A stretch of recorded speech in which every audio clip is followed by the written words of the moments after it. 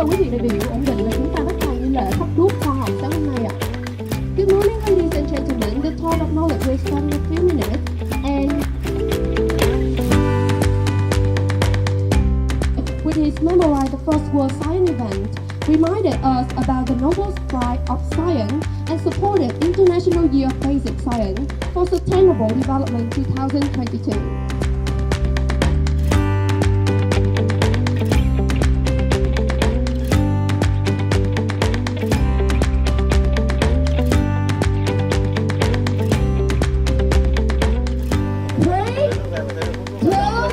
One, this is the Torch of Knowledge. Please a big hand for the Torch of Knowledge from 5 students of specialized school. Và bây giờ ngọn đuốc khoa học được phát sáng bởi các em học sinh sẽ truyền đến đại biểu và đại diện lãnh đạo Bộ Khoa học Công nghệ, lãnh đạo tỉnh Ninh Bình, các giáo sư và nhà khoa học là những nguồn tin không trên hành trình của tuần hoàn khoa học trên thế giới hôm nay và mai sau.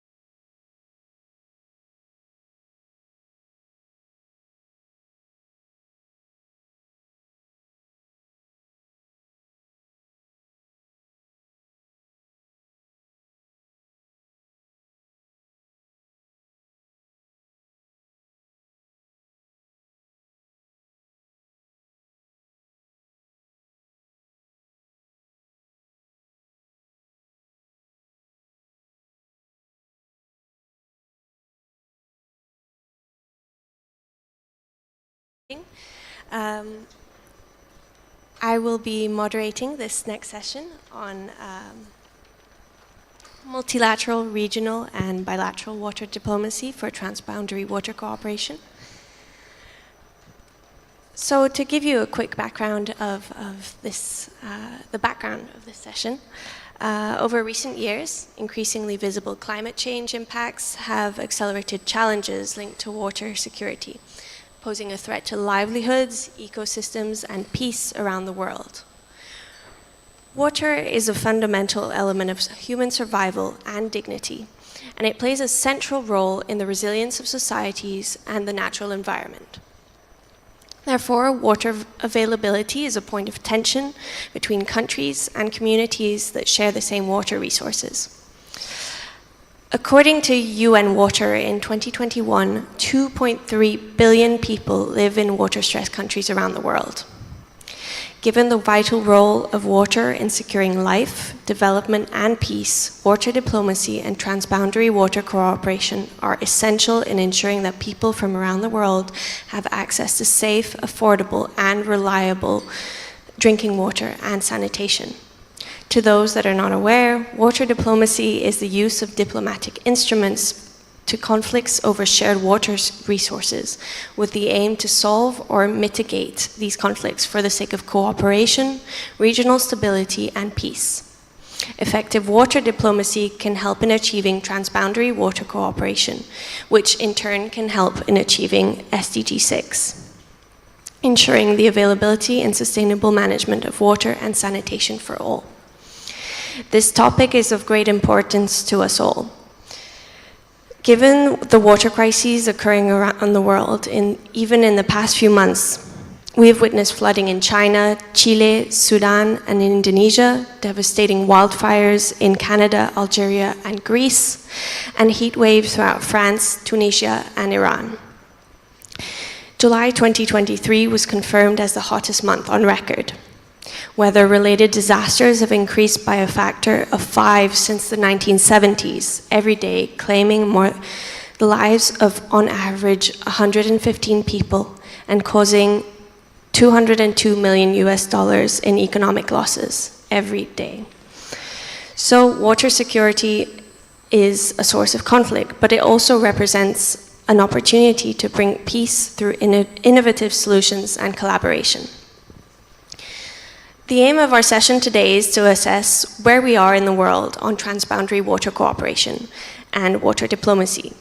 We want to identify the challenges and opportunities to water cooperation and diplomacy, determine some examples of both effective and ineffective transboundary water cooperation, and evaluate what the legislative and scientific communities can contribute to improving transboundary water cooperation globally, regionally, and bilaterally. So, to kick off, I'd like to introduce our two wonderful speakers here today. Next to me, on my left, I have His Excellency Mr. Sean Steele, Ambassador of Canada to Vietnam.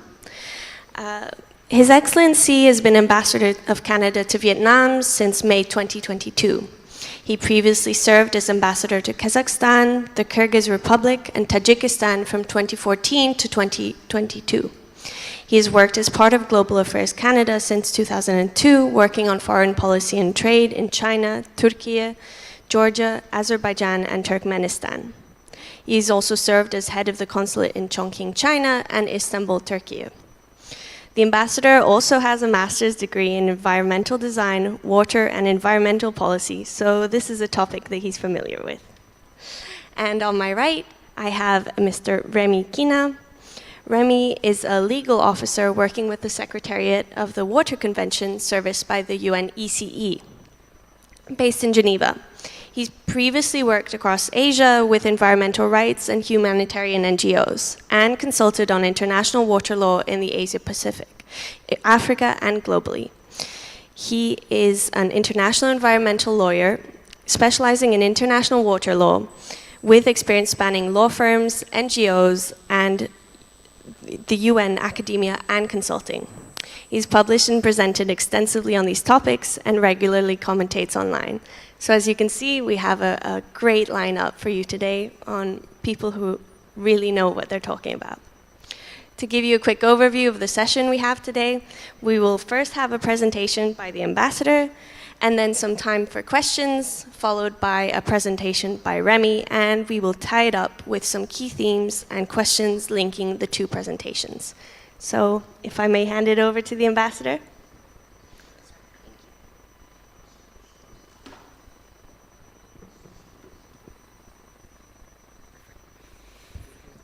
Kính thưa Trân Thăng Văn giáo sư, kính thưa quý vị, kính thưa đồng nghiệp và các bạn, Mesdames et Messieurs, colleagues, what a pleasure it is Kính thưa giáo sư to Trần be Thanh Vân, with kính thưa you tất cả các quý vị today. I đại want biểu, to thank các nhà khoa the học. Tôi xin được organizers, cảm ơn ban tổ the chức IPU for của having trung tâm ICISC đã với tôi có cái phần chia sẻ trao đổi ở đây. Thực sự ngày hôm nay là một ngày tuyệt vời bởi vì tôi có cái cơ hội được trao đổi với chức nhà khoa học.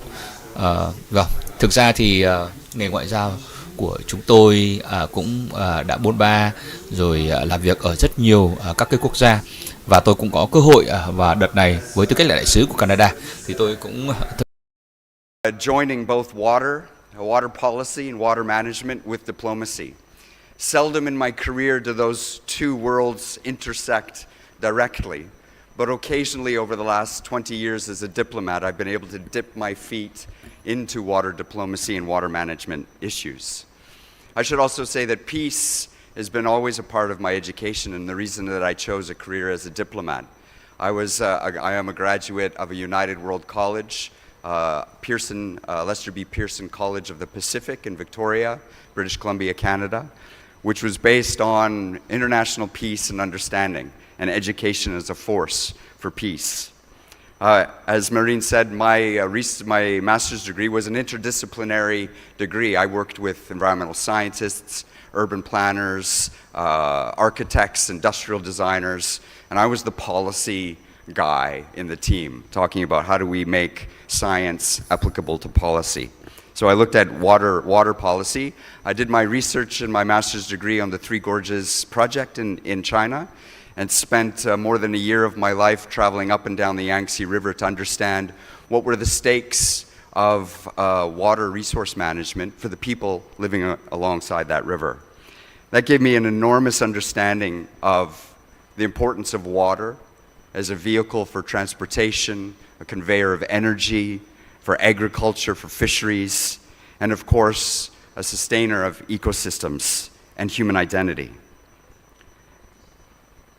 I want to argue today that water diplomacy is not something that we should take up in diplomacy, but also that water itself should be a focus for diplomacy.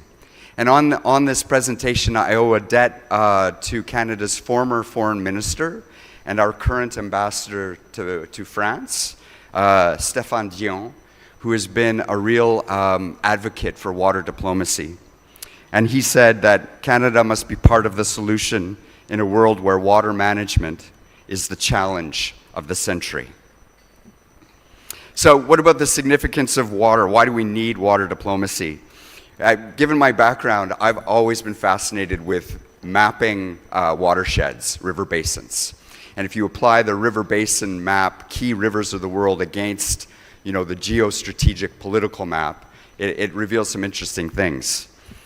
As a father and moving around as a diplomat with my children, I would often ask my kids not just what country they're in, but challenge them to identify what watershed are you in? And the water that's falling on your head now, where does it end up? And I think that's something we should all do once in a while. Take a look at where we are, not just in terms of political borders, but in terms of the watershed. In Canada, the significance of the watershed is ingrained in our federal government system. So in Canada, all of the provinces have jurisdiction over natural resources and land, except for water. Water is a federal jurisdiction, and that's a recognition that water knows no boundaries. Canada recently, just this year, established a water agency, an independent water agency, to ensure not just that water is managed across borders, but that water control, water quality is improved across the country. Globally, some 40% of the world's landmass can be classified as dry land or water security hotspots at risk of desertification, and 2 billion people live in those areas. Over the last 60 years, and this is the good news, more than 300 international water agreements have been reached, compared to only 37 reported disputes between states in regards to water. So we're doing okay. For years, we've been hearing that the next source of conflict will be in water. We've been fending that off, but for how long? The evidence is clear that cooperation on water not only resolves disputes, but can actually build trust if it's done the right way. However, of the world's 263 international water basins, only 158 lack any type of cooperative framework. And most of the existing water agreements fall short on dealing with climate change challenges, such as flood management, water flow, and volume for hydrogeneration, agriculture, and human consumption, not to mention water quality. Even without climate change, water resources, particularly transboundary resources, are under threat. So water diplomacy, as Marina said, is about a mechanism for international cooperation to resolve disputes and solve disputes peacefully. But I think it's more than that. We've been talking yesterday about the human dimensions of science in water. And water diplomacy is really about those human aspects. It's more than water resource management. It also considers diverse viewpoints and values, ambiguity, and as we discussed yesterday, uncertainty. Tools of international affairs in water are numerous. I'm thinking about development assistance. In Canada, the feminist international assistance policy puts a premium on equality and gender equality. And when we consider that in water scarcity, the balance of the burden to collect water, store water, have water in the household falls to women. So considering equality in our development assistance is important. Development assistance can also help on a small scale as well as a large scale to build bridges. As ambassador to Tajikistan, I went to the border of Gorno-Badakhshan, right on the border with Afghanistan, and participated in a meeting of farmers from both sides of the border. Border crossing is very difficult, but we had a border market that we helped set up, and we brought in farmers from Afghanistan who right on that river required the river for irrigation. Initial seed money had given infrastructure funding for the farmers to build irrigation systems. And we were at the point of the project where they had to figure out a way to self-finance it. On one side of the river or the other side of the river, who would be responsible for maintaining it? It might be a Tajik farmer responsible for maintaining the irrigation that was sending water to the Afghan side of the border. And so those discussions were fascinating to witness. On the military side, humanitarian assistance and disaster response gives us an opportunity to contribute internationally to water resource management, particularly in times of crisis. Trade and investment, science and technology. We have technologies that can be used commercially or otherwise to support water management. And most importantly, people-to-people exchanges. Events like today, facilitating scholarships, facilitating scientific exchanges.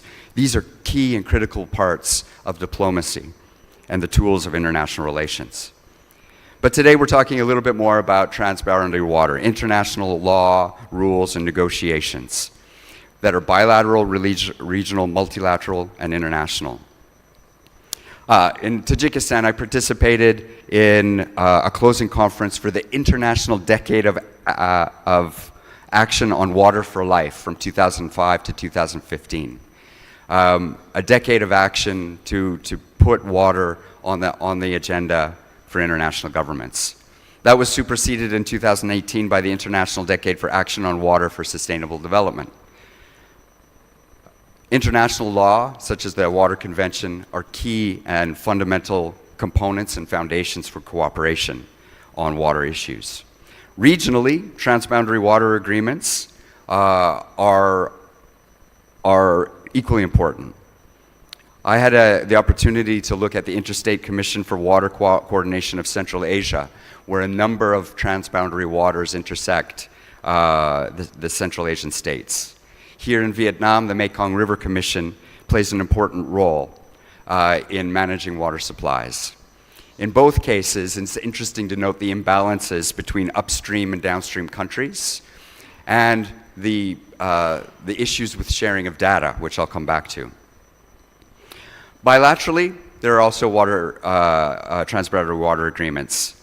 Here, Canada is part of the International Joint Commission. And I think after the IPU and the Postal Union and maybe the ITU, the International Joint Commission is one of the oldest international organizations in the world, founded in 1907 by a treaty between Canada and the United States to manage 13 key transboundary waters. The commission is independent, set up by government, with commissioners appointed by both the government of Canada and the government of the United States, with experts, scientists, working side by side with policy makers. So, although it's independent, it isn't, as we talked about yesterday, the ivory tower of scientists working on their own. It brings scientists at the same table as community groups, First Nations groups, to try to come to solutions. It's not just a dispute resolution mechanism, although it's partly that.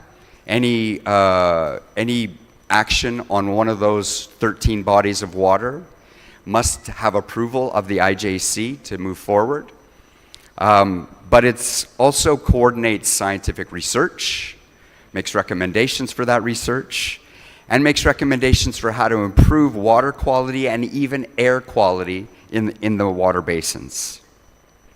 So, given my experience in these three kinds of commissions, I wanted to just draw a few conclusions about what's been successful and what needs to be paid attention to. And I would throw it back to members of Parliament for your views on what actually is essential for making transboundary water commissions work. First, inclusion.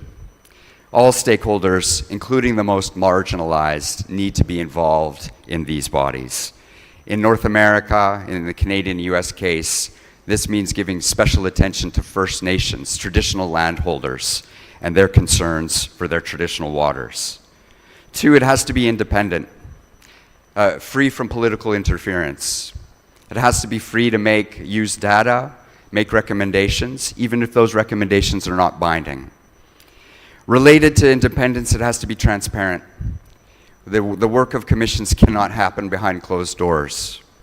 It has to be science and fact-based and make that data available to the public. And this is key, something we talked about yesterday. National governments are not always keen to share hydrological data. Satellite data can compensate in some ways, and the more that we make that available to water commissions, to public, the better, because transparency of the data is key to make these things work. But I think I'll just close there, leaving with the question to you about what are the other aspects that we need to do to make sure that these transboundary water commissions are successful. And then finally, as Canada stands up further with water diplomacy, what more can Canada do to support? Thank you very much.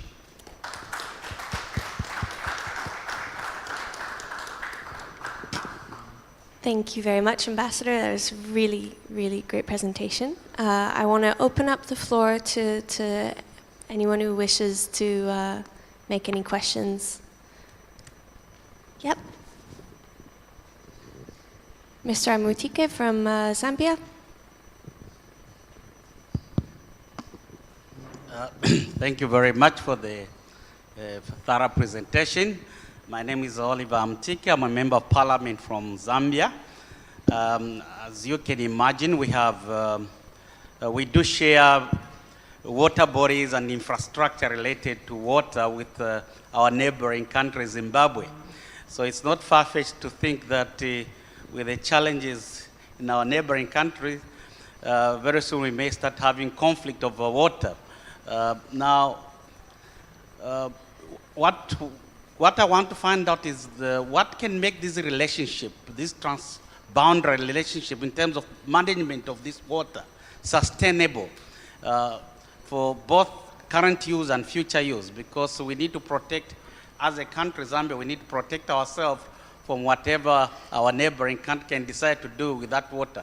Recently, with the climate change, the impact of climate change, we've had shortage of water supply from the Kariba Dam. We've not been able to generate enough power because, as you know, in Zambia we use hydroelectricity power. So we've not been able to generate that power because there were accusations that Zimbabwe has used more water than Zambia. It has used more water than what was allocated to them. So one can see that there are challenges in terms of management of these water bodies. So my question is, what can be done to ensure effective management of these water bodies, and also even the infrastructure that is shared between two countries? Thank you very much. A great question, and I don't think I have a great answer. I think, there's a limit to how much the experience of the IJC between Canada and the US can be applied in other instances.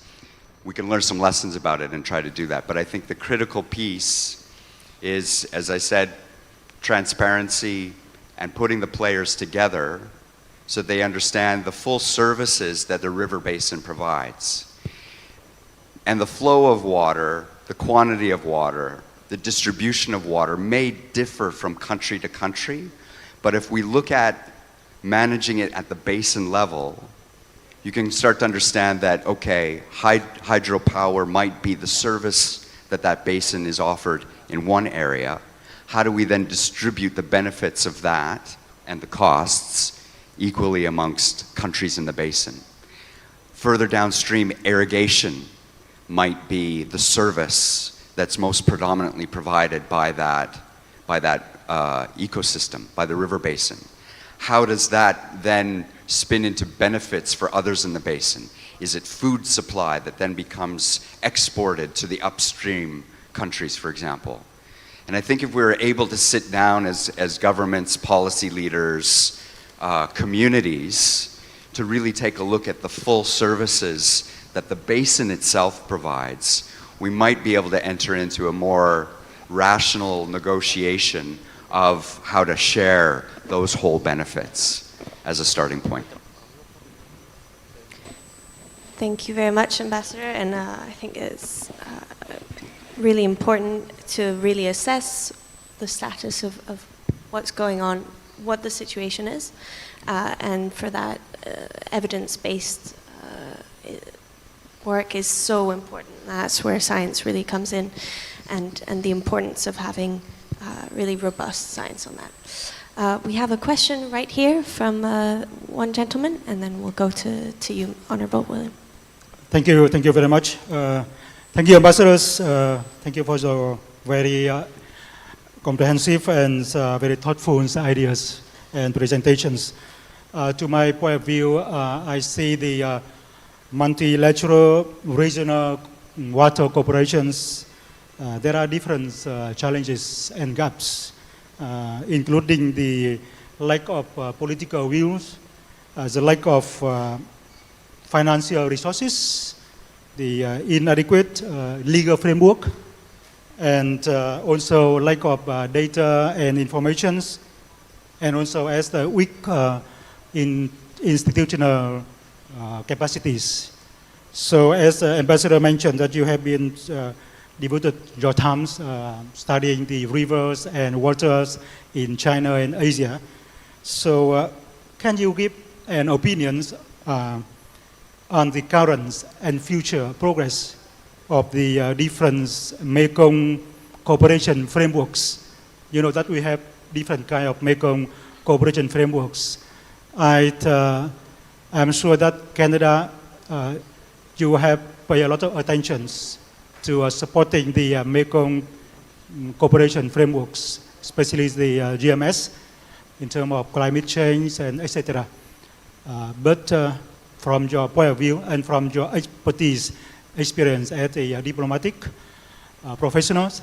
Can you give ideas and recommendations for further developed and strengthen the regional Mekong cooperation framework? Thank you very much. I'm from Vietnam. Yes. Thank you. Thank you very much. I'm glad you raised the Mekong River. This is an example of where the services that the Mekong River provides us collectively need to be really fully understood. And it's in the Mekong Delta, one of the breadbaskets of the world, that we have to recognize is not just the heritage of Vietnam, but this is a source of food for the world. Vietnam's exports of rice are growing. But at the same time, that bread basket or rice basket is under threat because of reduced changing flows to the river, unreliable flows, climate change, rising sea levels and saltwater incursion. So that's one example, I think, where the countries of the Mekong River Basin need to understand that maintaining that flow is giving back to them. It's giving back to the upstream countries. But those negotiations, you said, the political will to do that is not easy. I'm hoping that as food security becomes more of an issue, the threat becomes greater, that will create or spur the political will to take action for a more holistic, transboundary, multilateral approach to that.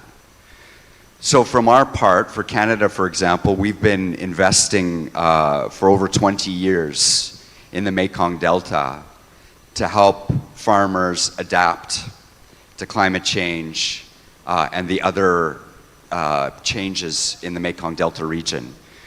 Changing planting patterns, varieties of rice that are more adaptable to higher salinity levels, for example. Working and looking at alternatives, shrimp farming and rice farming. We've been working with Vietnamese experts in the government to ensure that adaptation happens. Mitigation is harder. But recognizing that, Canada is now exploring reinvesting in the Mekong River Commission, and we'll be coming to the governments in the region, including yours, to understand where should we be putting our money in the commission, special projects, negotiation platforms. How is it that Canada can help make the Mekong River Commission more effective at what it's already doing? Because it is the big player in town. Relations with the upstream country are difficult, but if the commission is strong, its negotiation position will be strong as well. So we're ready to support. Thank you very much. And I'd like to give the floor to Honourable William from the Seychelles. Thank you, Madam Moderator. Good morning, everyone. I would like to congratulate the Ambassador for the presentation. I mean, very interesting.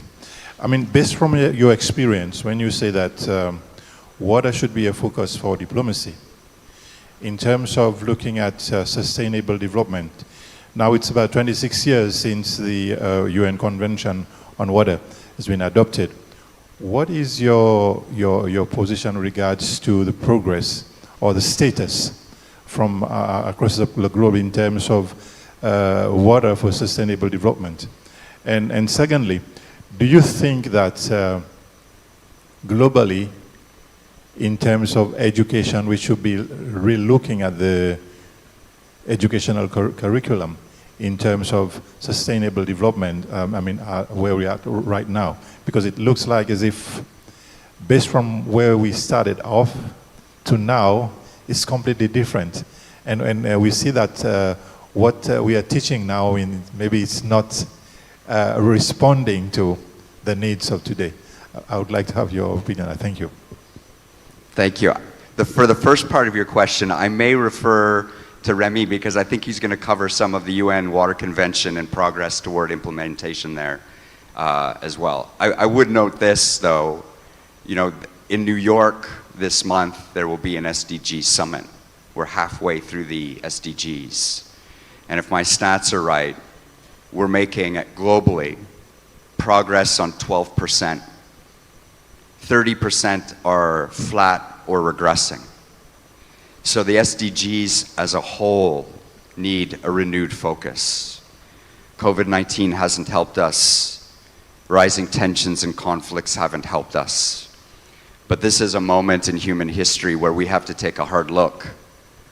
If we're looking at defense of the rules-based international order, we also have to recognize that the SDGs are part of that order. This was a global commitment to make effort on these things.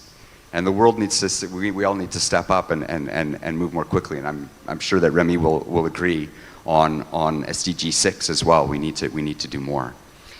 But I think you've also really hit it on the head about education. You know, I think all of our countries have, Canada included, difficulties with localizing our education systems. There's a famous movie, a book written in Canada about education in my home province of Saskatchewan called Who Shot the Teacher? And it's about a teacher from Toronto in the East who gets dropped into this rural area using textbooks from the East, not related to what the reality of the children he was teaching. But this is a lesson or a story I think that's common around the world. We need to do better on localizing our education. And for me, the water basin view of the world is a key example of that. How many of our children could say they know where the water falls, or if they dump something down the drain, where that's going? What river basin do they live in?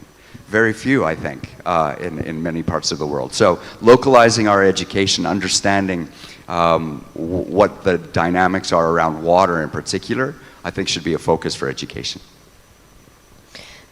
Thank you very much. I would like to give the floor to the Ambassador, Mokhtar, to ask a question. Mr. Ambassador, it was a lovely and a very interesting, informative presentation, really. I have two questions. It's very clear that you're an expert in this field. And the people who are listening are parliamentarians. I would like to advise us, if there is already exists what we call the water diplomacy, but normally water diplomacy is done by people like you, governmental ambassadors, experts, Ministry of Agriculture, Water. What is your advice in our field for parliamentarian? Can we see a kind of parliamentary water diplomacy? Can parliamentarian help in that regard? This is number one. Number two, I have to admit that we have a great appreciation for Canada in its water diplomacy as a tool of solving conflicts and early detecting conflicts regarding water. I would like to understand, is there any policies or thinking for Canada to go to another zones, Africa for example? Is there any way that we can increase countries like Canada to work on that field? How can we do this? The last question. I loved what you said, that we are trying to push away conflicts of water. It gives hope. But do you really think so? We did our studies and we discovered that, you know, we're trying to find any trick in the book or outside the book or outside the box to counter the notion of a conflict of water. I live in a country and in a basin that it is highly going to enter in the first big-scale conflict of water. Although there are tendency to calm down things, but I know for sure that the next year we're going to see a serious conflict.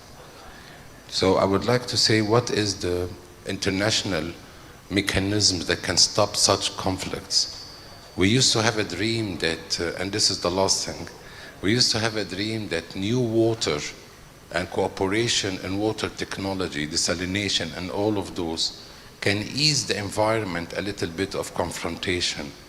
Can this be done, or do you think that this can help if countries like Israel, for example, can help with its technology in the region and to find another alternative source of water? And thank you very much again for a very very deep and very good lecture. Thank you very much. Thank you, Mokhtar, for these great questions. I think, I mentioned that there are mechanisms existing, right? These transboundary water commissions, but only in about, half of the international river basins. It has to start somewhere. Parliamentarians can start these discussions. In places where the mechanism for cooperation, negotiation doesn't exist, parliamentarians can start it. It might not always be governments, it might not always be scientists that start those discussions. But I think if we were to look at where is there a need for support, bolstering, or creation of transboundary water commissions, I think parliamentarians can start that discussion. That's just one thought that I have. On Canada, I hear you loud and clear. And there are a few of us, myself included, I mentioned our ambassador to France, Stéphane Dion, who are suggesting that this domestic agency, the Canada Water Agency, should take on an international mandate, because we could provide an interdisciplinary team of technical assistants, diplomats and negotiators, technology companies, scientists, to help bring perspectives to regions of the world where there are water crises. And then in your third, so that's music to my ears, but we have a lot of work to do that in a comprehensive way. At the moment, it's piecemeal. We see opportunities to provide some development assistance project, but we don't come in with a full interdisciplinary team, which I think is required. And third, on conflict, I almost wonder if there's not international space or global space through UN Water or elsewhere to consider this same sort of interdisciplinary team to be looking at early warning signs and dispatching these interdisciplinary teams to look at possible solutions before conflict occurs. We all have this understanding of rapid response to emergencies.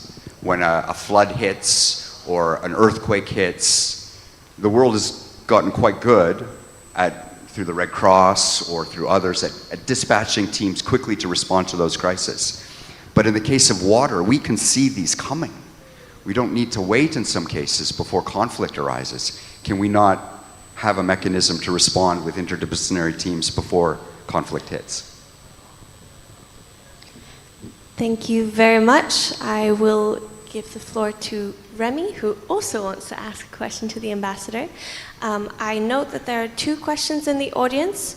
After Remy's presentation, we'll have lots of time for questions, so you can ask them then. Thank you, Maureen, and thank you, Ambassador, for a fantastic presentation. My question is very brief. You are a rare diplomat that has a water background, and as somebody who works in that space, we're always trying to convey that water is political and needs political will, as expressed by our colleague from Vietnam. I'm just wondering, are there any strategies or methods to train diplomats to bring water to their attention as a political force for good? Thanks, Remy. No, they're not. Not that I'm aware of, but there ought to be. But if I say water diplomacy as a discipline, but also ensuring that water is in our diplomacy, all of our measures, that people are thinking about water, should be part of the issue. It hasn't grabbed the headlines yet, the way that other issues have. So if I think about human rights, well, we have a discipline of training for human rights, for diplomats working in human rights. We have a discipline for training on gender issues. We should be looking at a discipline for training on water issues to make water diplomacy really real. Perfect. That was a really insightful response as well, and a really good question, I think. And I think underpins just how lucky we are to have these two speakers with us today. So thank you. Remy, I give the floor to you for your presentation.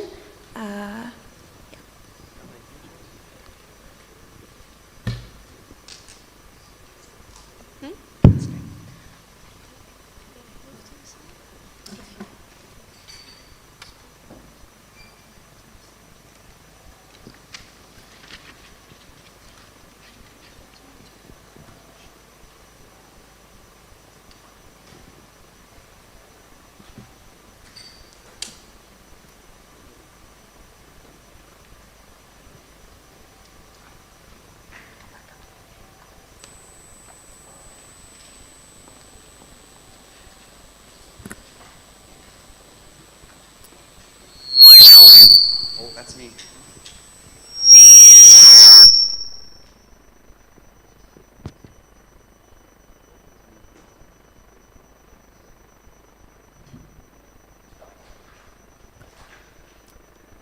Thank you, everybody. And just while we wait for my presentation to load, I again want to reiterate my thanks to the Interparliamentary Union and Ambassador Omar and his colleagues for their ongoing collaboration with the Water Convention. I'd also like to say a sincere thanks to ICISE for generously hosting us here, and also to the Ambassador and Marine for a fantastic session so far. So I'm going to be talking, the discussions already have been fantastic, and I'm going to build upon what the Ambassador has said and some of the questions that have already been posed, and maybe draw some connections and linkages, and we can also, as we said, open the floor afterwards for questions. So the topic of my presentation is why is transboundary water cooperation important, which has already been addressed by the Ambassador. What work is the Water Convention doing on this, and how parliamentarians can play an important role. So water resources are essentially transboundary, and as the Ambassador said, 40% of the world's population resides in 275 transboundary basins around the world, and we have an SDG target to implement integrated water resources management at all levels, including through transboundary cooperation as appropriate. And it was interesting yesterday that Carlos mentioned that the majority of humanity over history has settled and resided and relied upon these transboundary basins, and we don't need to look any further than the country that we're in, as expressed by our colleagues, that the Mekong River is one of those great transboundary rivers of the world, which people rely upon for their daily livelihoods. So why is transboundary water cooperation a global issue in need of accelerated action? One, water is critical to progressing the Sustainable Development Goals, as expressed by the Ambassador. It is also key to addressing the water crises and advancing the 2030 agenda. Even where populations are not directly situated within a transboundary basin or lake or aquifer, they are often reliant upon the goods and services provided therein, as provided by the example of Vietnam being the rice basket of the region and the exports there that people rely upon outside of the country. Transboundary water cooperation is also increasingly being recognised as a driver of peace and conflict prevention. One needs look no further than the Global High-Level Panel on Water and Peace and its report that was delivered several years ago. Also, transboundary cooperation in adaptation to climate change is necessary. We're seeing the exacerbation of impacts on water through climate change, and that will hopefully prevent the possible negative effects of unilateral adaptation measures, and that's crucial for joint management of shared waters. The management of groundwater is something that is increasingly on everybody's radar because it is a hidden resource, so to speak, and that is becoming a lot higher on the global agenda. And there was a summit in Paris last year hosted by UNESCO, which focused specifically on the issue of groundwater and also transboundary groundwater. Cooperative arrangements, as we've heard, there are cooperative arrangements in place around the world, but also often these are lacking or too weak to deal with the growing water-related challenges, which was a question posed by our esteemed Vietnamese colleague here before regarding different aspects of transboundary cooperation. And then the final point there is that the global water conventions are powerful tools to promote and advance transboundary cooperation, as I'll go into throughout my presentation. So this is just to note for those that aren't already aware, but there is in the advancement of SDG target 6.5 on integrated water resources management, there is also an indicator 6.5.2 which measures transboundary water cooperation. And there have been 2 cycles of national reporting already, and we are currently in the 3rd cycle of national reporting on this. And the results are clear, is that we are not on track. As relayed by the Ambassador, we are not on track. Only 24 countries report that all of their transboundary surface waters and groundwaters are covered by an operational arrangement. And when we say operational arrangement, we're talking about an agreement in place and an active institution to operationalise the provisions of those agreements. So progress must be accelerated all across the world.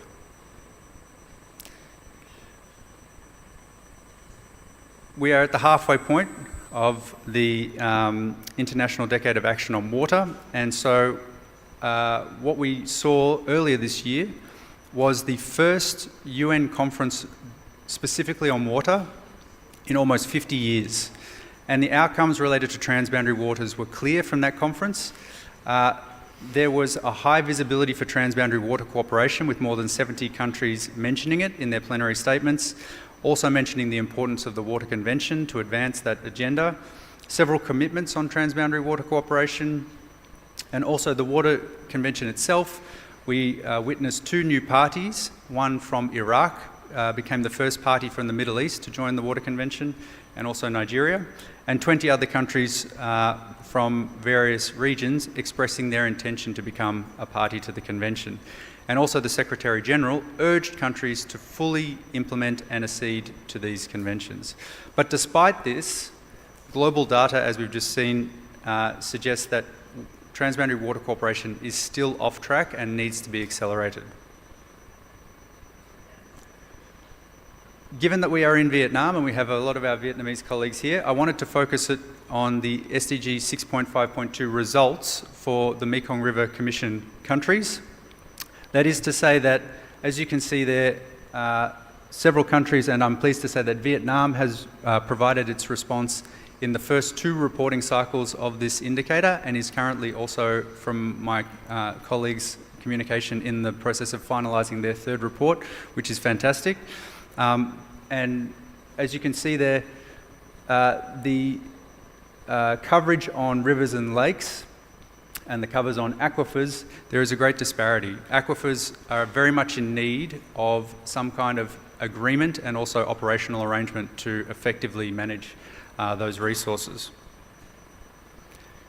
So what are the key areas to accelerate progress on transboundary water cooperation? So we need to build political will, we need to address data gaps, we need to strengthen legal frameworks, we need to upscale capacity development, we need to leverage and mobilise expertise, and that is all going towards the SDG 6 Global Acceleration Framework, because water is lagging very much behind. So when we talk about these legal frameworks for transboundary water cooperation, what are we talking about? And this is just a very brief diagram to show you that these agreements operate at different scales, but they are also there to speak to one another. They do not operate in isolation, and they're also increasingly contextualized, as the Ambassador noted. You want to be more context specific to the situation as you go further down the chain. And I highlight there in green the agreements that Vietnam is a party to, because we're here in Vietnam, so I wanted to provide an example. So Vietnam is already a party to the 1997 Watercourses Convention, and was actually the 35th party which enabled entry into force, and that was in 2014. And also there, the Mekong River Agreement, which we all know that Vietnam is a party to as well. And there are some examples there from Africa and other parts of the world in terms of the different regional, basin, and also national level laws. And then the 1992 UN Water Convention, which I'm going to be talking about in more detail now.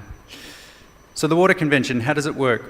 It's a global legal framework to facilitate transboundary water cooperation. It's based on core international law principles. So do no harm, no significant harm to your neighbour, equitable and reasonable use of a shared water resource, and the principle of cooperation. It takes into account other core principles. One of the key aspects of this convention is its institutional framework. It is a unique global platform at the global level under the umbrella of the United Nations to express your practices, to express your challenges on transboundary water cooperation, and to come together to talk about those shared experiences and to share best practices and address common problems. There is a program of work under the convention which is constantly implemented in 3-year cycles. I'm happy to note that from our esteemed colleague from Zambia, we have a program of work area on the development of agreements under the Water Convention, and actually Zambia is participating in that program of work area, and this goes to the point of strengthening legal agreements. So Zambia is actually in the process of accession to the Water Convention as we speak, and also they are in the process of developing an agreement with their neighbouring country, the Democratic Republic of Congo, on the Luapula River, which is a tributary of the Congo. And so they are, with the assistance of the Water Convention Secretariat, developing an agreement and an institutional framework for the joint management of that tributary. And that's an example where cooperation is being supported. As I said, there's this dynamic institutional framework under the convention. We have a meeting of the parties, as do other global conventions. I think one of the key aspects here again is that this is not a one-off meeting. This is not a one-off program of work area. This is a constant evolving program of work, and also these meetings are frequent and consistent, and they evolve with the needs of the parties, but also non-parties and academia and civil society addressing their concerns or sharing their best practices. And I was happy to note that we were very lucky to have Ambassador Omar speak at our working group on integrated water resources management quite recently and share the developments under the IPU on water security. So again, this is an example of engagement in the institutional framework of the convention. An example of some of the activities we provided and supported under the Water Convention. So we provide technical and political support. We support climate change adaptation. We identify and assess the benefits of cooperation. And I think this is key for parliamentarians. Being able to communicate the benefits of cooperation to your constituents will be crucial, and I think that's an area that we could potentially focus on. And intersectoral dialogues and assessments, we have a water, energy, food, ecosystem nexus approach, and also an area of work under that. We also have numerous tools and guidance documents that have been developed under the convention. I've placed a few of those documents just up the back there, so people please feel free to browse those and take them as you wish. And we are active worldwide. We're seeing increasing engagement and activities with the convention, and we are always open to countries and also other partners seeking to engage with us on particular transboundary water cooperation topics. As I said, there's growing momentum for accession to the Water Convention. Zambia, as I noted, is in the process of accession, and we are seeing that there is also Panama became the first country from Latin America quite recently. We also saw Iraq become the first country from the Middle East. So there is this growing momentum around transboundary water cooperation at the global level, and we encourage countries to fully accede to and implement the Water Convention as noted by the United Nations Secretary General, where he said, "I urge all member states to join and implement the United Nations Water Convention," and also some of our other esteemed high-level colleagues there calling for the same. How does the convention support transboundary water cooperation in terms of the benefits for being a party to the convention? I won't go into too much detail there other than to say that it provides this solid legal framework and the key core principles on which countries can then contextualize their own frameworks for their own basins. And the ambassador noted several different examples where countries and regions have elaborated these kind of regional or basin agreements and commissions, and the Water Convention provides that legal framework upon which those can be built. And we also provide support to countries on the various technical topics, as I noted before. One example I wanted to give is the concrete benefits for Senegal of joining the Water Convention. Their national water governance was improved. They gained also financing for particular transboundary water cooperation aspects. They also realised a project which was on the Senegalo-Mauritanian Aquifer Basin, and I've got a slide on that next. They also increased their visibility of their country on the global stage regarding transboundary water cooperation, and they hosted the 9th World Water Forum within that kind of remit. And also there was national implementation plan developed for water management with the support of the convention. As I said, this particular project I think is of note because of the hidden resource of groundwater, and noting that as a result of Senegal reporting on SDG indicator 6.5.2 and then becoming a party to the convention, there was this support for an identified gap in their transboundary water management on this shared aquifer basin. And so with the support of the convention and other partners, they have in 2021 at the 9th meeting of the parties of the convention adopted a ministerial declaration on joint management of that aquifer basin, and that project is ongoing. Upcoming events that we have under the convention, as I said, this is a dynamic institutional framework where we encourage participation by countries, parties, non-parties, academia, civil society, private sector, academia, all are welcome. And these are more often than not now hybrid, so it doesn't also mean travelling to Geneva for all of these meetings. You can join online, and there is a website there where you can see the events that are happening under the convention, and this is updated very frequently, and I encourage you to consult that webpage. I wanted to briefly talk about the ongoing engagement that we have in this region, because we are kindly hosted by Vietnam for this meeting. One aspect to highlight in green is the engagement that we have with Vietnam. So as you can see there is ongoing engagement with Vietnam on particular aspects, including capacity support. We've been supporting the revision of the national water laws in terms of the international water law principles that are contained in that, and I know that will be also an example that's talked about in the coming sessions. So let's get to the pointy end of why we're here talking about all of this. What are the opportunities, and what can parliamentarians do to engage more in transboundary water cooperation, and how can we support that? So there's just a number of points that we wanted to highlight, but they're there more to promote and provoke discussion. I think, as highlighted there in green, parliamentarians can support adopting water laws, codes, strategies, and that is already happening in the context of Vietnam. Parliamentarians can support accelerate accession to the Water Convention. So when the Water Convention accession occurs in Zambia, which we hope it will do soon, that will go before the National Assembly, and that's where parliamentarians can share their voice on the need for such a convention to strengthen their country's transboundary water management. So that's just an example there. Suggestions for future engagement. Again, IPU could potentially identify champions in different regions willing to accede to the convention, and we could support that. We encourage participation in our meetings, as Ambassador Omar has done recently and hopefully will continue to do. And then I've posed some questions there for the audience. How is water cooperation discussed in your parliaments? Does it come up frequently? If so, why? If not, why not? What are the best entry points to raise awareness?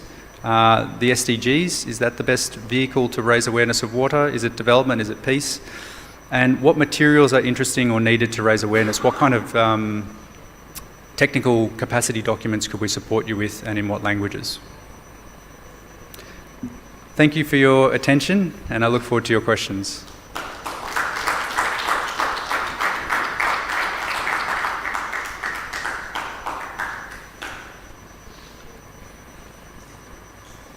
Thank you very much, Remy. That was a very insightful presentation.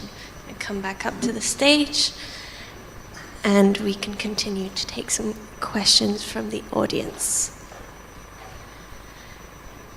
Does anyone have any questions they'd like to? We'll first go with Honourable William, and then we'll go to Mokhtar. Hello.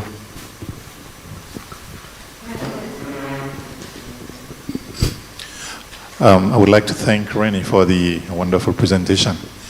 Rennie, when I listened to the ambassador with the previous presentation, and then with regards to what the UN is doing, I would like to have your comment with regards to where UN is right now with the UN Convention on Water in terms of fencing off conflict with regards to the Water Transboundary Management or Commission.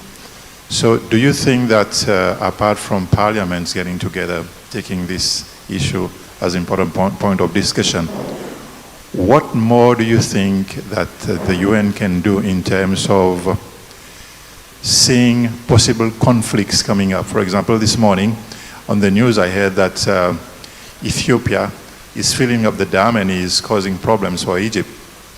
So what more do you think that can be done in terms of recognizing that possible conflicts coming on to minimizing it? So do you think that UN should be more involved in conflict resolutions? I mean, I would like to have your opinion on that. Because if nothing is being done, as you say, there are a lot of gaps. So what more can we do in terms of IPU and UN as well? Thank you.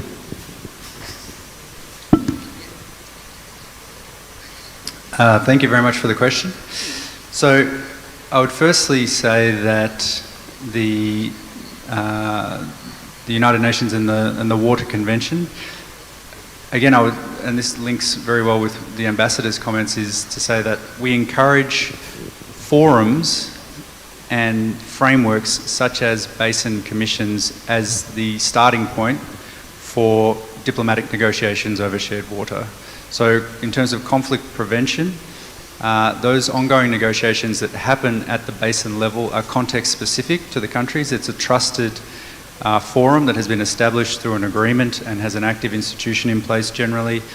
That is the encouraged first starting point for any kind of negotiations over shared waters. So first and foremost, we would encourage those negotiations to happen at the basin level or sub-basin level, whatever is appropriate for the context. In terms of conflict prevention, there are definitely some tools and agencies working on this aspect of water conflict prevention. I noted, interestingly, the UN colleague yesterday talking about that particular tool that they have, which is an online dashboard. I think that's a fantastic resource that can be used for that particular purpose. It may not actually predict when a conflict will occur, but as the ambassador said, it really requires an interdisciplinary approach, not just focused on water solely, but getting together experts on water security, diplomatic, geostrategic interests, food security, all of these different aspects together might be able to, and having those people in the room might be able to help with that kind of water conflict prediction. I will note under the Water Convention, we actually have a implementation committee. So specifically for the Water Convention, we have a committee whereby parties can submit particular issues for consideration by an eminent group of experts. So they're not only diplomats, they're scientists, they're engineers, and they sit together to provide advice to those countries on water management issues of implementation of the convention. And I can definitely note one example. So Albania and Montenegro came to the implementation committee with a challenging issue of small hydropower plants on a shared river, the Sjevenarsem River. And the implementation committee evaluated the facts and has assisted those two countries to come together to share data, to share information, and to work together on a joint solution to a shared challenge over transboundary water. So that's one example within the framework of the convention that we can talk about in terms of conflict prevention.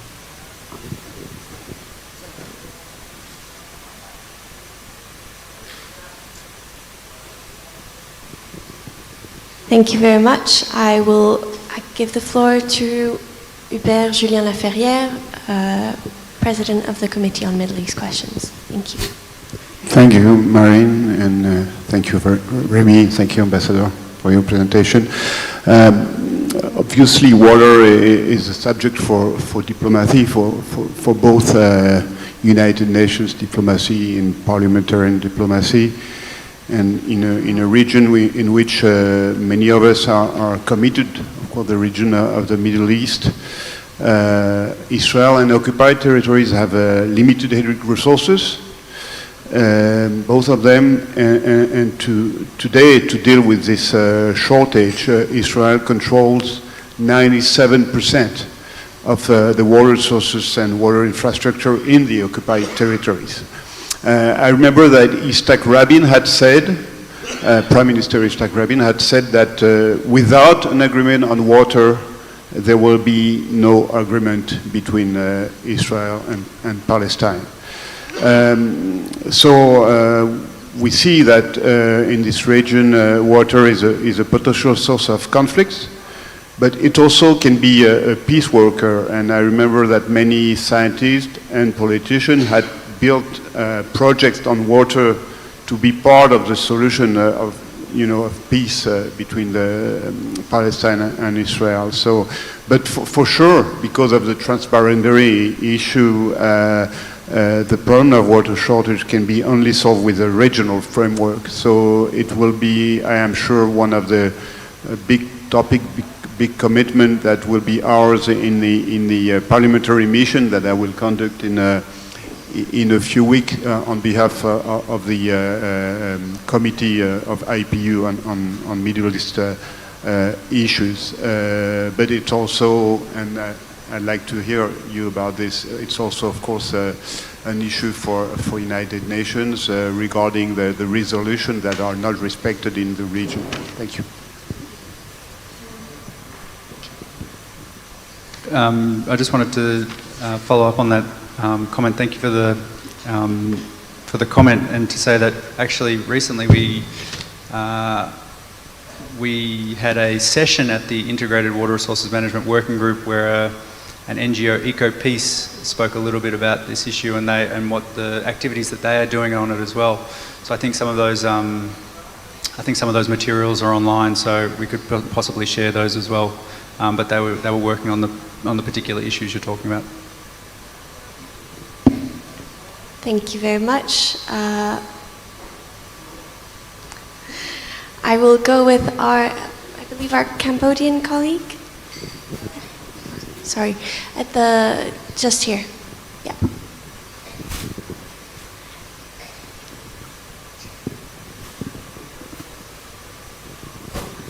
Thank you very much for your presentation. I only have one question concerning about the function of MHC, because you have experience there.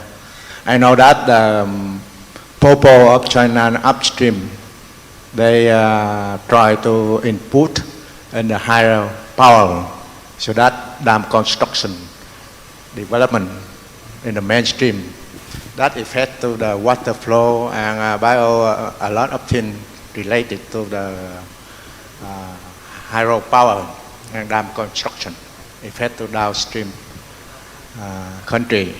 So my question,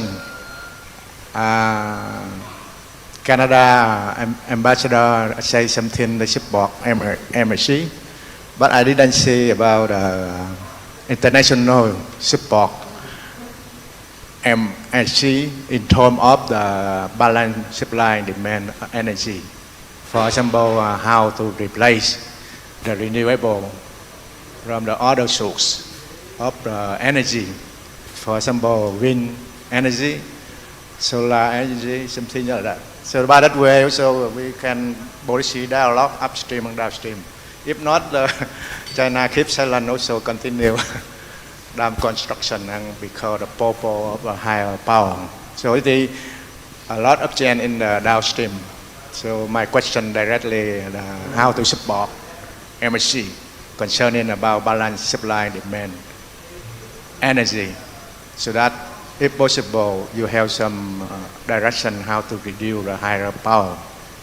By that way also we try to look for the opportunity to reduce dam construction along the main river system.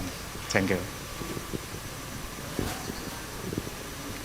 Thank you for the question. And obviously this is a very topical issue within the region, and particularly for the Mekong River Commission and its member states. One thing I would say is that what we've seen through the Mekong River Commission, which I think is an innovative approach as well, is this cooperation with the Langchang Mekong cooperation mechanism for sharing of data. So I think that I highlighted that a little bit yesterday in terms of my question to the colleagues who are working on data, was that, you know, sharing of data, as the ambassador noted, is not always forthcoming between countries sharing transboundary water sources. But what I would like to highlight is that there has been very encouraging sharing of data between the Mekong River Commission, and they have a very elaborate system for measuring water within the sub-basin, so in the 4 countries of the Mekong River Commission. But there is a very much strengthened cooperation with the Langchang Mekong cooperation mechanism in terms of China sharing its data through that mechanism. So I think further investment in that cooperation would be crucial, and that's ongoing. And then obviously also I would say strengthening of the international obligations regarding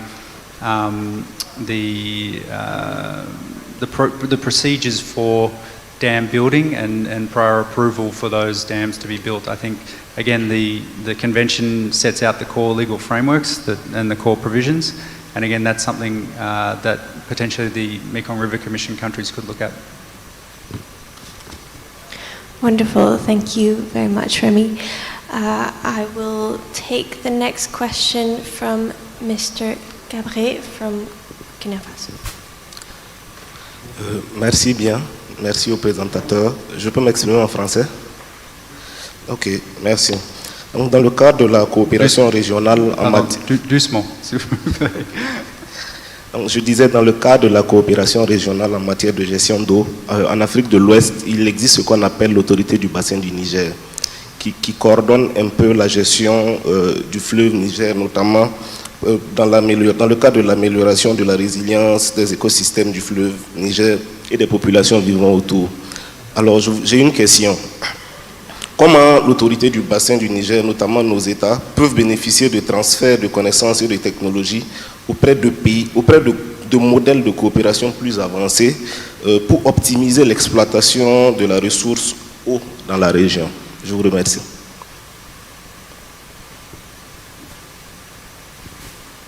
Est-ce que je peux répondre en anglais ou en français?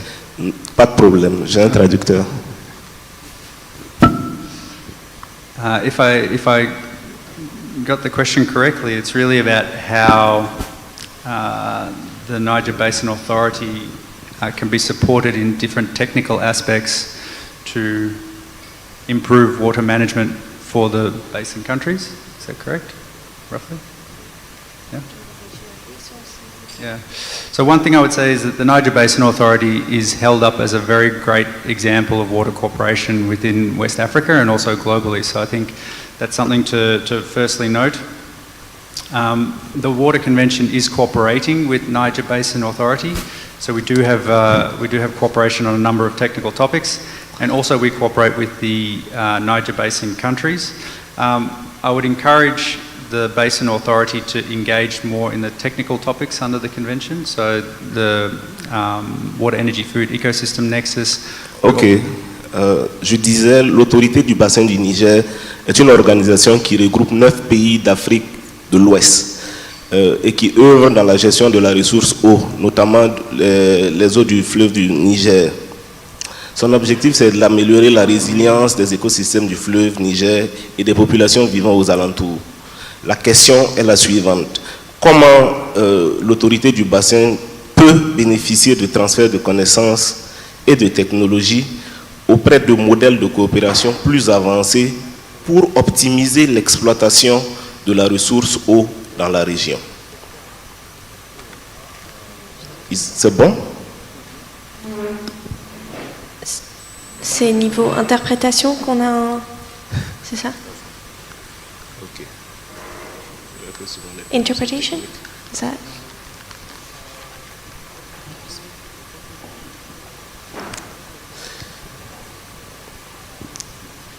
Ok. Donc je reprends la question.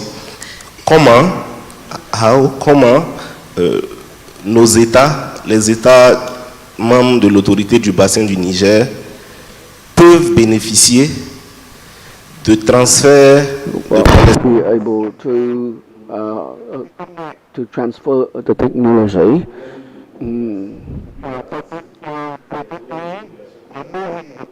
Well, the cooperation models around the world in order to optimize the use of the. Merci encore pour les questions. Je vous en prie.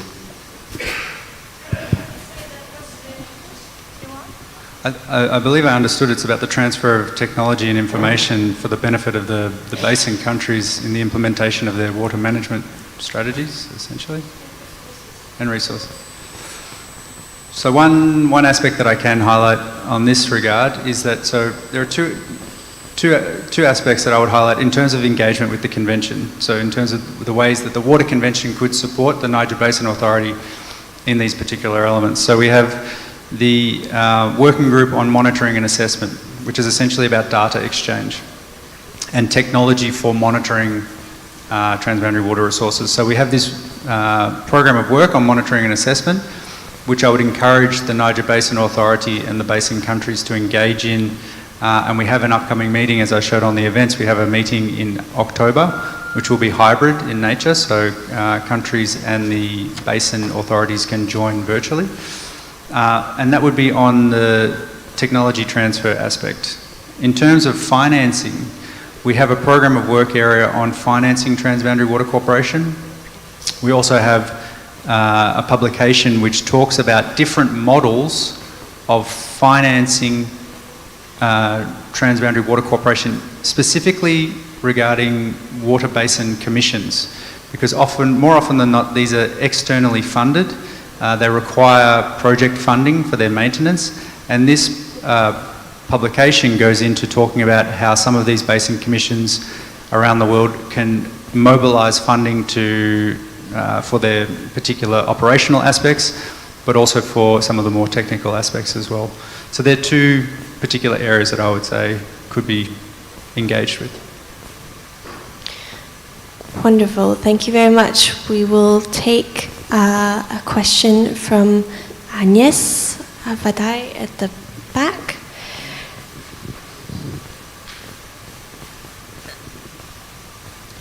Thank you very much. I would like to thank the two speakers for their very comprehensive approach, and rather asking a question as a parliamentarian, I would have a suggestion.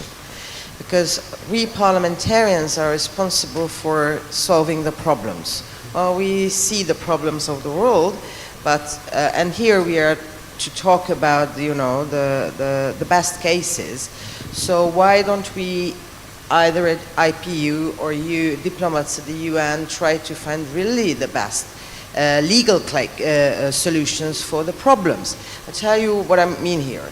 For example, Danube Commission, which is regulating, you know, Danube throughout Europe, is a good solution. Of course, it was established in 1948, and if I remember correctly, from 1948 till 1989, well, there was a kind of Cold War between the members of this commission. Still, it was working. So I'm not saying that all these agreements, international agreements, regional agreements, give a solution to the problems what you have in Africa, what we have in South America, or what we have in here in the, for example, in the Mekong region. But there can be parts that are good. So there should be a searchable database, and there should be a constant possibility for members of parliament to exchange views among themselves about the emerging problems and the possible solutions. United Nations is establishing the framework, but it's the regional cooperation and the regional agreements that can solve the problem, because I don't want to offend, because I believe United Nations is the most important international organization for the globe, as it comprises almost everybody, but it's always creating the lowest common denominator. While maybe at regional levels, countries would want to cooperate more intensively. So we should have some kind of, comprehensive, reliable database and a constant possibility for members of parliament to have an exchange of view so that they can have their legislation up to date. Thank you very much. Thank you for this great comment, and I would support your views on the fact that regional and basin level cooperative frameworks are definitely the place to really hit the ground running in terms of these negotiations and cooperation. And I would just say that also, while we're here talking about peace, the Sava Basin Commission is actually a great example of cooperation, water for cooperation in a post-conflict situation. And the countries in that region came together after the troubles that they experienced, and they used water as a vehicle for cooperation in a post-conflict situation. And again, I think that's, we're talking about preventative water diplomacy, but there's also the fact that water can be a vehicle for cooperation in post-conflict situations as well. Thank you very much, Remy, and we'll have Mr. Nguyen Kwan Han. Thank you.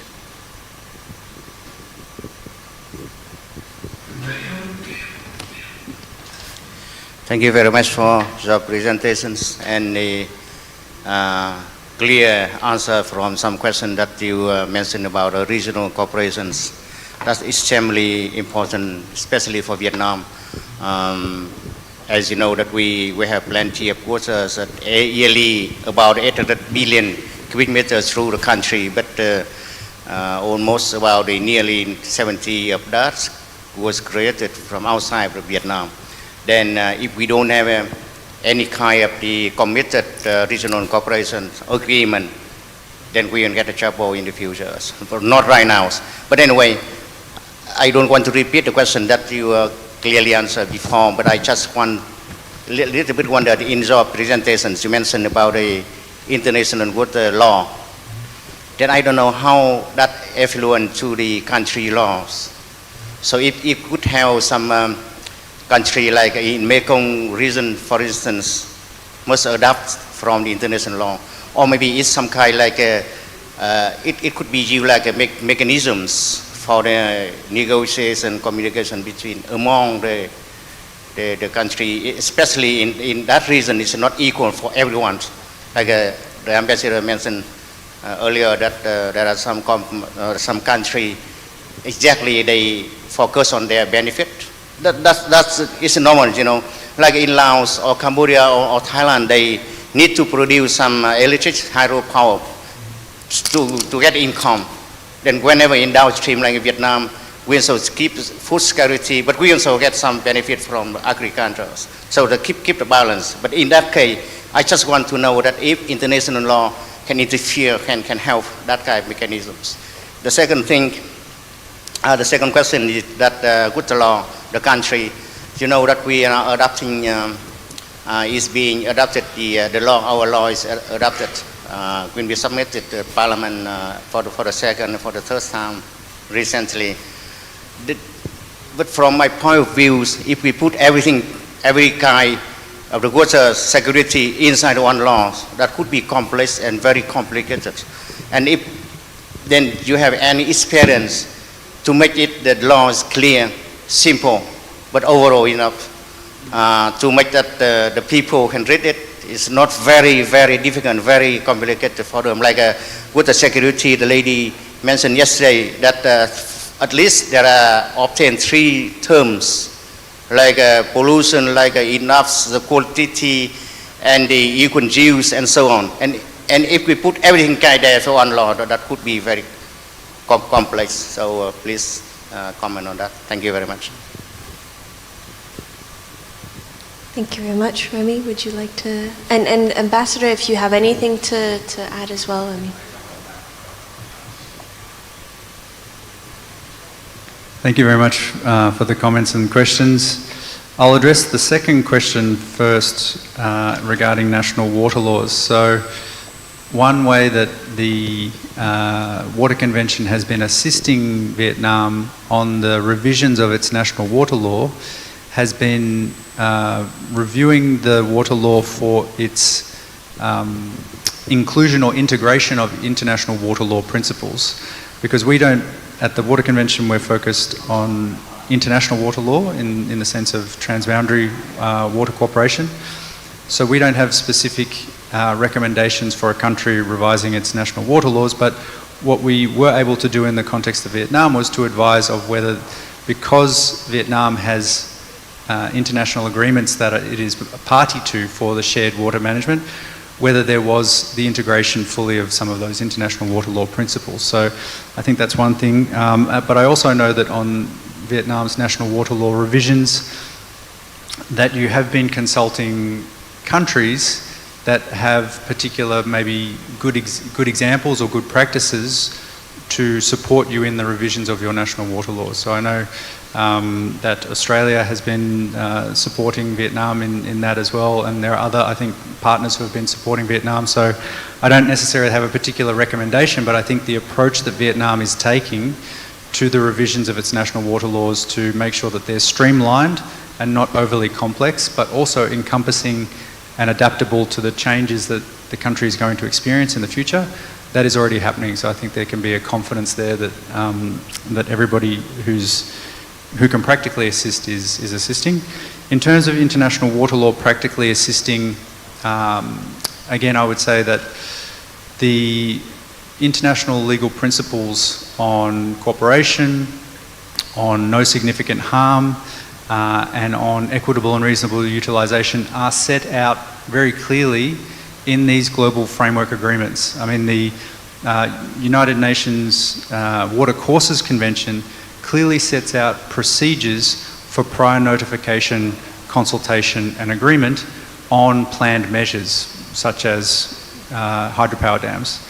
So the Water Courses Convention is quite clear on the obligations procedurally and also substantively on what's required for the prior approval, notification and consultation of those.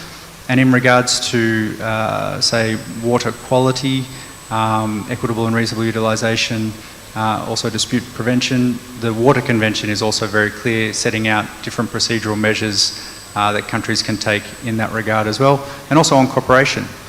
Because cooperation as a substantive principle is very nice, but how is it implemented practically? And the Water Convention clearly sets out that countries should develop agreements and institutions for the joint management of shared waters, and Vietnam is already doing that. It is already a party to the Mekong River Commission. It's already a party to the Water Courses Convention, and so these are already practical measures that are taking place. I would just add, I can't resist, Canada is working with the National Assembly right now, for example, on providing best practices on the new land law to ensure that the National Assembly has access to the Canadian example and others examples. And we're working now with the Ministry of Justice in Vietnam. Very early days, but considering further support on assisting Vietnam to ensure that domestic legislation is meeting its international commitments and obligations. So there's capacity building support that's out there, and it's members of Parliament who have the oversight of these legislative mechanisms, and working with the National Assembly through the IPU is a great option.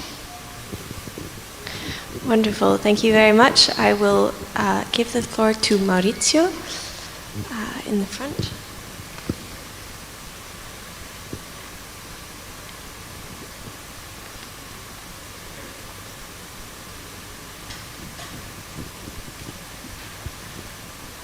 Thank you. If I'm allowed, I would like to make a comment and to ask a question as a person totally ignorant in the matter. I learned this morning that there are a lot of initiatives, a lot of instruments also a lot of instruments to settle the problems when they arise. And I think, nonetheless, that there is a big difference between what Ambassador Stell said concerning some instruments like the Transboundary Water Convention that Canada set up together with US or other partners, and what Hubert Julien Laferrière told us about the situation in the Middle East. And the difference, to my opinion, comes from let's say, the willingness, the goodwill of the countries who sit at the table to negotiate. And the question is to both you, and in particular to you from the UN, because this is related also to some criticisms that from time to time people make, maybe unjustifiably, on the effectiveness of the action of the UN. When you have this water convention to be implemented in an area, in a critical area, what do, you the UN? What do the government do? What do the parliament do in order to, let's say, prepare the countries such that they could sit at the table with at least a little bit of goodwill to solve the problem?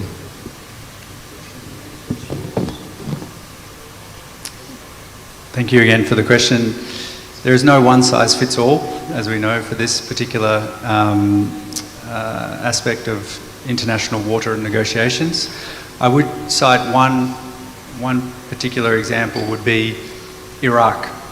So Iraq has just become a party to the Water Convention, and they have specific requests around capacity for their transboundary waters. So the Water Convention cannot assist on all different projects and all different aspects of transboundary water cooperation, but we are working closely with Iraq officials to help them to understand the Water Convention's practical implementation and also what these provisions mean in practice, and to draw experiences from the different parties to the convention to bring them to an understanding of, in their transboundary water cooperation with their neighbouring states, how they can implement those and negotiate with those on an equal footing, and use the principles of the convention as a framework for coming together, for trust building, and for joint negotiations over those shared waters. And again, what we've seen over a long time is that transboundary water cooperation is a slow, long-term process, and this is something that we're embarking on with Iraq over a long-term view. So that's one particular example that I can provide to you of the Water Convention's assistance to a party to understand the different obligations of transboundary water cooperation under the convention, and then to assist them to come to the table with that understanding for joint management of their shared waters with their neighbouring states. Yeah, I think I would just add, I mean, the complaint around the Central Asian Water Commission was all about you can't trust the data. Yeah, there's an agreement in place to share hydrological data and flows, but nobody trusted it. You know, someone was not telling the truth. They're holding back more water than they say they are, and a lot of distrust. For me, part of the solution and what works in the Canada-US is it's radically transparent. There's no hiding from the data. It's available to everyone. The media's watching, you know, people are watching. So I kind of think it comes back to the science and the scientists, and are we enabling scientists in these places to produce and share the data amongst themselves, publish it where they can, to ensure that it's out there.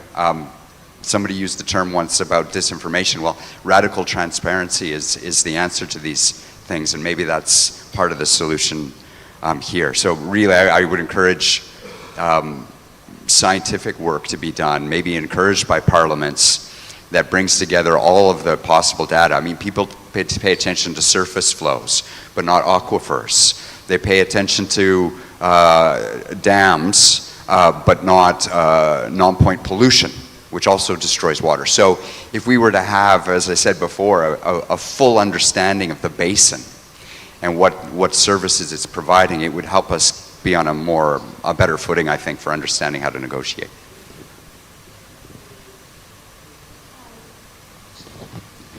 If I may, I'll just quickly, yes, of course.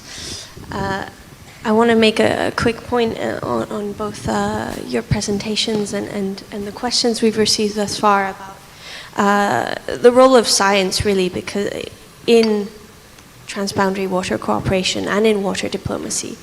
And science, we talk about the dialogue between science and politics, and that's extremely important, but it's also interdisciplinarity within the sciences, within the information that's being used for transboundary water cooperation, and how important that is to getting sustainable solutions for all involved. And Remy, you have a point? I just wanted to add on to your point, Maureen, is that when we talk about science, we're not only talking about traditional science, but I think we need to also include, when I say traditional, also indigenous forms of knowledge as well in this conversation. And I would encourage, again, participation in the framework of the Water Convention on different technical aspects encourages indigenous participation, academia, NGOs. You know, we want these people at these forums to present on the different work that they're doing and to share challenges, best practices, to get people thinking outside of the box a little bit on what we've traditionally done. Absolutely, and really emphasize the importance of involving all the stakeholders and making sure they all have a voice. Thank you very much. I saw the gentleman at the back, you had a question? Yeah.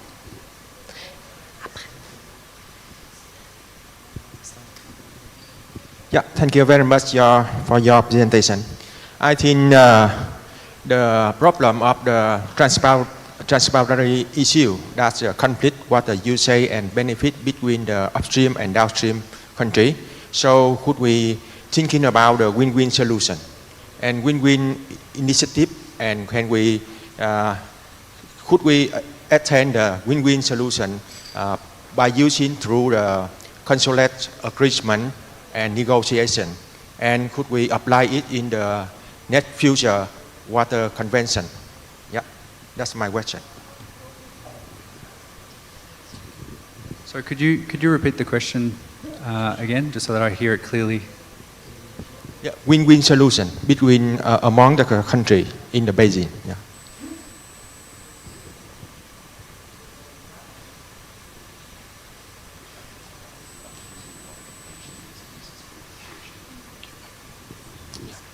So if I gather the question correctly, you're looking for win-win win-win solution. Yeah, win-win measure. Okay. Again, I keep coming back to these principles of international water law as a basis for cooperation and negotiation, and I think the aim of these global frameworks is to provide a framework for tailoring specific context-driven basin and regional frameworks to then, that's where the countries can come together to negotiate their win-win solutions, and that would be my response. Thank you very much. We will go for a question from our colleague from Morocco. Merci beaucoup, Madame la modératrice. Le Maroc étant un pays d'Afrique du Nord et de la région sahélo-saharienne, est concerné par les défis climatiques que subit cette région du continent africain, en particulier les défis liés au stress hydrique. Donc ma question est d'ordre technique et juridique.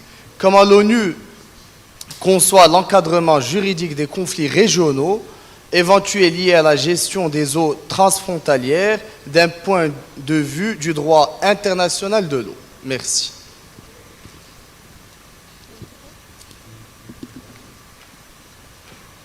Est-ce que vous pouvez juste répéter votre question? Alors la question est comment l'ONU conçoit l'encadrement juridique des conflits régionaux éventuels liés à la gestion des eaux transfrontalières. Rated by the United Nations.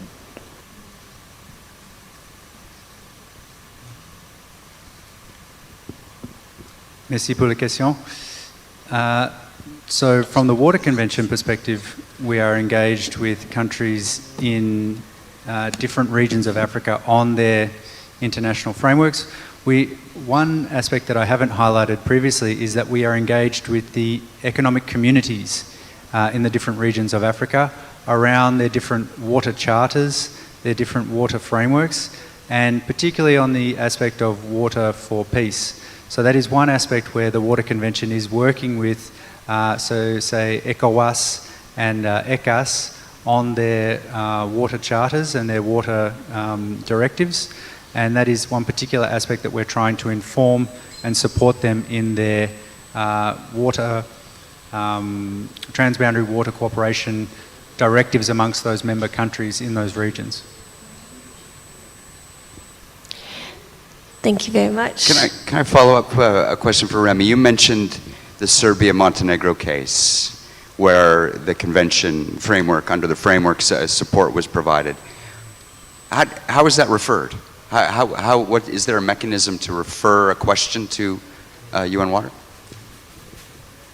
Thanks for the question, Ambassador. So that's Montenegro and Albania. So under the provisions of the Implementation Committee, a country can make a submission or a request for an advisory procedure. So there is a particular procedure that a country can go to on that, and that is generally submitted via an official letter. And then that is considered by the Implementation Committee on its merits and on the facts as to what is being requested of them. And then that follows a specific set of procedural provisions under the Implementation Committee for how they would handle that. And there are different procedures that get triggered depending on what is being requested.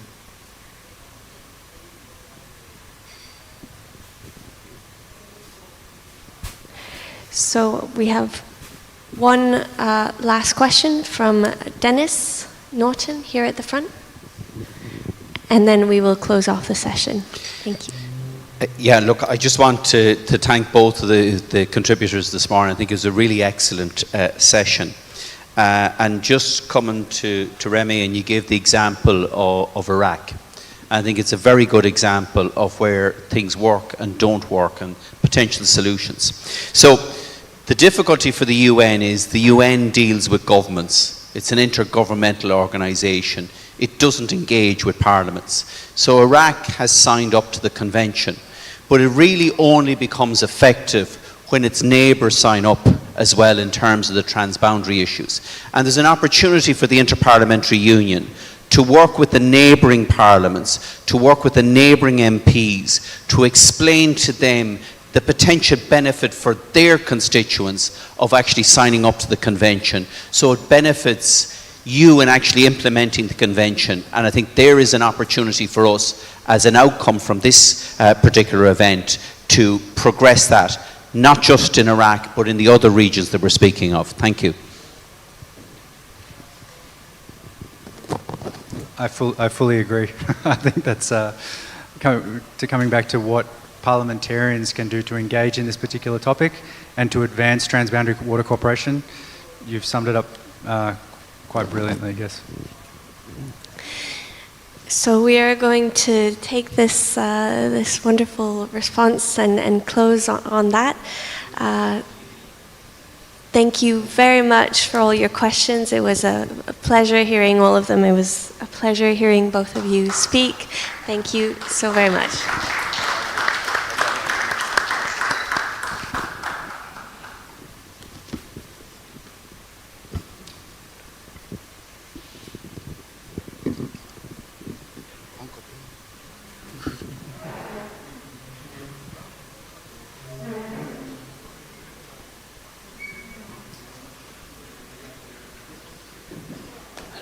Hello?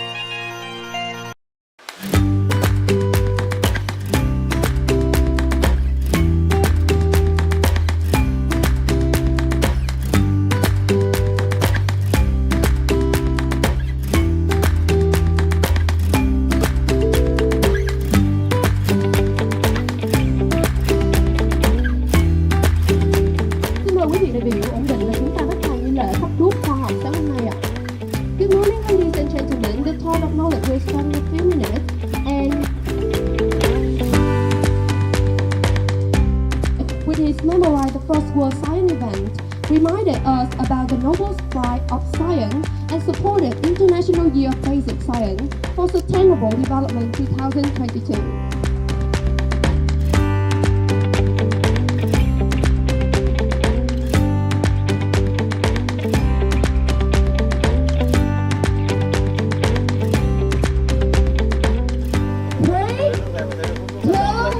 One. This is the Touch of Knowledge. Please a big hand for the Touch of Knowledge from 5 students of specialized school.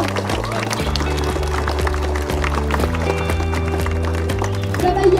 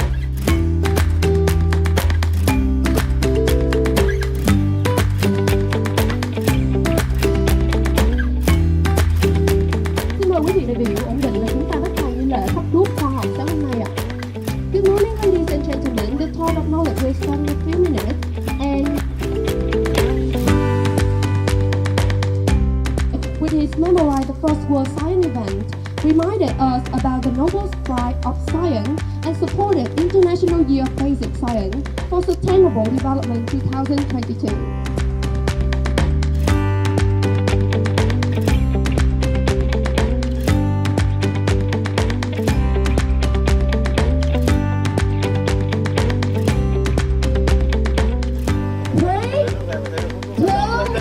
One. This is the Torch of Knowledge.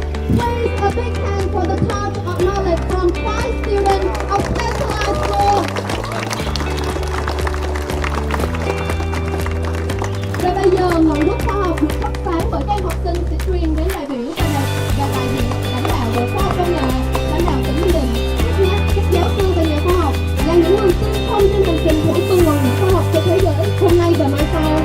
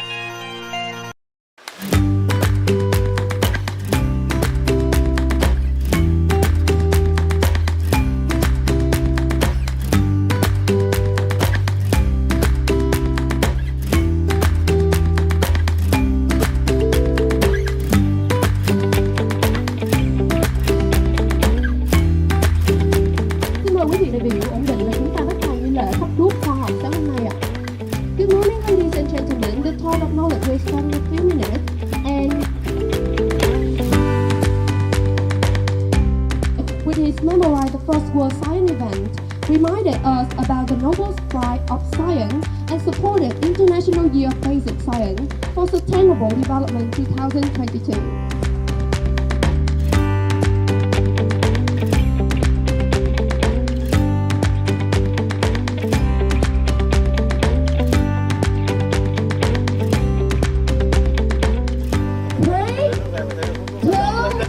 One. This is the Torch of Knowledge.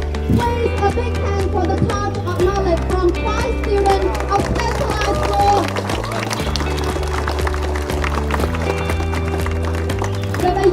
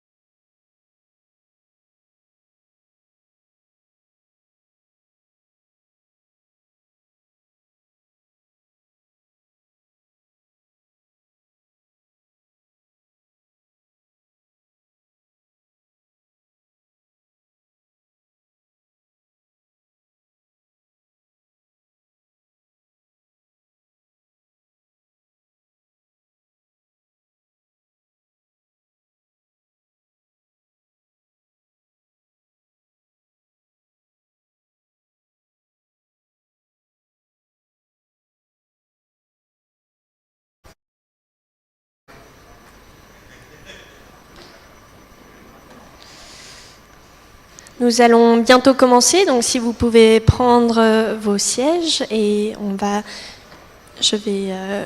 commencer dans 30 secondes.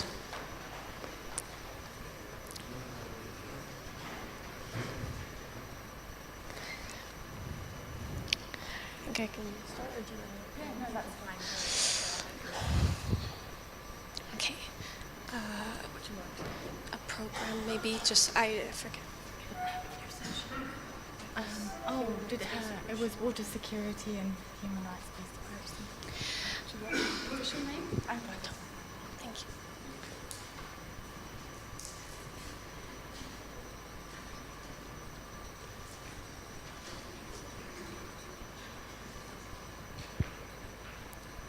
Thank you so much. So we will be starting our session right now on the human rights-based approach to water security and peace, and I am very pleased to welcome our speaker for this session, who is Amanda Luffen next to me. She's the CEO of the Swiss NGO Human Right to Water, which is an NGO that works on supporting in terms of legislation on the human right to water. Is that okay? Thank you. Over to you. Just leave. You can leave it somewhere here. Yeah, okay. I'll just leave it there. Okay. Hello, everyone. It's lovely to be here to talk to you all today. I did promise to talk about water security, so I thought before I give my slides, I'd just set the scene a little bit in terms of where we are in the world today with water security. And we're living in what's commonly seen as a triple crisis with climate change, with COVID-19, and with the lack of progress on the SDGs, particularly SDG 6. So we're not on track on any of the SDGs, as far as I understand, but certainly not on SDG 6. If anything, we've gone backwards in the last few years. And with COVID-19, water is really needed to help with health and managing our hygiene. And with respect to climate change, the link with water is not really fully appreciated yet. I mean, it's clearly linked with floods, with water scarcity and so on, but we don't have a strong link in everybody's minds. And then additionally, we have fragile states with conflict and violence, and these affected countries have poorly managed resources. We have a need to foster inclusion in the water sector, which requires fundamental change in the way that we're doing things. And as the world is rapidly urbanizing, we have a much stronger need for well-managed sanitation, particularly in every area, but in urban centers in particular. And then in healthcare, the water, sanitation, hygiene, wash area is crucial for the defense of COVID-19. So in all, we need a more integrated long-term approach to strategies and solutions for managing our water. So I've been asked to give today a bit of an overview on the human rights-based approach to water management, or in particular the human rights to water and sanitation. I'm also going to cover the human right to a clean, safe and sustainable environment, as that is a relatively new human right that I think puts water resource management in a much more holistic framework. So just very briefly, human right to water as an NGO, we have a vision which is pretty much the same as everyone else's in this room, I believe, that we'd like to see a world where all people realize the human rights to water and sanitation. But we do that in our mission through collecting, using, sharing knowledge on how the human rights to water and sanitation are integrated into law and policy and into practice, with a goal for particularly looking after the most vulnerable and marginalized. As an organization, we are primarily research-based. but we look at programs both in countries and with institutions and organizations. With organizations, we're looking at integrating the human rights-based approach, and we've also done a number of country programs looking at indicators for human rights to help with monitoring and integrating policies at a local level. And obviously we do a lot of work on advocacy and awareness. So the human right to water, in this drawing, it's right in the middle there. It's connected to all the other human rights, and all the human rights are essential and interlinked and equally important. So if you have a look at this graph, which is just very simple, it just shows the right to health, the right to life, the right to a healthy environment, the right to housing and food, and all of these covered by the right to dignity. The human rights to water and sanitation are binding under international law.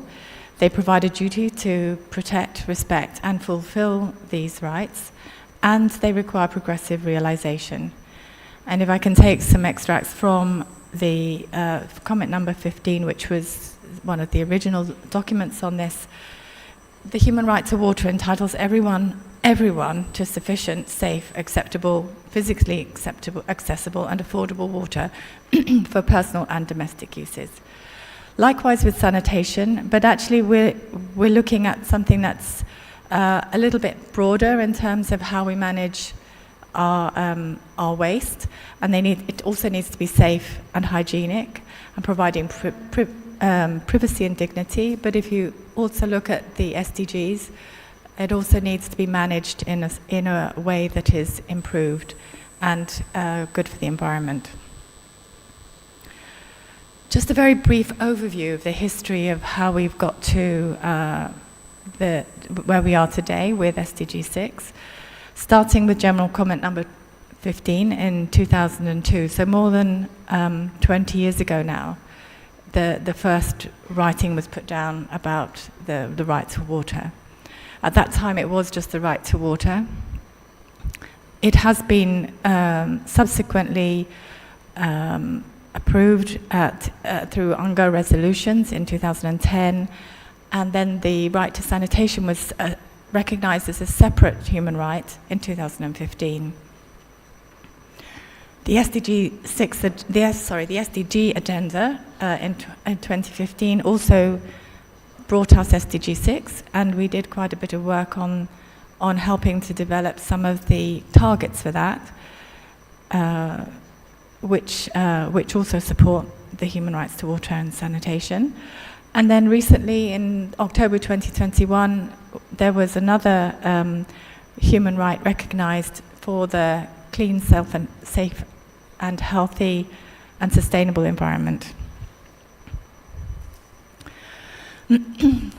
So I am taking us a bit back to basics. I'm assuming that human rights are a fairly new concept for a lot of people in the room.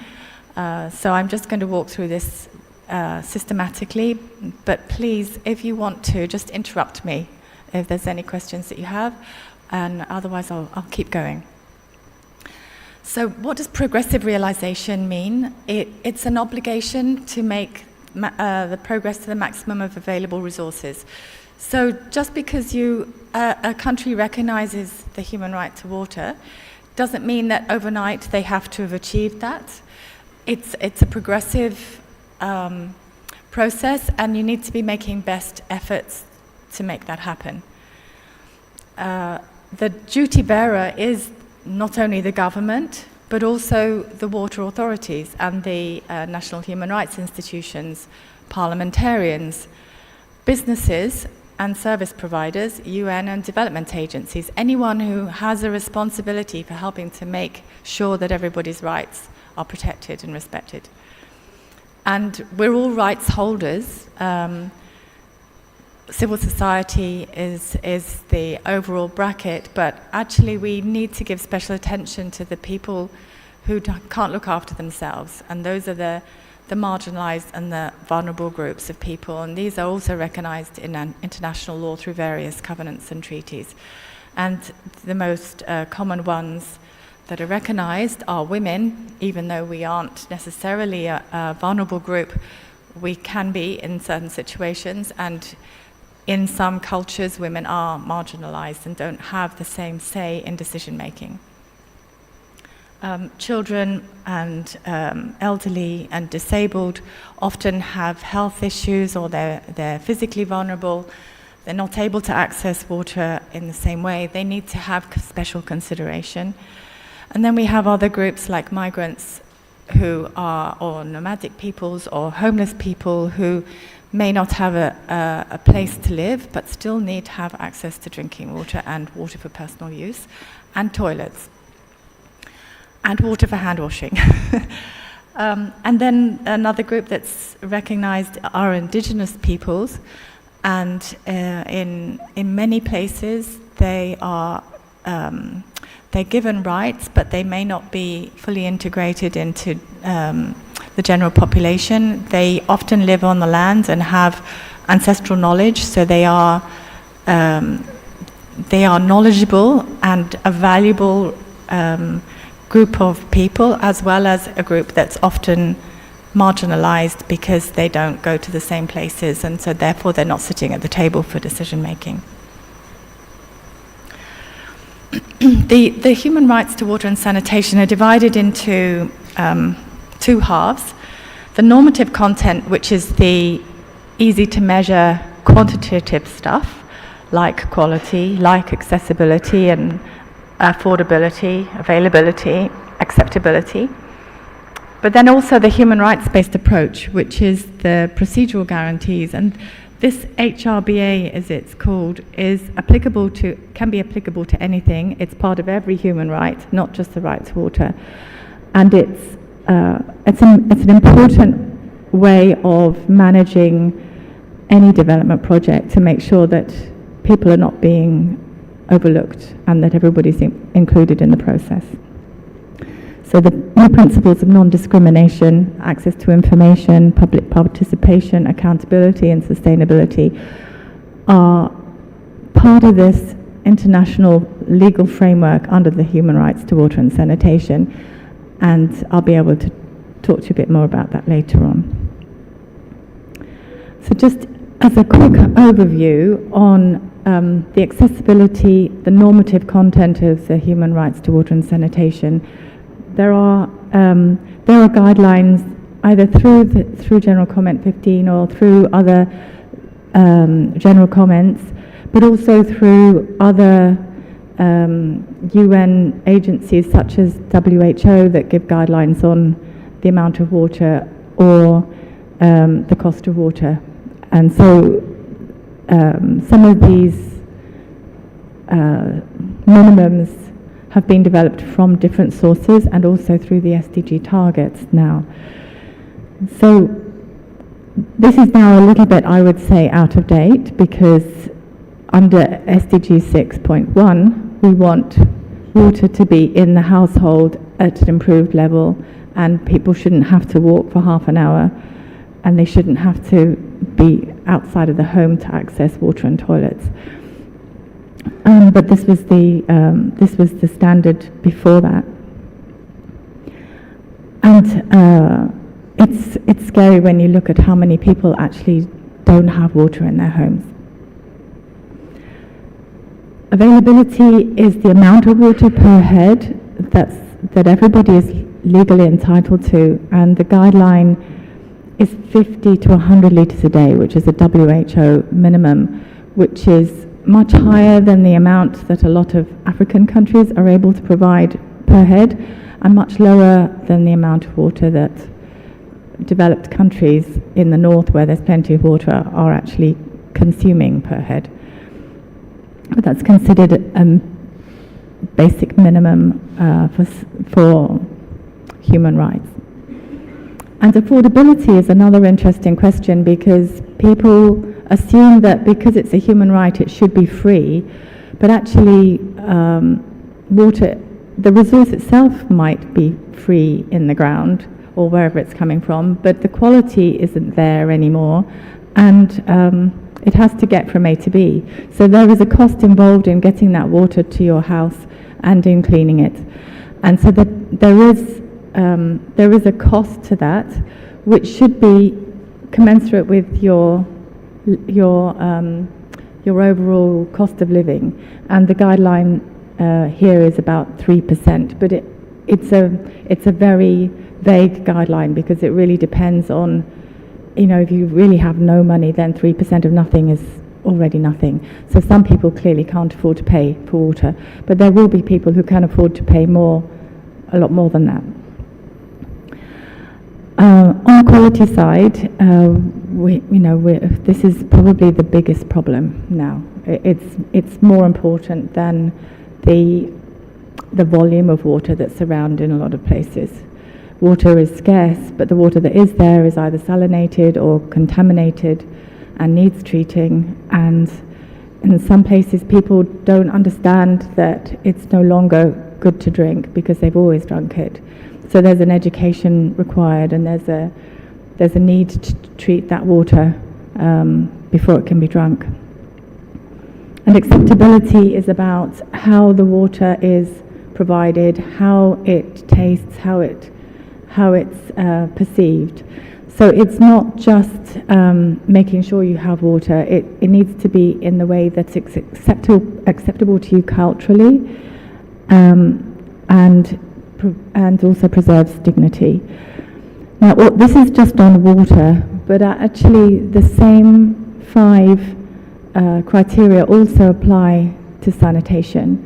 And if you have a look at those headings, they're not listed on this page, but accessibility for toilets means in your home ideally, and privacy and dignity to make it acceptable. So from a safety point of view, there are, particularly for women, going outside of the home to go to the toilet is not acceptable. And also the quality in terms of sanitation deals with the waste and the treatment of the effluent, because if that effluent is going into our water resources, it's contaminating our drinking water. And that's where everything is brought together in terms of the human right to a healthy environment as well. So we need to think about the picture from a holistic point of view. So SDG 6, as I said earlier, captures most of the criteria of the human rights to water and sanitation. If I were to say the difference between the two, SDG 6 is a target, and it's something to aim towards, whereas the human rights to water and sanitation are something that we need to do. It's a legal requirement or a legal minimum that we're trying to embed in our system so that everybody has access. So it's kind of part of the way of getting to SDG 6. It also, just monitoring SDG 6 targets isn't enough, because if you get to 90-95%, you still have 5%, which are probably the most vulnerable people in your society without access to water. And that the human rights apply to everybody. So those people need to be looked after, and so we need to be looking after those people first, and if they are looked after, then all of our society is looked after. So SDG 6 is the target, and the human rights are a way of getting there, and they provide us with a policy and legal framework that we can integrate into our legal practices that will enable us to achieve the SDG targets. Looking to the human rights-based approach, which are the procedural principles. So these 5 principles, like I said, are transversal, and they can apply not only to the right to water and the right to sanitation, but also the right to a healthy environment. And we've done a study on this, which I'll talk to you about later in the presentation. But the 5 principles are fairly easy to understand in terms of non-discrimination. In other words, everybody should be included and nobody treated differently. Participation, we want to make sure that there's meaningful participation and that everyone has a right to participate in decision-making processes. Access to information means that the data is transparent and that you have the ability to access data that publicly in a way that's also easy for you to do and not necessarily so technical or so hidden that we can't access it. It also provides accountability if you have that transparency, and accountability means, well, in general terms means the responsibility for making sure that this happens, but actually to achieve that accountability you can set up systems in your policies and processes to enable people to give feedback, to integrate that feedback into designs of projects, and also to settle grievances and help people to feel involved and get buy-in, so that whatever project you're developing has more sustainability and ownership. And then on the sustainability side, we're looking at here, it's more on the environmental sustainability, which means that we want to look at the whole water resource, not just the little bit that we're going to drink, but we want to look at it for future generations, and how do we conserve our water resources in a way that enables them to be able to provide for everyone. So I'll just stop here and see if anyone would like to ask any questions about, that was the section on the technical side of the human rights to water and sanitation, and an introduction to the human rights-based approach. Before I go into the work we've done connecting that with the link to a healthy environment, do you have any specific questions? Yeah, a few. Go ahead, Hubert. Thank you. I don't know if it's a good time to raise my question, or if it's better to raise it after the second point, but I will try. Of course, these issues are so important for us parliamentarians, but it's also a question of the legal competences of local authorities, that depending on the level of decentralization, many cities have the legal competences to take care of water supplies, sanitation, which is a key issue for the health of the citizens of their territories. So, how do you say that? Next to what we can do as national governments and parliamentarians, the cooperation, the so-called decentralized cooperation, the cooperation between cities, is so important toward these issues. So I was just wondering if you've been working on how city-to-city cooperation can help to achieve the commitment that we have to take care together. Yeah, if I can give you an example, we're currently working on human rights indicators, which are for monitoring and tracking how these human rights have been integrated. We've got a project at the moment in Central America, in the Trifino region, and another one in Kenya. And we basically map not just the national law, but also how that's been pulled down to local policy. And it may or may not be there. But then you also look at how they've given effect to that policy and what they've integrated locally. And then working with stakeholders, it's very important to bring the community into this discussion, along with the local government or the local council, whoever that might be. You then work through what are the really big problems for them, and come up with a list of human rights indicators that should be monitored, with responsibilities and budgets and so on, so that you can actually see that there is an improvement over time, and that you're able to move towards SDG 6.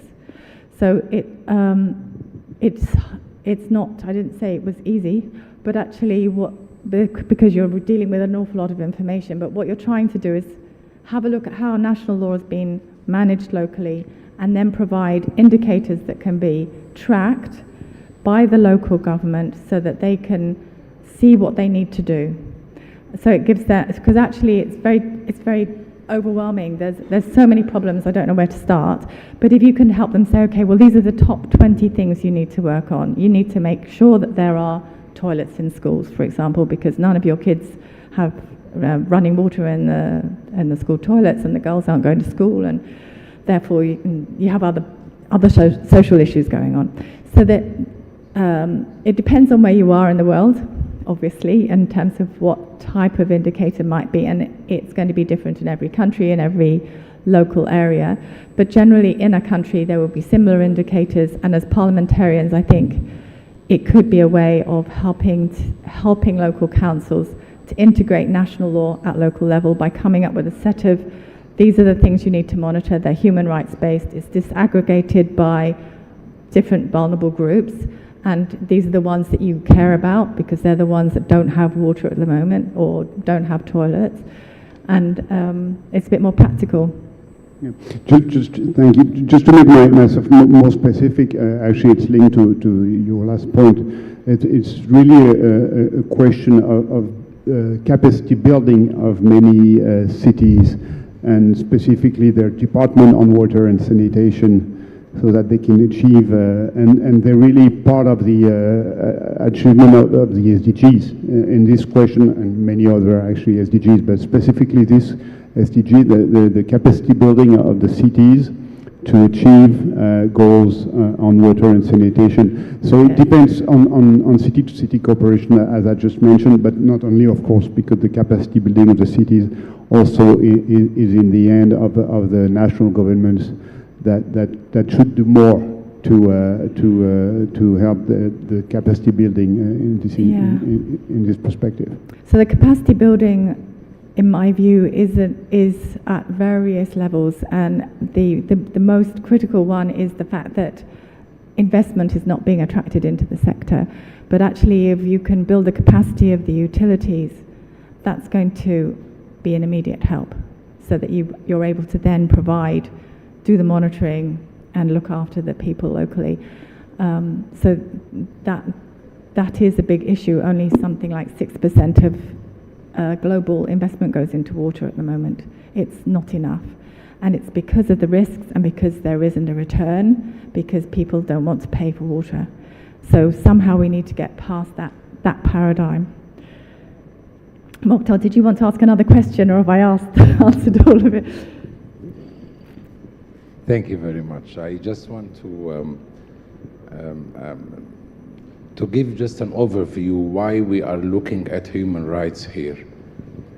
The idea that IPU and ICISE trying to build a community of experts in water, a parliamentary community of experts in water, trying to build this network that can help in all water issues. I am pleased that finally we see the human rights of sustainable environment.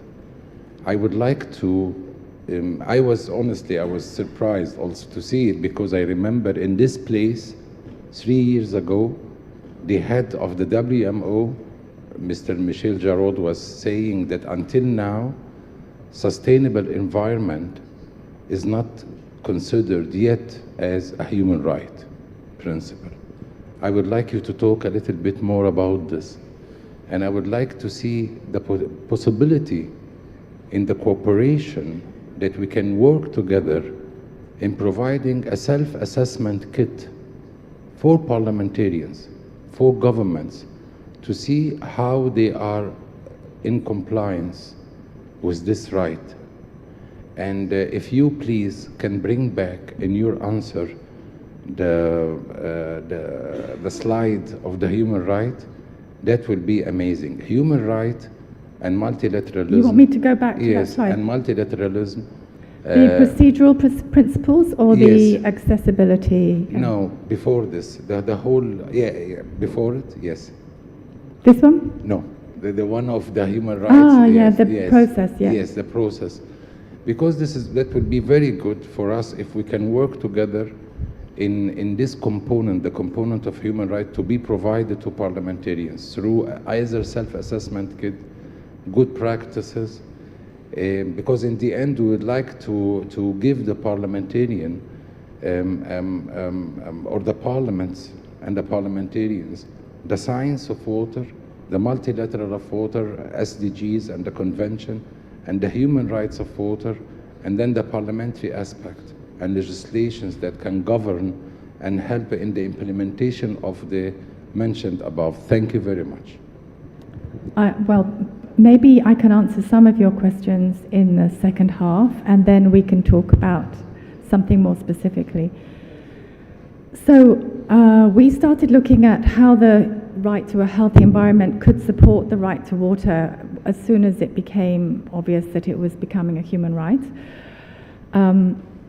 And I actually, this slide I developed for the Groundwater Summit in Paris last December, because groundwater is that connecting area between the environment and water for drinking. About, more than half of our water comes from groundwater globally, and people aren't really aware of what's happening under the ground because they can't see it and they don't know where it is or where it's going. Given that governments have a duty to protect, respect and fulfill the human right to water, they also need to think about what's under the ground and the environment that can support providing water for people. So we conducted a study in 16 countries looking at their national water laws, looking not just at water and sanitation, which is our normal methodology, but also integrating the healthy environment in the context of water resources. So the mapping looks at the whole water law in the country, from how it applies regional treaties and international law, what's in the constitution, and then how they've integrated the different criteria and principles of the human rights to water and sanitation. So as I mentioned, the right to a clean, healthy and sustainable environment was adopted in October 2021. And what's interesting in terms of what Mokhtar was just saying is that three-quarters of the countries in the world recognize and protect the right to a healthy environment, either through the constitution or through national laws or judicial decisions. And yet the right to water is only recognized in about a quarter of the countries. So this was my feeling that we could maybe get more traction around the right to water by looking at a bit more globally at the right to a healthy environment.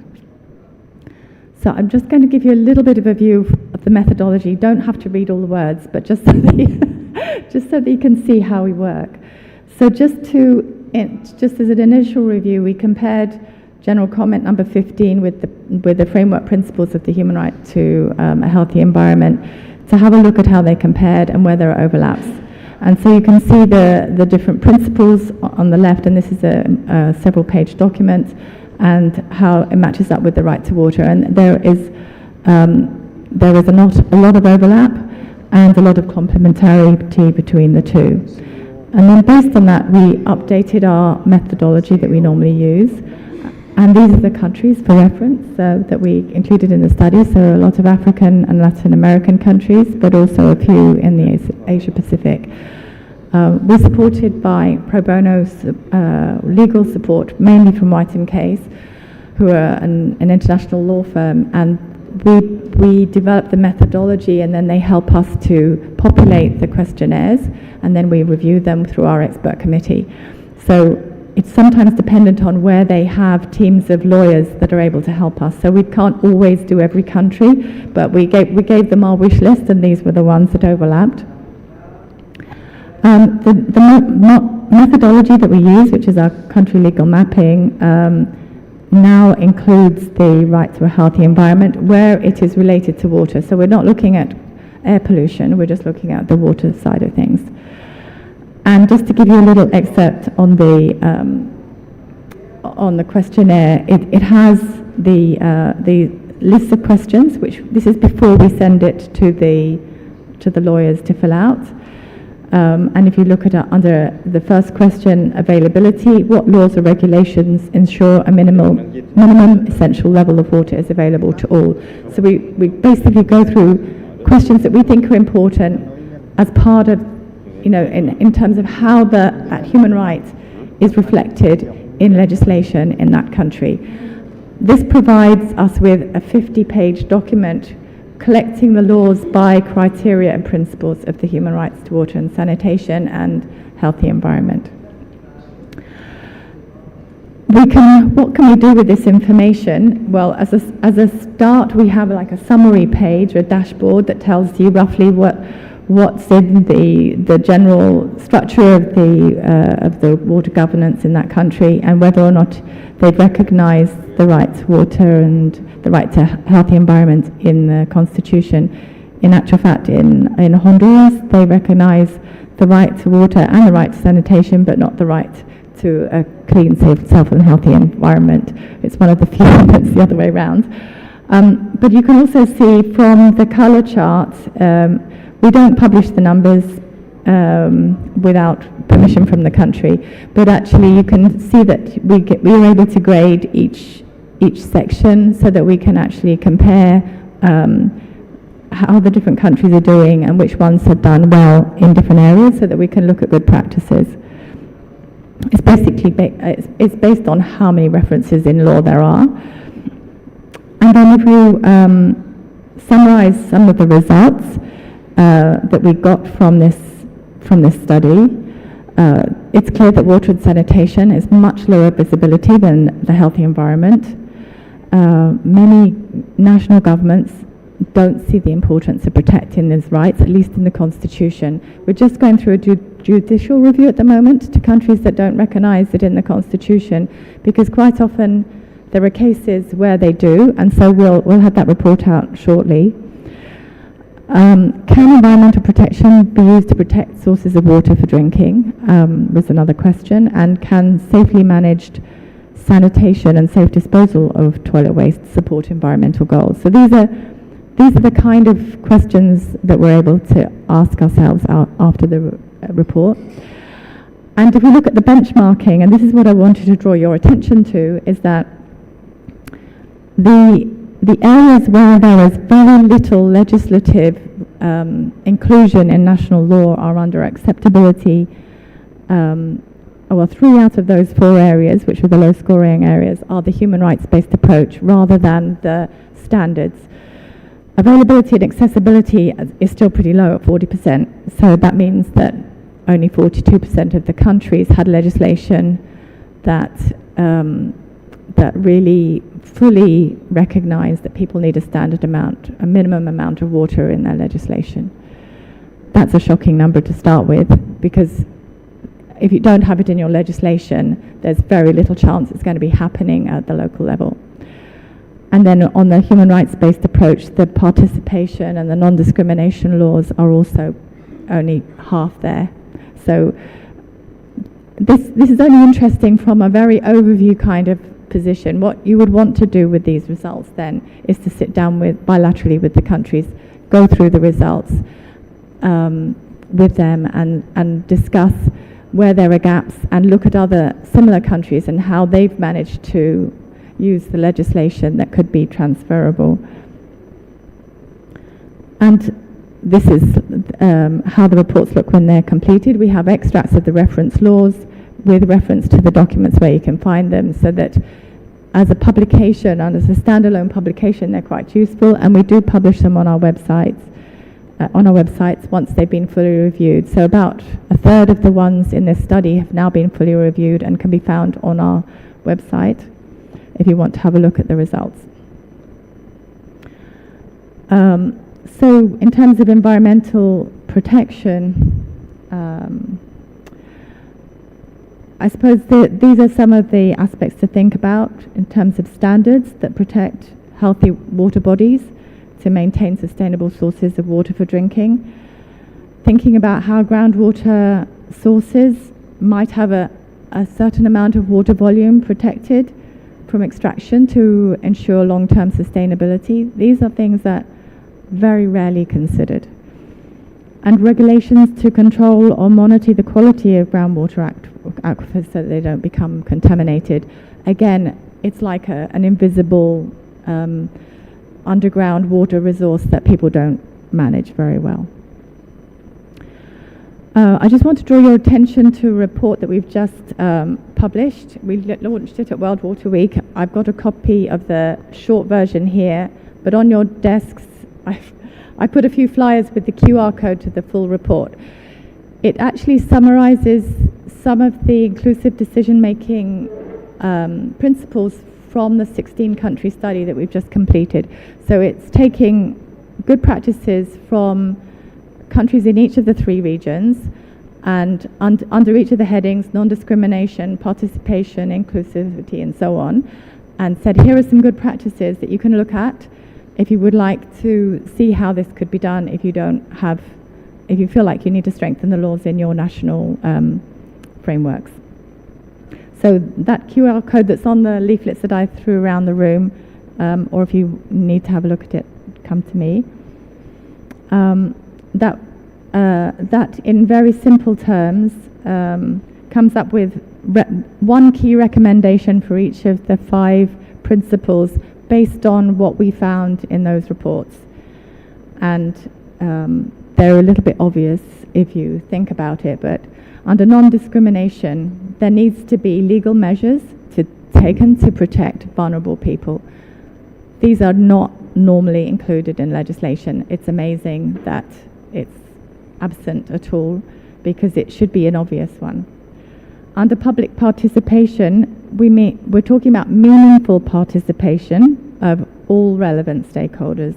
Needs to be actively encouraged through law and policy. And we're talking about water resource management now.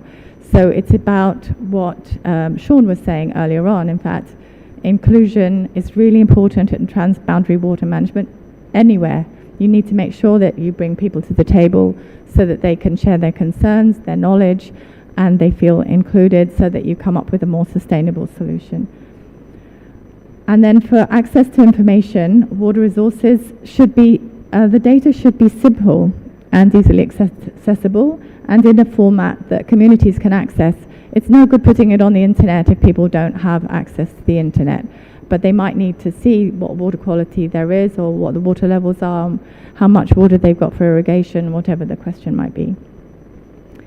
And accountability, so feedback mechanisms are only going to work if people feel like they have the freedom to speak honestly about how they feel, and that somebody will respond to that and do something about it without feeling scared that they're going to get into trouble for doing so. So those are processes that can be protected by law. And then lastly, under sustainability, there were some really good examples of nature-based solutions that can be considered as part of long-term strategy. They're the least expensive. They don't necessarily work quickly, but they work really well. And things like wetlands, forest land, those kind of investments can really help to improve water resources over the long term, and it needs to be given some kind of priority. So there are some examples in the document. So other potential uses for this data, I mean, apart from, my initial thought was, let's get people more interested in the right to water through the right to a healthy environment, definitely encourages interest. And I think it's a more acceptable way of getting investment into water resource management in a way that's maybe more acceptable to more people. It breaks silos between ministries. I think generally, well, quite often the Ministry of the Environment and the Ministry of Water are in separate silos in the organisation of the government, and it's very difficult if you're trying to develop a WiFi Nexus project, if they're in different ministries and they're not talking to each other, it's almost impossible. So having some kind of legislation that enables that to be brought together is useful. And then the other thing is demonstration programs like pilot projects and human rights indicators, like I mentioned in Trifinio, we have something in Kenya, Mexico as well. That kind of project is useful to demonstrate how this process can be used. And just on a local basis, we've been working with the ASEAN group of countries over the last 5 or 6 years. We were part of the 2017 consultation on the human rights to water and sanitation, where all 10 countries attended and confirmed their support. And as a result of that, we prompted a 10-country study looking at a simple version of our country legal mapping that each of the countries could do themselves. And that process is nearly finished. It got really held up by the pandemic.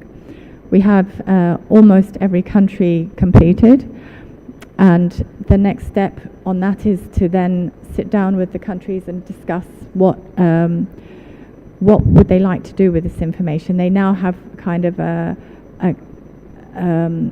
individual and a collective report on how the region is doing in terms of water and sanitation management, what legislation they have.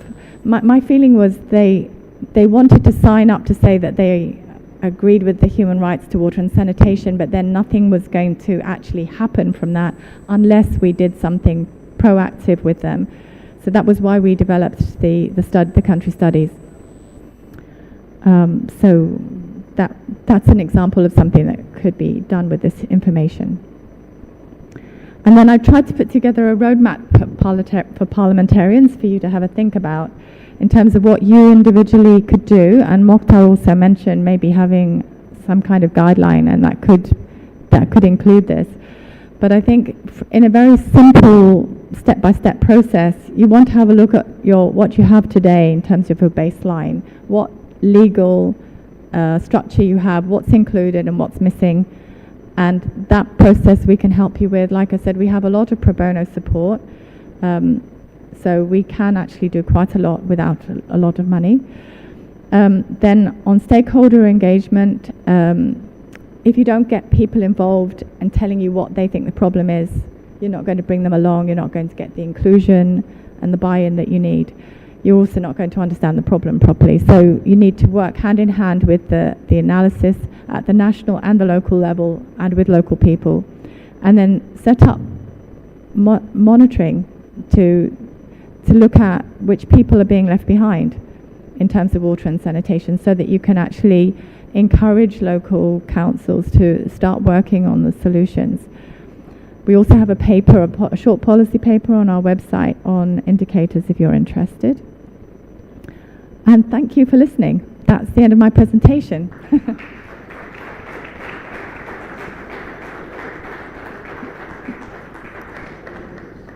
So I'm open to more questions. We can maybe talk more about the health, the right to a clean, safe, healthy and sustainable environment.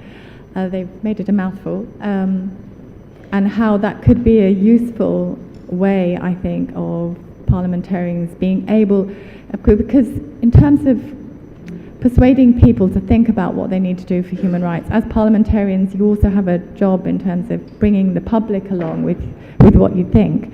And I think that the healthy environment is definitely a way to get interest with some people. With other people it will be they absolutely desperately need water, and that's what's going to get their interest. So you have to work the two things together. Yeah. Thank you, Dennis. Thanks, Amanda, for the presentation. Could I ask you to go back to the last slide for a second? Can you go back? Yeah. Because I think this is a really useful slide for all of us, no matter where we come from in the world, because I don't think any country can tick all the boxes in relation to that, including my own country. But what would be really useful for us is to have a basic checklist of those three categories that we could then use in our own countries to see what the legal gap analysis is. Now, you're saying that you have done a simple mapping program with 10 countries. Now, that's far more extensive than the capacity of any individual parliamentarian or collection of parliamentarians.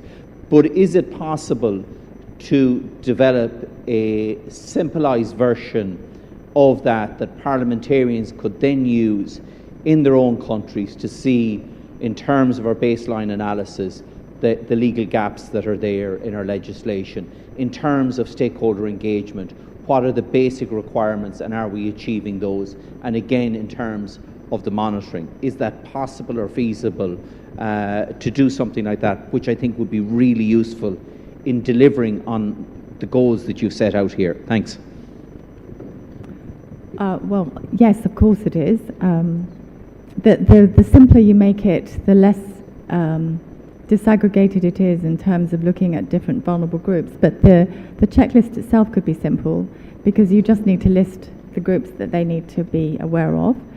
The stakeholder engagement part isn't a checklist, it's an activity, just to be clear on that. But actually you could have a checklist to say, right, have you gone out to local councils? Have they done a feedback, some kind of study or survey? Have they met with anyone? That sort of thing, yeah, definitely. We could make that quite simple. Yes, I think, are you helping me with this? Because I think we have Mr. Gnoyan. And then we have Remy and Colin. But you said there was something at the back. Ok, merci. Oh, okay. Okay. Merci beaucoup. Je m'appelle Kambire Bébé Albert. Je suis fonctionnaire parlementaire, conseiller donc en développement, environnement et développement durable, commission environnement. Alors, merci bien, Madame Amanda, pour cette brillante présentation qui met le doigt justement sur cette problématique de l'eau potable en lien avec les droits humains. J'ai beaucoup apprécié la présentation parce qu'effectivement, au niveau des pays du Sahel, particulièrement le Burkina Faso, le droit à l'eau potable a été constitutionnalisé. Donc c'est une donnée de la Constitution. Les pouvoirs publics ont pris conscience effectivement de cette nécessité-là. Mais il faut dire aussi que il y a une problématique assez criarde au niveau donc des pays du Sahel, notamment au Burkina Faso, c'est que la plupart donc des citadins, de ceux qui vivent en ville, ont ce problème d'eau potable. Pire, il y a environ 80% de la population des villes qui vivent dans des bidonvilles, où effectivement ce problème d'eau potable se pose avec acuité. La question qui se pose de savoir comment effectivement prendre en charge ces populations vulnérables, assez précaires, pour des ressources en eau. Je crois qu'il y a un travail qui est fait au niveau du Burkina.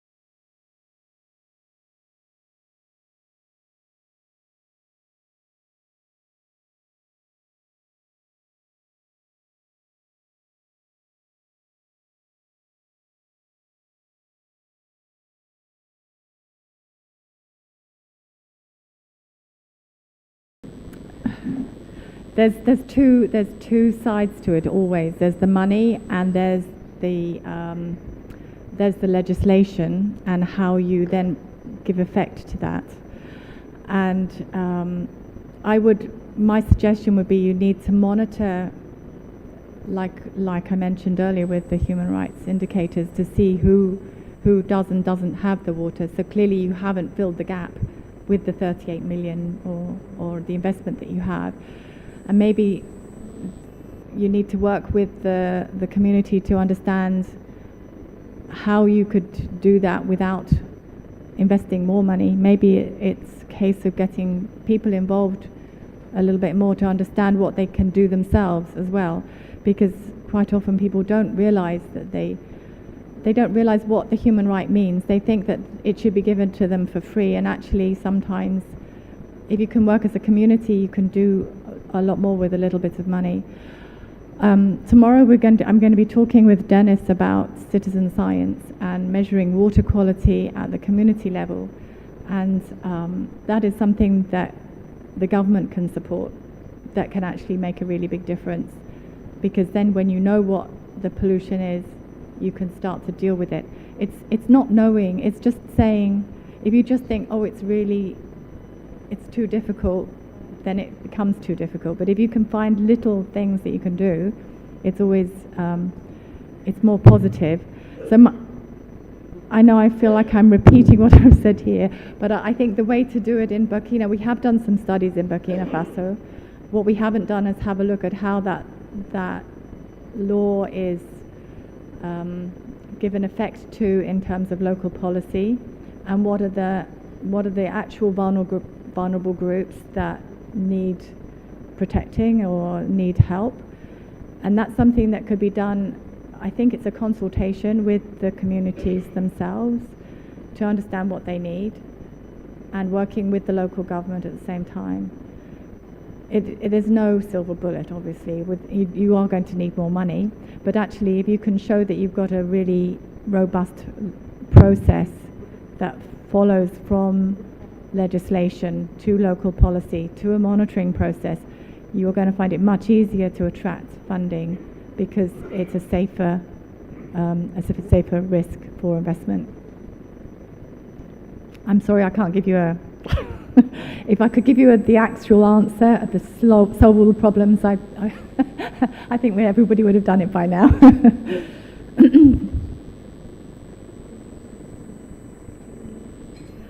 Yes, so we had a couple of other hands up, and I've lost track now. I think we were down here, and these two gentlemen, and then Norbert, yeah, and Carlos. Okay.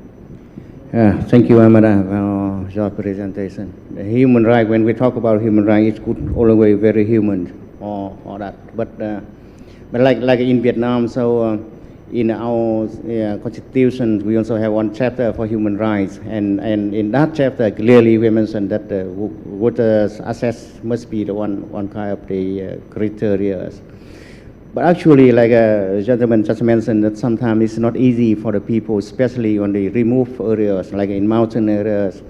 In that case, so we have to put some like a target for the people living in the urban areas and the remote areas with the two different standards.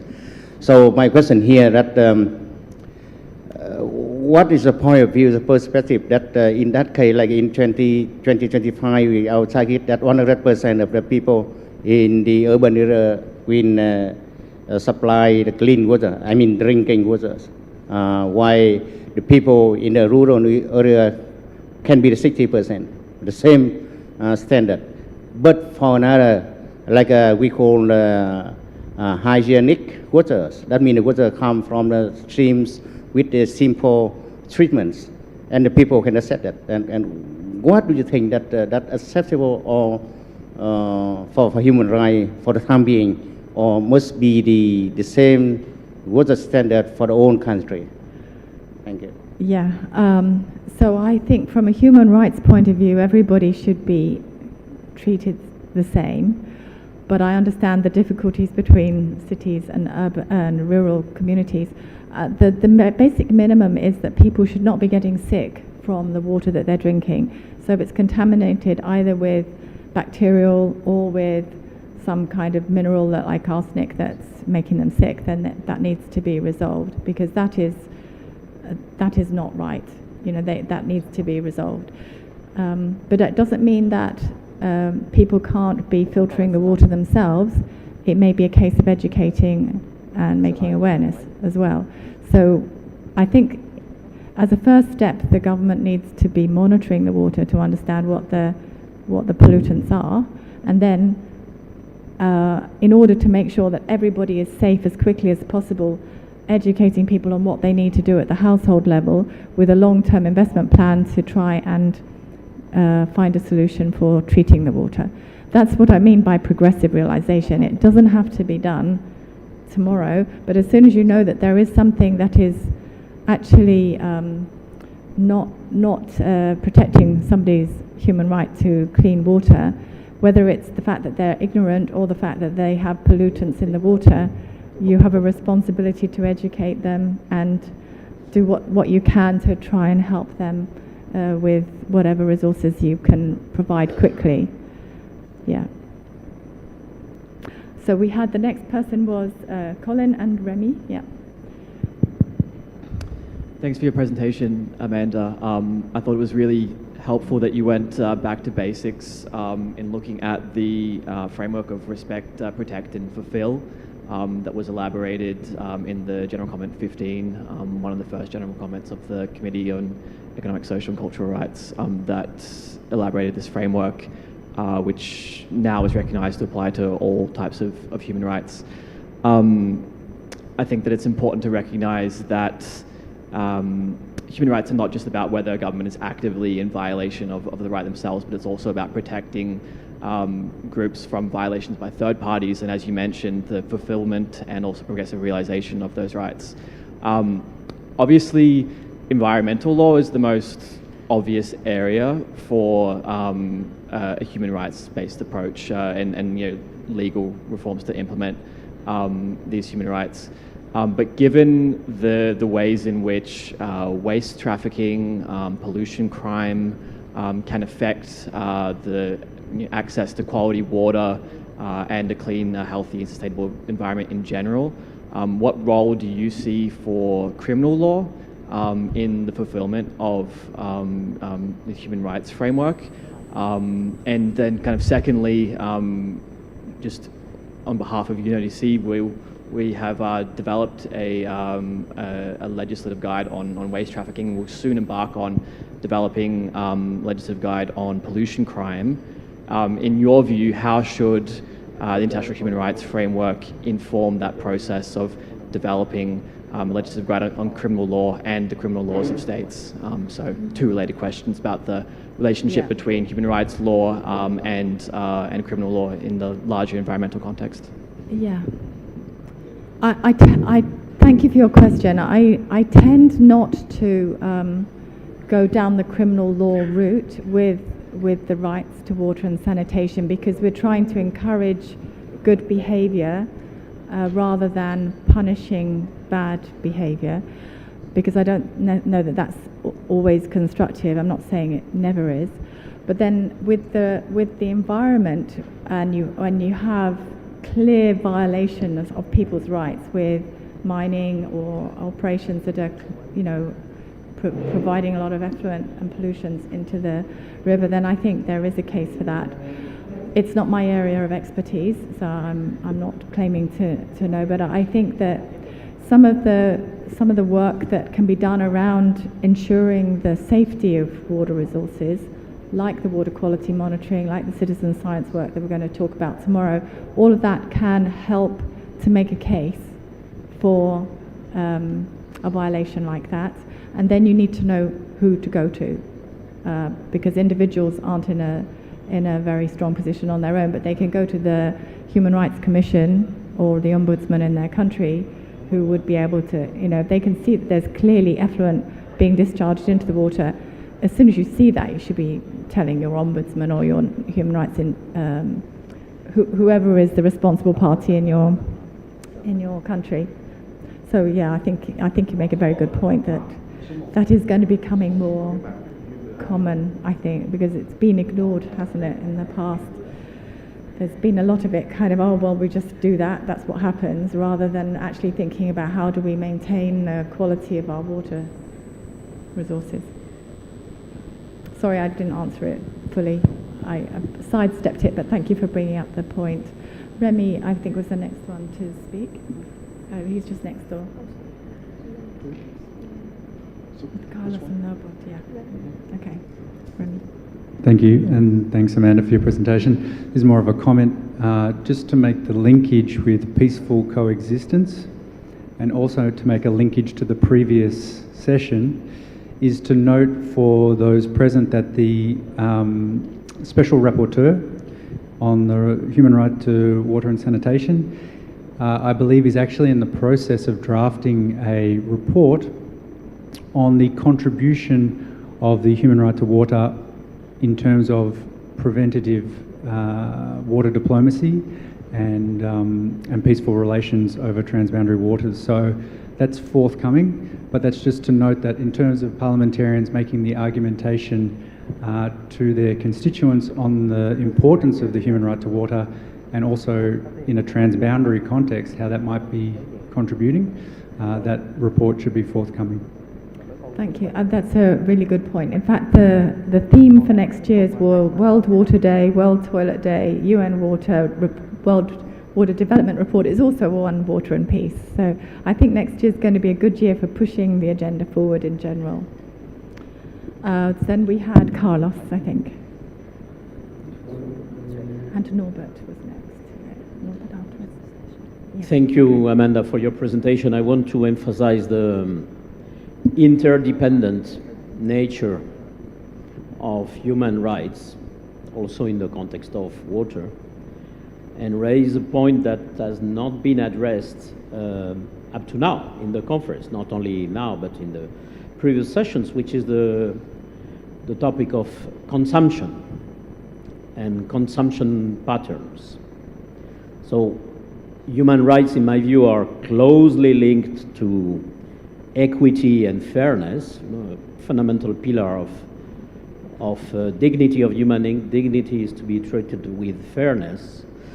And I wonder, in the case of water, I know in the case of energy consumption, for instance, recent reviews of scientific literature have shown that we could have good, decent living for everybody on Earth at half of the level of energy consumption, total energy consumption that we have today.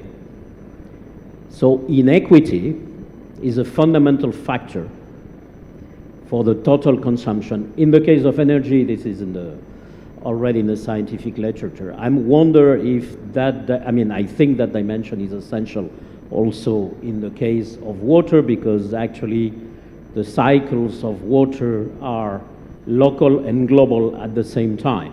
They are obviously local, but we have seen in previous sessions about the aspect of transboundary water basins, but they are also global because the cycle of water is connected through atmospheric rivers, and this is why now increasingly water is considered as a global common good.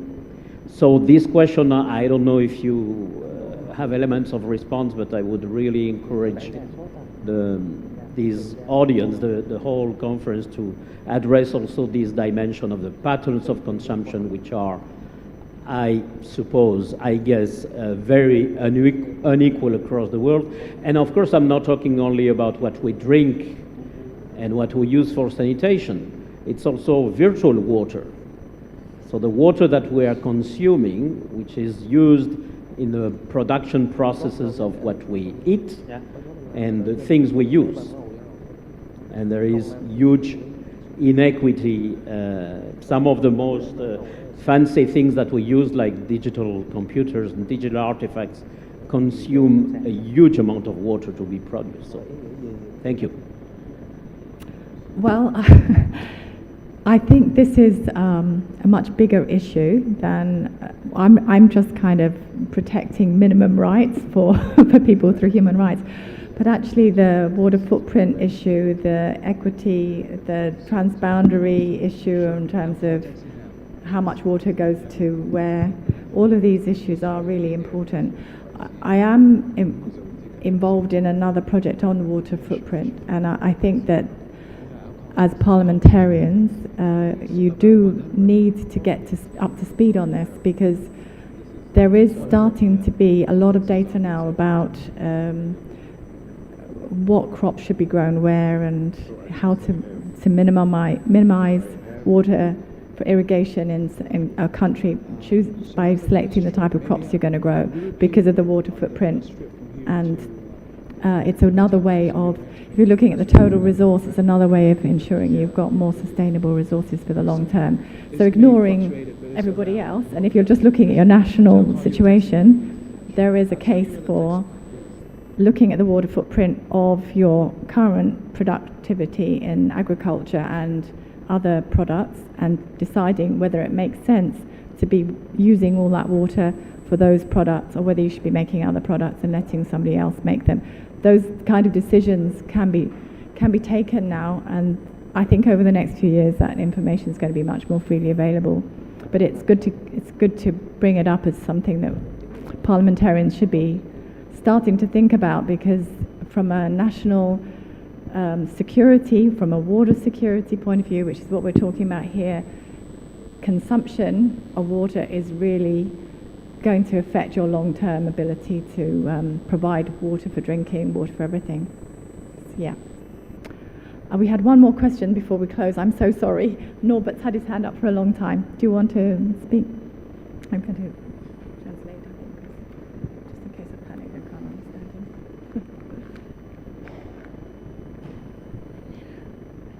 Bonjour madame, merci pour la parole.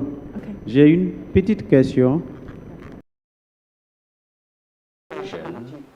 In your presentation, you touch upon one of the objectives of the HDG,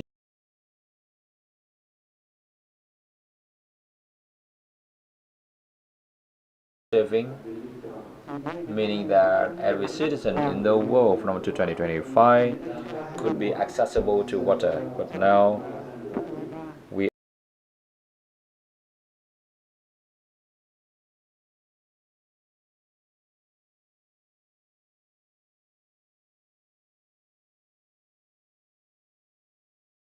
coming 6 years that all 6-7 billion people in the world could be accessible to the clean waters. Thank you. It's difficult. So the question was whether or not we've got time to, in the next 6 years, by the end of the 2030 agenda, to provide water to everybody accessibly in the world. And I think theoretically we could, but there needs to be a different attitude towards it. And what I was saying earlier about investment in water, it's just not happening, because not on a large scale at the moment. And it's because we have a concept that water has to be free and therefore there's no investment. But actually that doesn't need to be the case. We can think differently. We can bundle it with other resources and look at the Wi-Fi nexus and think about energy and water and see if there are ways of cross-subsidizing so that we can invest in water. But that thinking is not really happening at a large scale. So that's another hobby horse that I have. I'm working on something in that area as well. But from a human rights point of view, I know from your country's perspective there just isn't enough water. It's not a case of whether it's good quality or not, there just isn't enough water. And that requires some big thinking, and I don't have the answer to that. I think there needs to be, there are technologies that can extract water from the air, but they're quite expensive. Whether or not that can be scaled up to bring the cost down, I don't know. So there maybe there needs to be a reprioritization. I'm not sure of the agricultural production in your country, whether it's geared towards very water consumptive products. Maybe that's part of the solution. There could be ways that each country could have a look at it from their own perspective to see if they can find a way to make sure it should be feasible that everybody has access to clean drinking water by 2030. For the majority of countries, it's a quality issue, and that is so easily fixed. It can be fixed at the household level, it can be fixed at the infrastructure level. For the accessibility point of view, and referring to the discussion we had yesterday about people queuing up all day to get the little bit of water that's available, that doesn't sound right to me. I don't understand the situation well enough to be able to comment, but there probably needs to be some legislative changes to help that along as well, and some investment. We're meant to be closing, but if it's really, really quick, Mauricio, because I want to give the floor to Mokhtar to close. He's not going to speak? Okay, Mauricio, you go.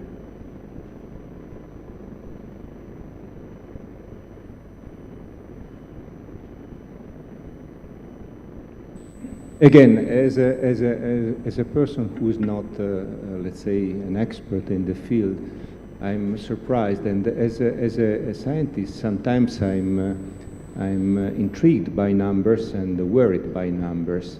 So I learned that water is a problem, which I can understand.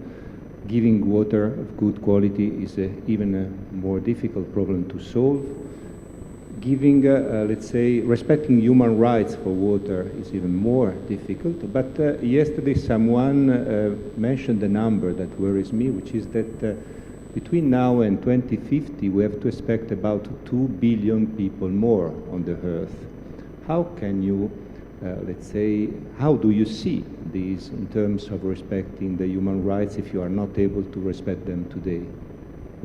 It's clearly one of the really big crises we're facing in terms of population growth. And I think each country has a responsibility to be doing that long-term planning and thinking about where the water's going to come from. It will require changes in habits and investment and a different thinking about how we manage our water resources. It's not going to be fixed with one solution. Yeah, you're just raising a problem. I can't answer it. But it is a really big issue. Well, so are we finished for questions? Does anyone else want to close down, or shall I just say thank you, everybody? And is it lunchtime? I'll let you talk.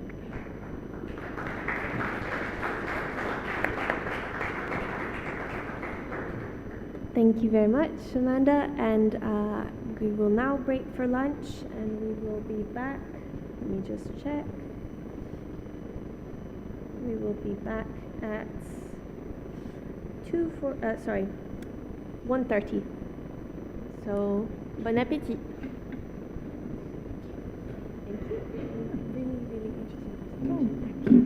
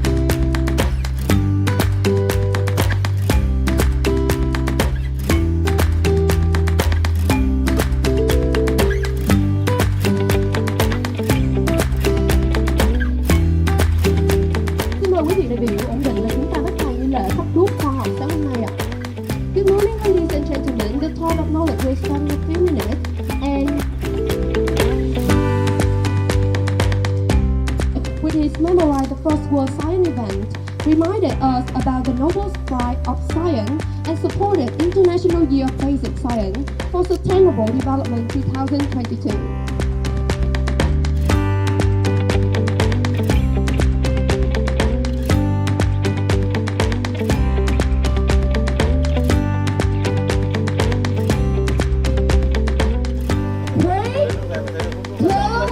One. This is the Touch of Knowledge. Please a big hand for the Touch of Knowledge from 5 students of specialized school. Và bây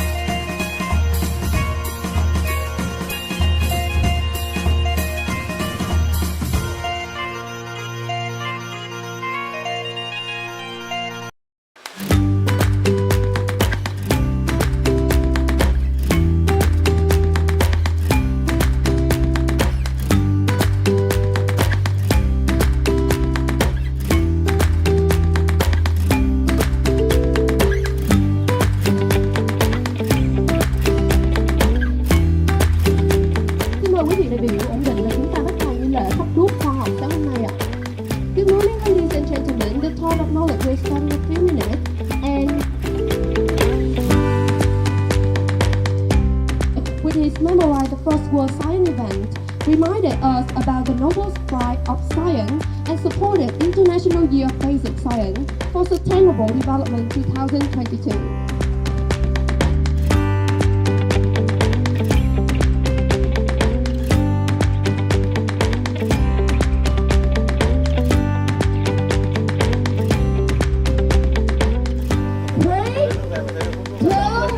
One. This is the Torch of Knowledge.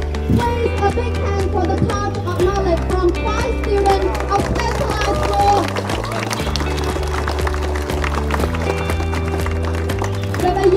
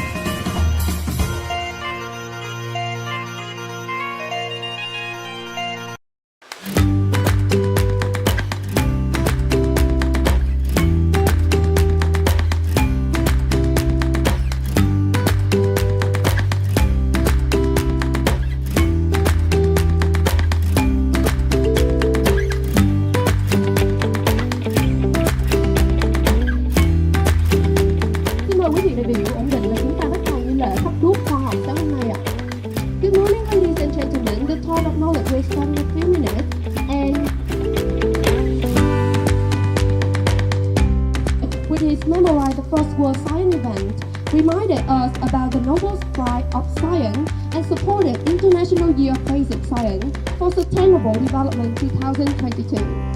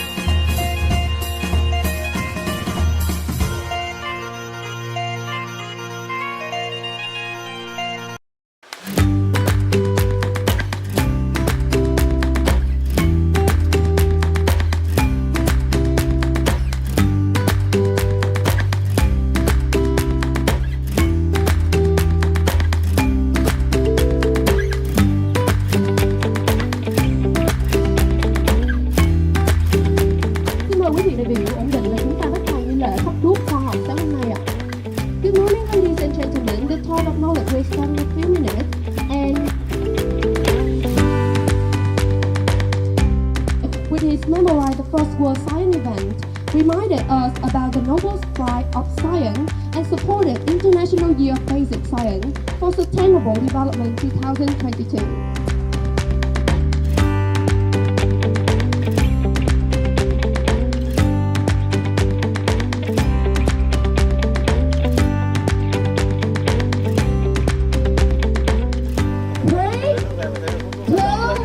One. This is the Torch of Knowledge. Please, a big hand for the Torch of Knowledge from 5 students of specialized school. Và bây giờ ngọn đuốc khoa học được thắp sáng bởi các em học sinh sẽ truyền đến đại biểu và đại diện lãnh đạo Bộ Khoa học Công nghệ, lãnh đạo tỉnh Ninh Bình, các giáo sư và nhà khoa học là những người tiên phong trên hành trình thổi bừng ngọn đuốc khoa học cho thế giới hôm nay và mai sau.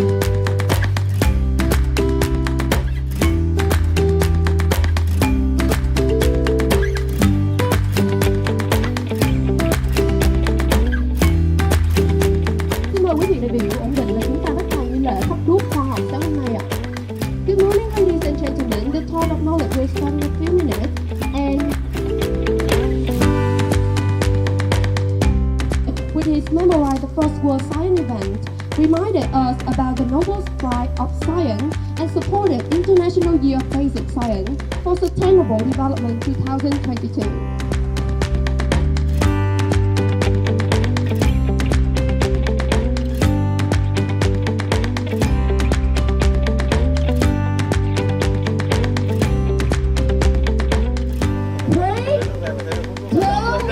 One. This is the Touch of Knowledge. Please a big hand for the Touch of Knowledge from 5 students of specialized school.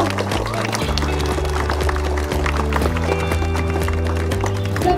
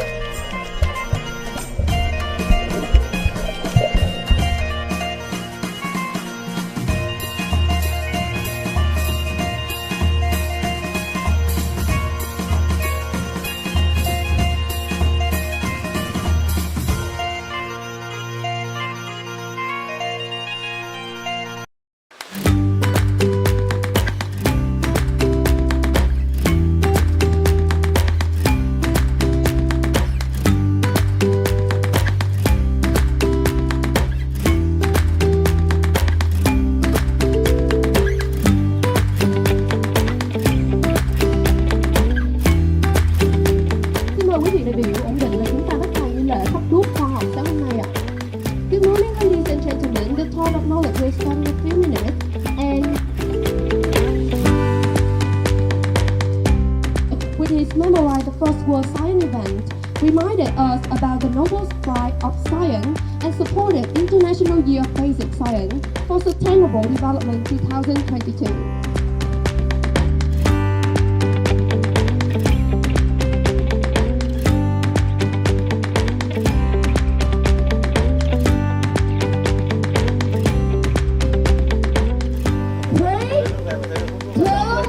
One. This is the Torch of Knowledge. Please a big hand for the Torch of Knowledge from 5 students of specialized school. Và bây giờ ngọn đuốc khoa học được thắp sáng bởi các em học sinh sẽ truyền đến đại biểu và đại diện lãnh đạo Bộ Khoa học Công nghệ, lãnh đạo tỉnh Bình Định, các giáo sư và nhà khoa học là những người tiên phong trên hành trình bổ sung nguồn lực khoa học cho thế giới hôm nay và mai sau.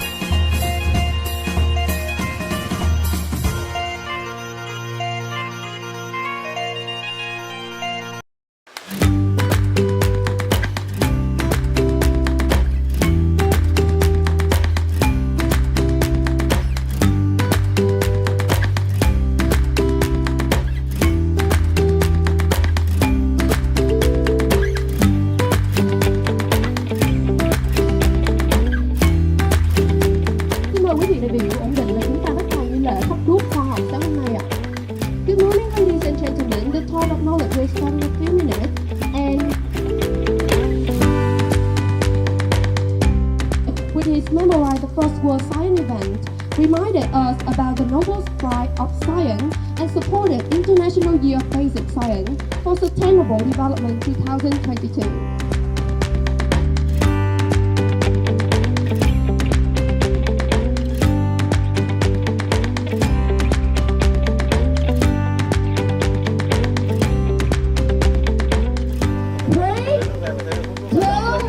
One. This is the Touch of Knowledge. Please a big hand for the Touch of Knowledge from 5 students of specialized school. Và bây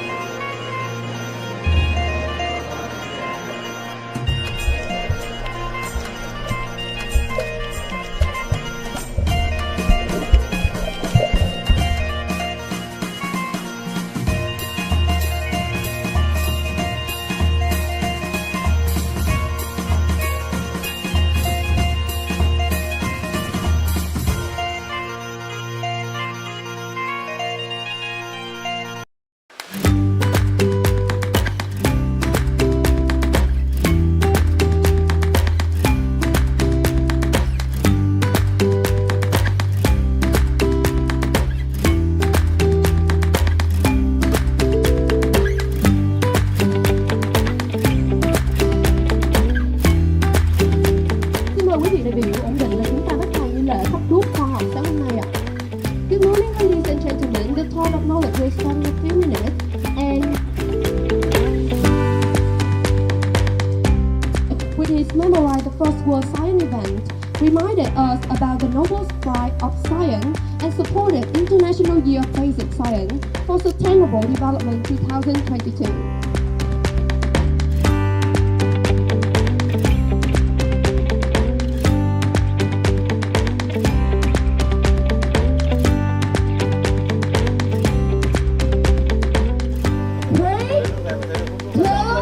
One. This is the Torch of Knowledge. Please a big hand for the Torch of Knowledge from 5 students of specialized school.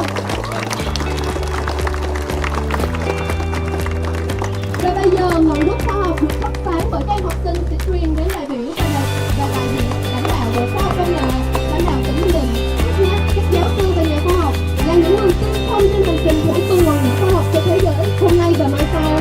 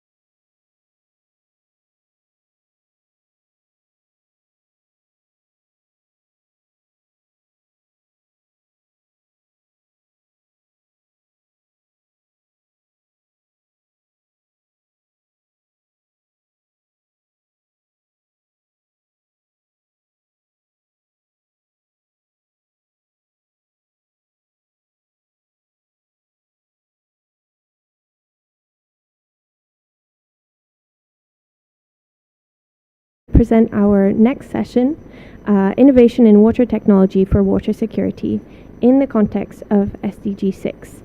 So I'd like to present our next speaker, who is Mr. Florian Devenon, who is from, he's a consultant in UN Habitat on wastewater and waste quality. Okay. Please give him a warm round of applause. Thank you. Thank you very much. Hello, everyone. So my background is in environmental science, and I will make the link between the SDG 6 and some water technologies that can be related to these SDG 6 indicators. So you are all familiar with the SDGs, and there is a goal dedicated to water that we used to mention since the beginning of this meeting. And we are working, we have a chance to have a coordination mechanism, which is UN Water, which is regrouping all the UN agencies working on this topic.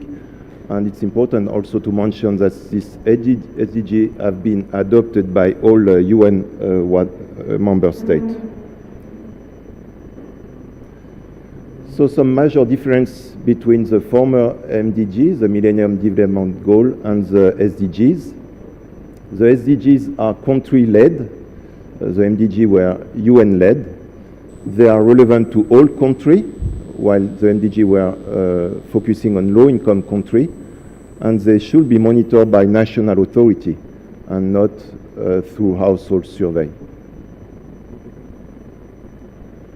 These are the 8 SDG 6 targets that are needed to ensure availability and sustainable management of water and sanitation for all.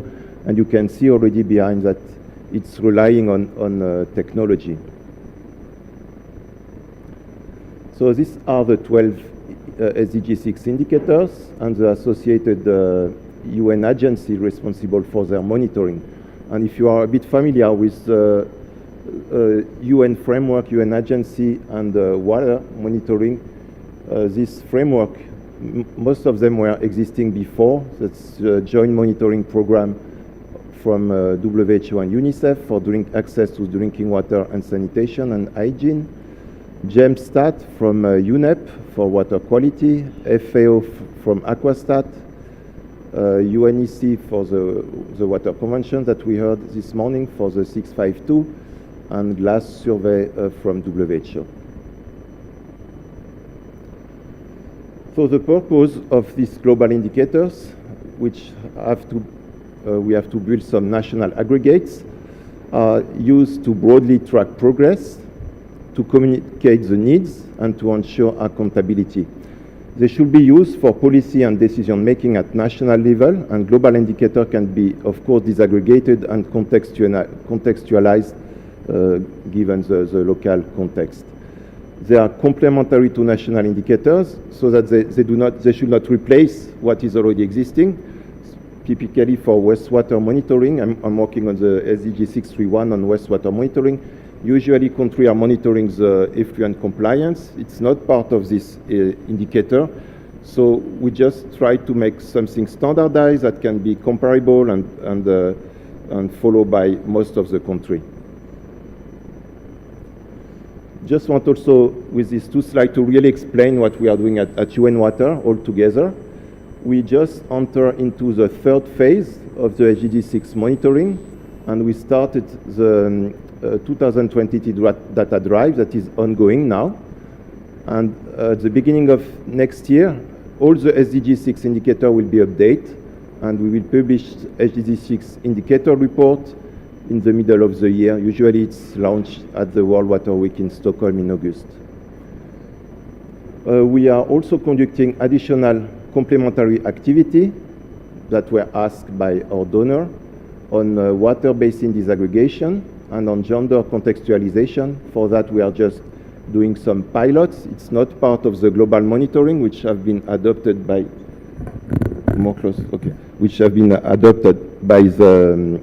the UN member state, but it's to show the importance and the power of this monitoring.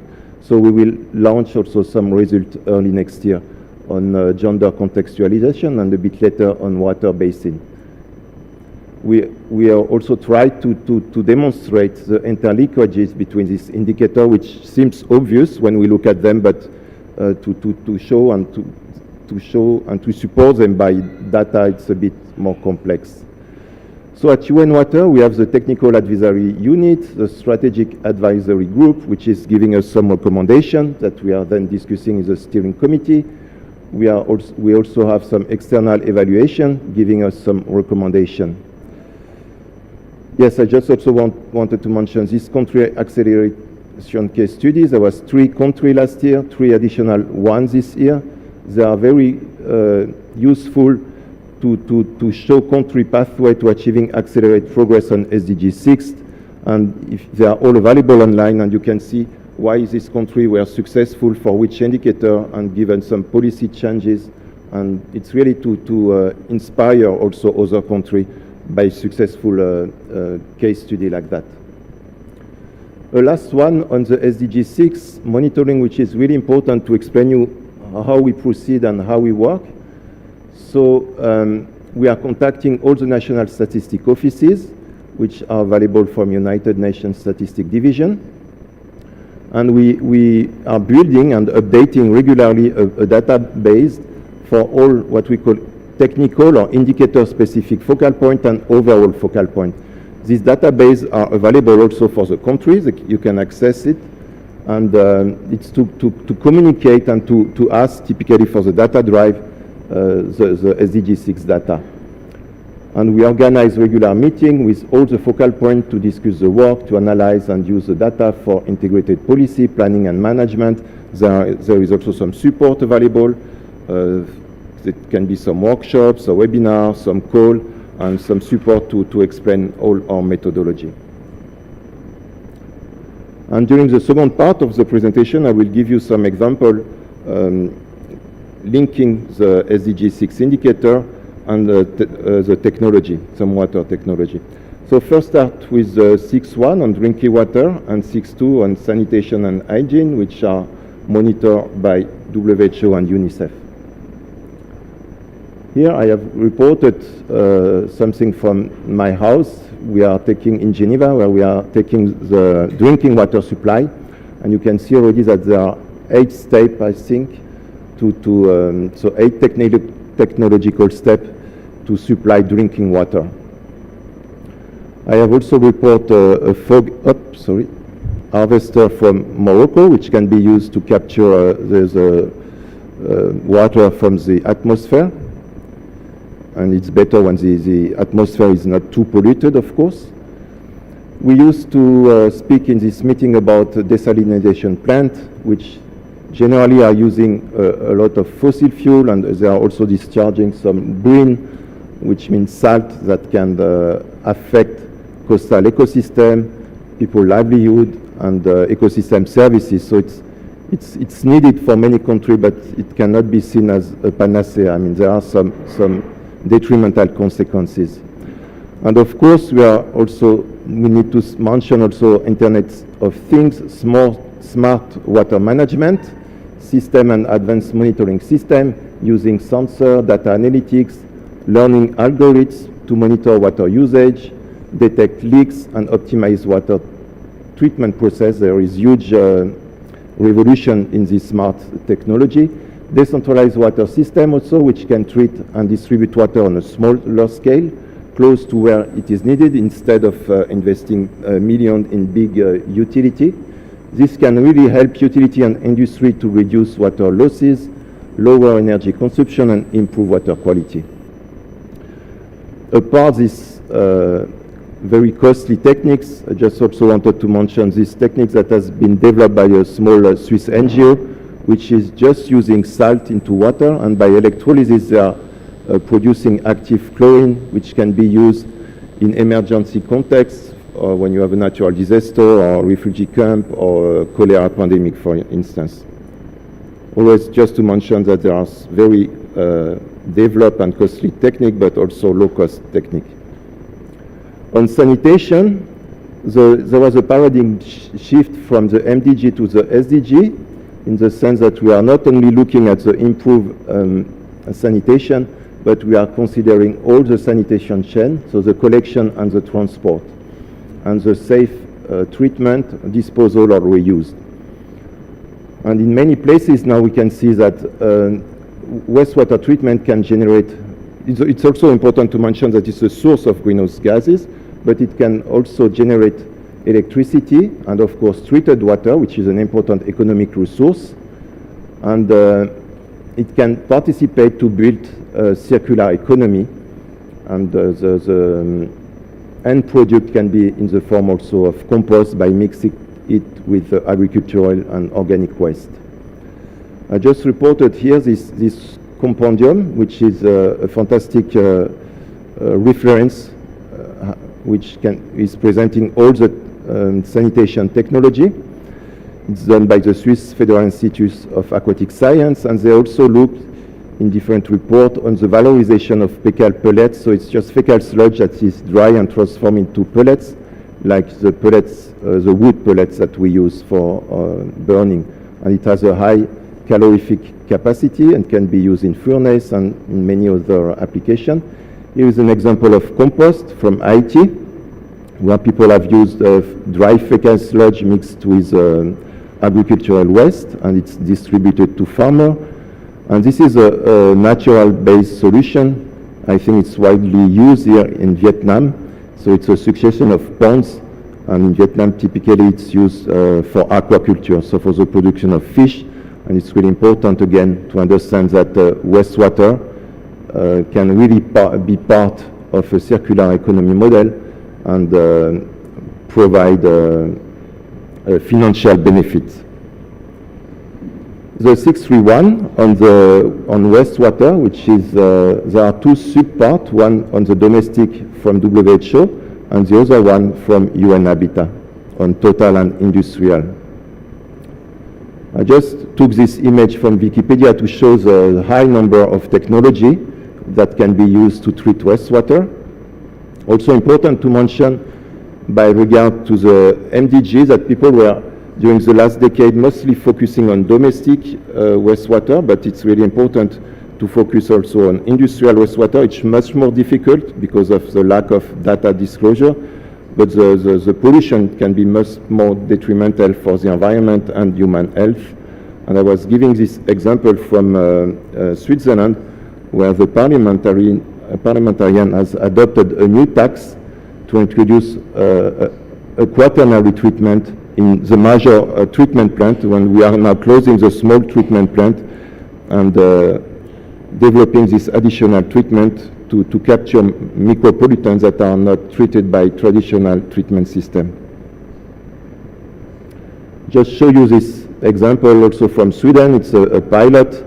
The system recovers biogas for vehicle fuel, nutrients for fertilizer production, pellets here, as I just showed before, concentrate sludge for agricultural application, and grey water for reused water.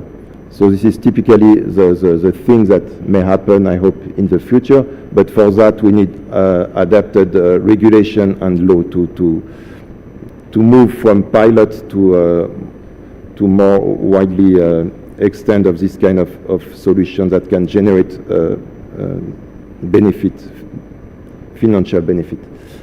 So the 632 is on the good ambient water quality. It's monitored by UNEP. So for that you have to monitor your surface water. And what is also really important is to make this data available, like through a dashboard or water quality management system, and to have this data available in a public access, so that the public can access to this data, which are fundamental for health. And as we discussed just this morning, I mean, it's mandatory also to have transparency and the data accessible. It has a cost because some technology are very expensive, like this one to analyze trace element, but without such a material you cannot analyze heavy metal, which are really needed to if you want to evaluate your water quality. So again, there is really a need for massive investment or collaboration for countries who cannot afford this kind of expensive material. 641 change in water use efficiency. It's monitored by FAO. So the aim is to move from traditional or conventional irrigation system to automated irrigation system and smart irrigation system with optimization and real-time control, optimization, increased use of remote sensing technique, wireless communication system, and more versatile sectors. This is again a major revolution which can be used really to save money and which is demonstrating how efficient it is. It's important also to undertake exercise like water audit, estimating water footprint of the product, and differentiating between a key sector, agriculture, industry, and domestic. 642, also monitored by FAO, freshwater withdrawal as a proportion of available freshwater resources. Here I have selected this scheme, which could seem complicated, but it's not, and it's more and more, we are using more and more, especially in legislation and regulation, the differentiation between blue water and green water. So on the left, you have no green water scarcity in the sense that just the water from precipitation is enough for the plant to grow, while on the right, you are also using green water, but also blue water. Blue water comes from the stream, lake, river, and they are widely used as irrigation. In that case, you are in a sustainable irrigation, but in this case, where you are also using environmental water requirement, you are in an unsustainable irrigation situation. And also now we are monitoring, and it's important part of the legislation to monitor the environmental water requirements, the environmental water flow that is needed for the ecosystem to survive and to produce their services. 651 is on the degree of IWRM, Integrated Water Resource Management implementation. It's also monitored by UNEP.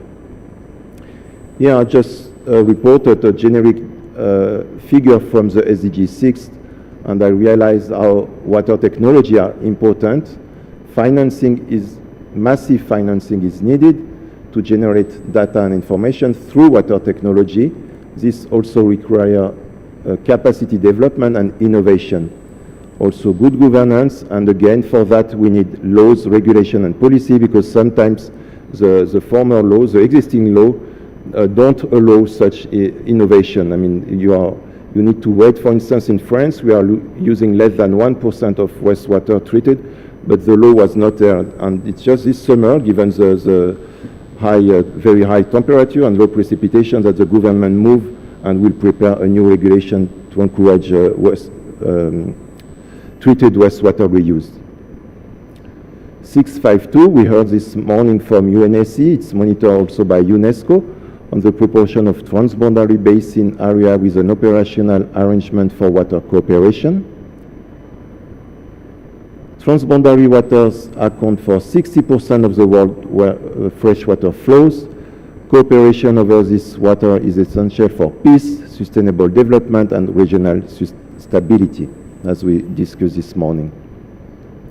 An operational agreement must meet 4 criteria: a joint body, typically a river basin organization, annual exchange of data and information, annual meeting between riparian countries at political or technical level, or both ideally, and joint objective or joint coordinate management plan.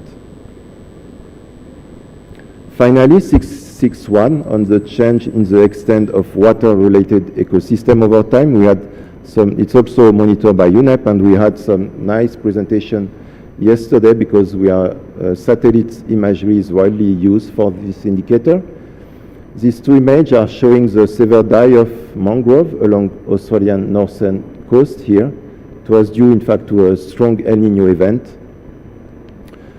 This is a well-known shrinking of the Aral Sea, which is due to massive irrigation, and like I showed before, the fact that we are not only taking the green water, but also the blue water and the purple water, which is needed to maintain this ecosystem and sea level. And finally, also, some water quality can be inferred from Earth observation imagery, like turbidity distribution here from the Mekong Delta. It's all. I just wanted to encourage you to look at our website and to encourage your country to report, because we don't have so much reporting. It's quite challenging for us, and sometimes some reports are existing in your ministry, but they are not necessarily, the reporting is not necessarily institutionalized to national statistics offices and not necessarily reported to UN agencies. That's what we are working on, and every support, especially from parliamentarians, would be highly appreciated to improve the monitoring in the next coming years. Thank you very much. It's all from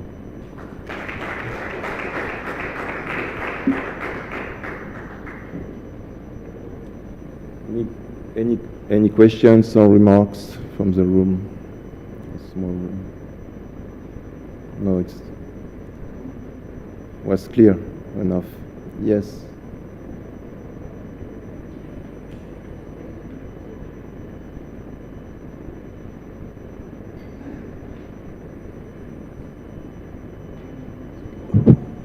On one of the slides there, you had EWAG, the Compendium of Sanitary Systems and Technologies.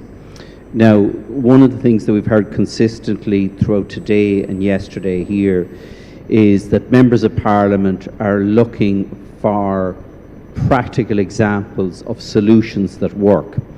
And a compendium like this is very good in terms of sanitation. And in many parts of the world, sanitation is a really complex challenge, and as Amanda pointed out earlier on, if we don't manage that, we're polluting the water supplies in areas where there's limited water resources in the first place.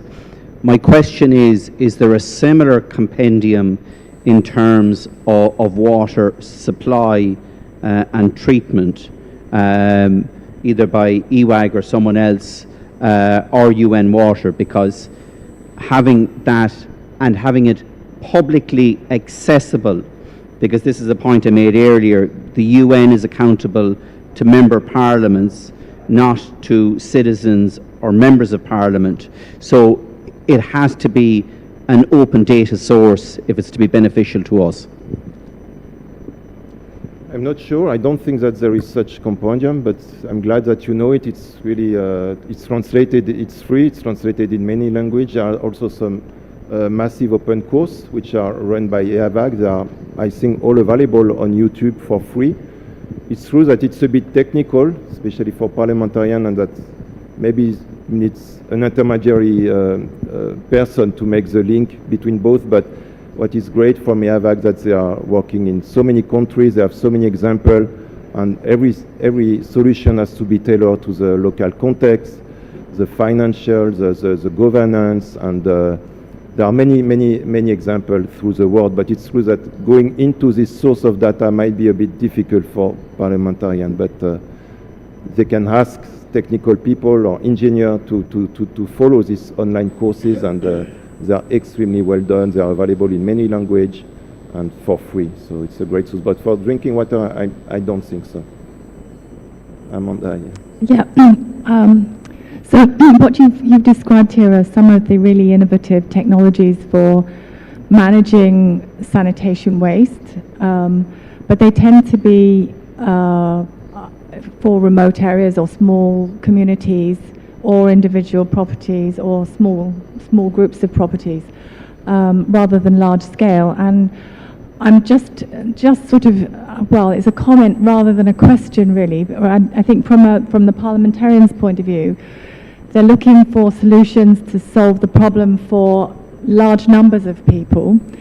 Do you have any views on, or does your organisation have any views on how you can scale this up so that it's available to a large number of areas, rather than building one great big wastewater treatment, which is generally the way that governments think, because they need to supply wastewater treatment for a million people.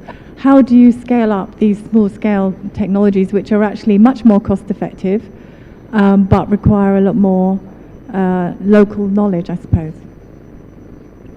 Yeah, yeah. Again, there is such a wide range of context and solution, but centralized system for densely urban area are needed. Severe system, I mean, even if people during so many, at least 10 years, are really focused on rural area and yes, what was monitored by the MDG, but we need severe. I mean, it's much more effective. And as human rights specialists, as you mentioned before, we cannot also leave rural population aside from that. But yes, there are plenty of solutions. But again, it's depending on the finance, and you have to consider the monitoring and maintenance of this system. But severe and centralized system or semi-centralized system are really the best solution. It's not necessarily huge plants, but I mean, bringing severe to the population, especially to densely urban area, is the best effective way, I think, from a technological point of view and from the beneficial effect and the cost and yeah, I think, I don't know if it answers.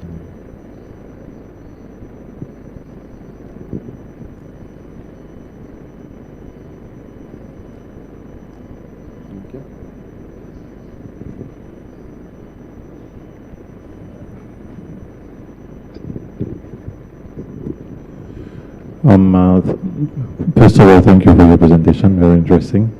Just want to know your views regards to advancement in terms of progress in technology available now in the market. So how do you see that with regards to the water security? How do, guarantee the human rights with regards to water and sanitation? How do you see developments in the sector of new technology? Do you see, more interest now, or, are there more engagement by the private sector? And who's going to be the driver of it? I thank you. Thank you for the question. No, I think it's a huge, in the coming years there should be. Again, I'm not an engineer, and I'm really working the last year on the monitoring, but we are organizing many meetings and webinars, and it's coming, and there is a huge demand. We are all suffering from climate change. It's really, it should increase this transition. And smart technology are also very impressive, the possibilities that can be done in the coming years. Of course, the difficulty, as you said, is to attract the private sector, especially on wastewater. People are more interested by drinking water than by wastewater, also because of the financial return, and they don't trust this investment, but it's mandatory, and it should be done by the government, and it will come sooner or later. But I think the pressure that we urgently see with climate change should really create the momentum and also the SDG. But again, maybe what is needed is some community of practice to see what is, to compare and to benchmarking to see, okay, they have adopted this solution, could it work for me? And I think that people really need to exchange between different countries and region in the same region and across the world. We see when we organize some webinar, people are really interested to compare what has been done by the other. And I think using smart technologies, there will be a revolution which is really needed. But again, it needs law and regulation. You cannot, otherwise it's the pilot, and if you want to expand it and to develop it at national scale or even at local scale, you really need the support, the political support, and adapting regulation and law. It was mentioned by Mokhtar yesterday for desalination that you don't need only the technology but the legislation, which is also very challenging. Technology, it exists, but it has to be implemented, and you need finance, but you need also the backside that we don't see, but that is really needed to implement it, and sustainability, I think. Yeah. Marine.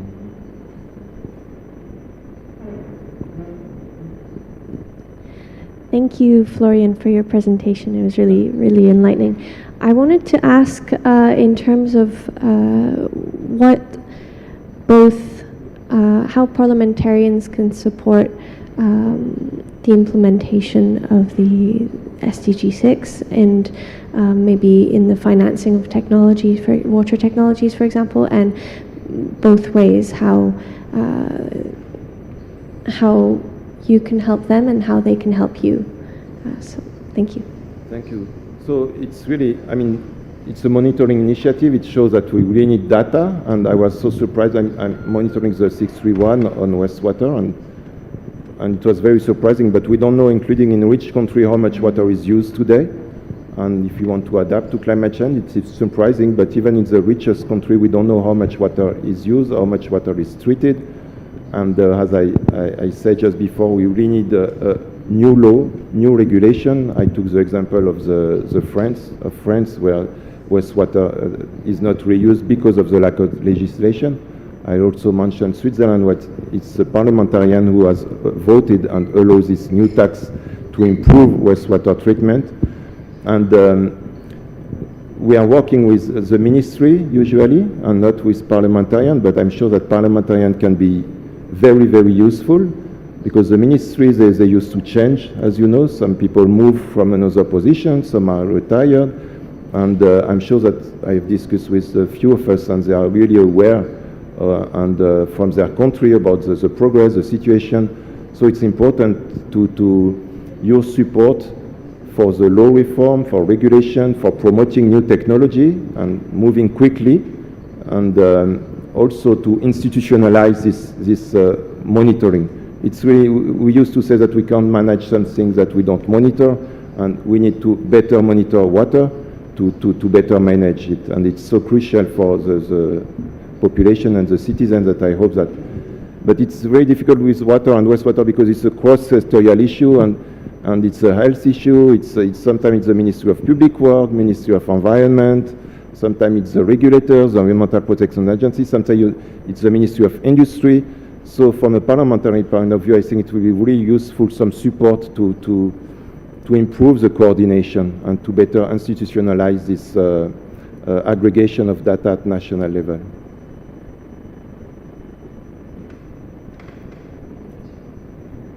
Okay. Thank you.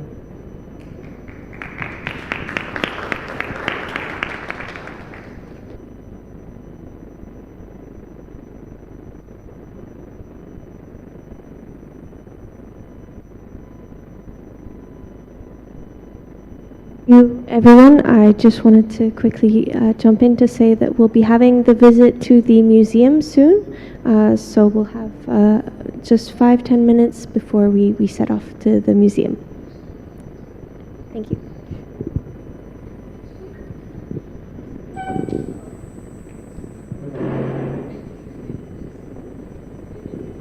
Maybe 15.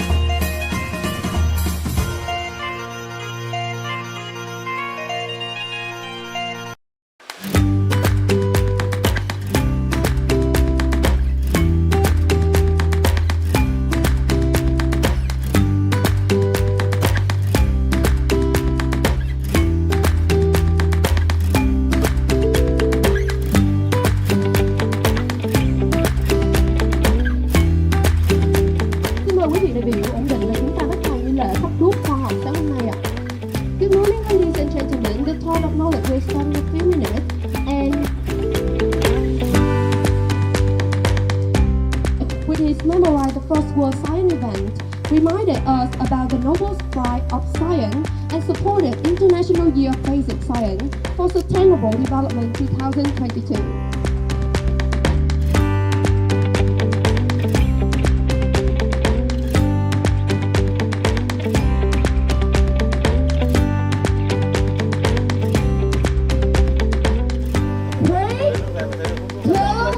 One. This is the Touch of Knowledge. Please a big hand for the Touch of Knowledge from 5 students of specialized school. Và bây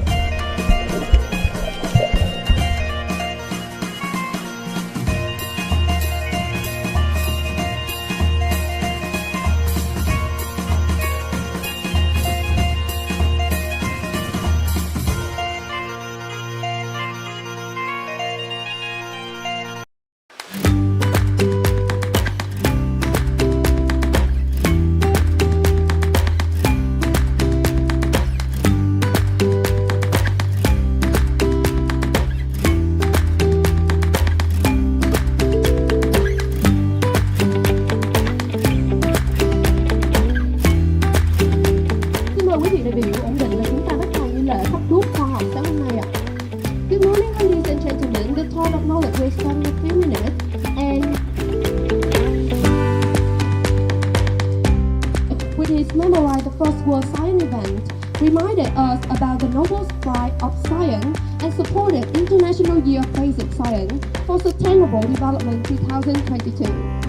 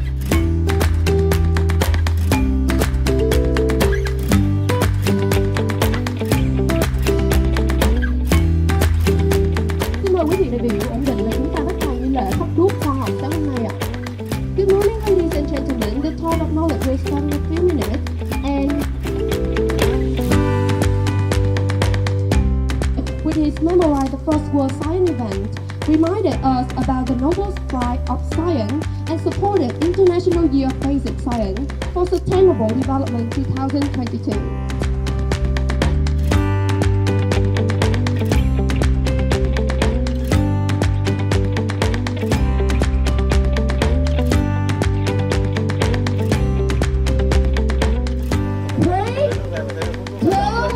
One. This is the Torch of Knowledge. Please a big hand for the Torch of Knowledge from 5 students of specialized school. Và bây giờ ngọn đuốc khoa học được thắp sáng bởi các em học sinh sẽ truyền đến đại biểu và đại diện lãnh đạo Bộ Khoa học Công nghệ, lãnh đạo tỉnh Bình Định, các giáo sư và nhà khoa học là những người tiên phong trên hành trình thổi bừng ngọn đuốc khoa học cho thế giới hôm nay và mai sau.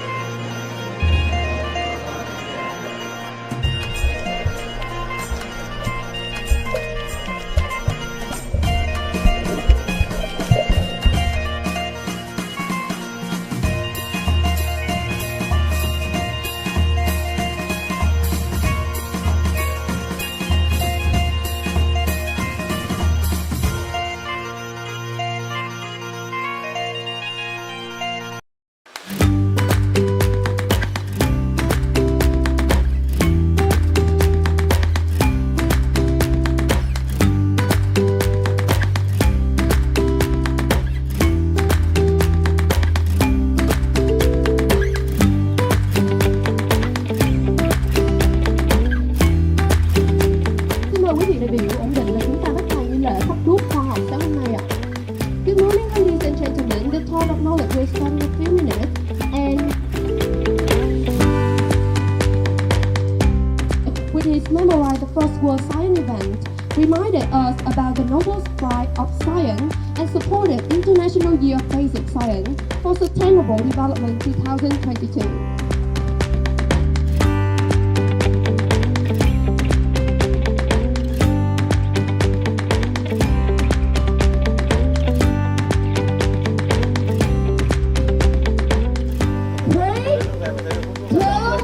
One. This is the Torch of Knowledge. Please a big hand for the Torch of Knowledge from 5 students of specialized school. Và bây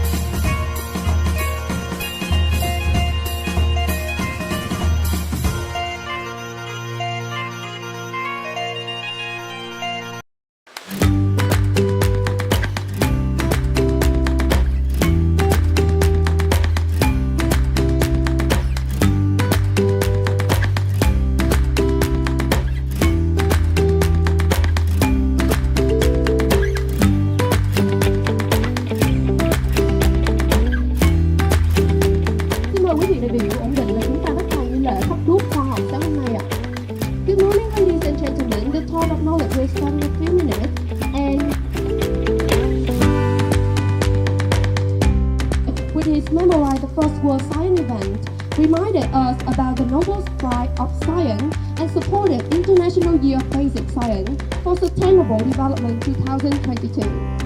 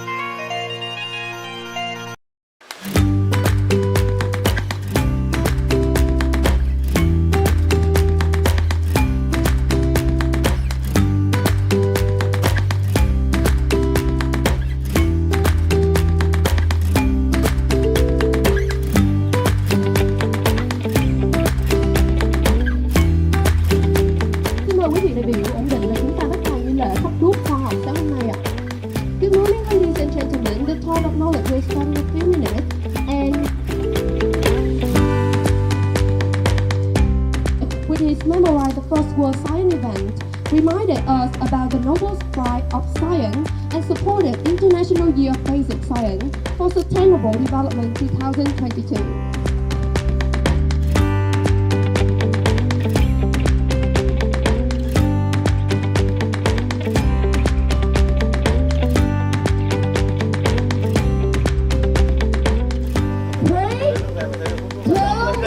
One. This is the Torch of Knowledge.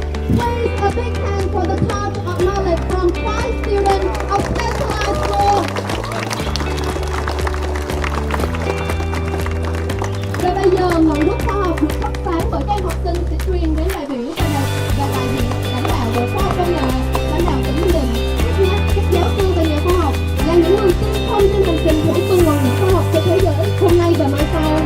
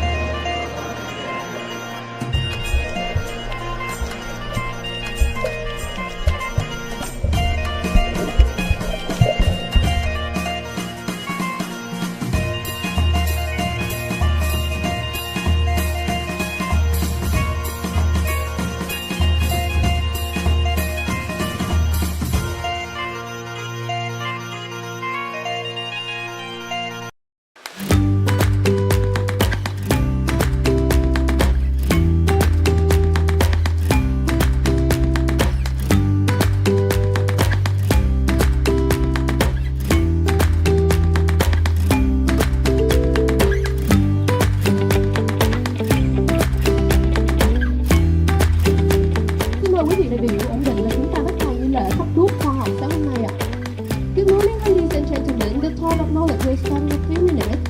And with his memorize the first World Science event, reminded us about the noble strive of science and supported International Year of Basic Science for Sustainable Development 2022.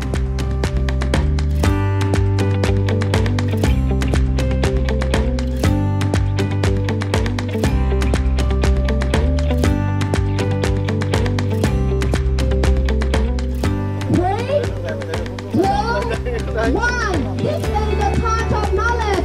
Please a big hand for the torch of knowledge from 5 students of specialized school.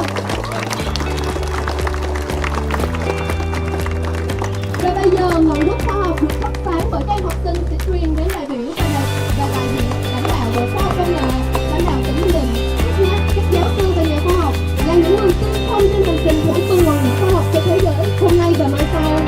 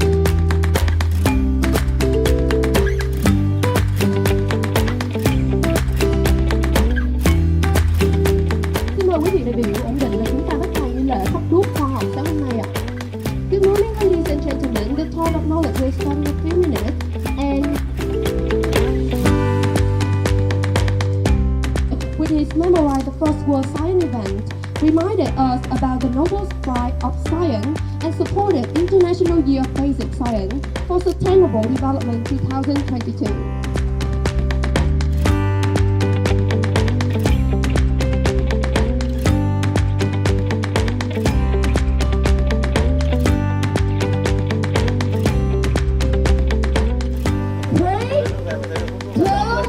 One. This is the Torch of Knowledge.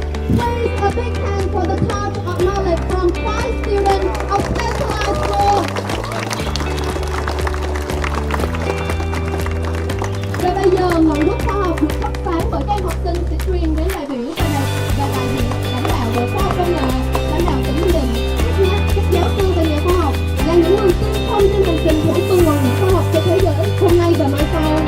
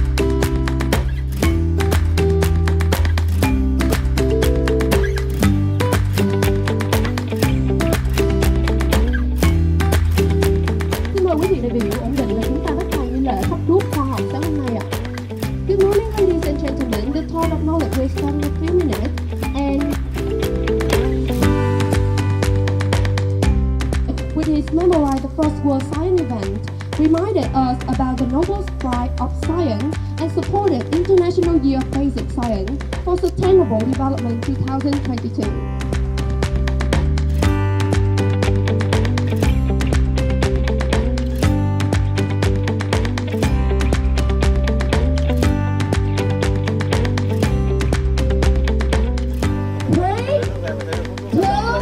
One. This is the Torch of Knowledge.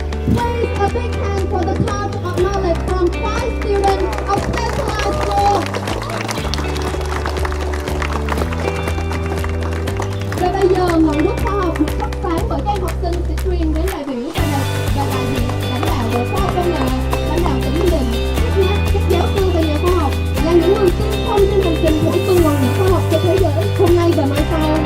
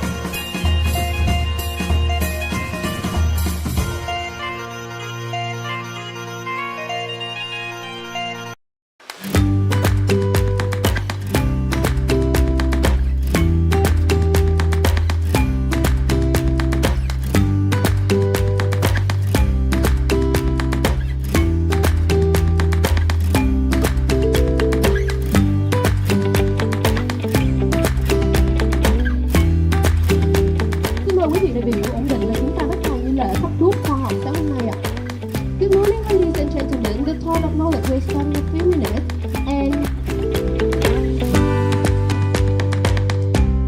which is memorize the First World Science event, reminded us about the noble strive of science and supported International Year of Basic Science for Sustainable Development 2022.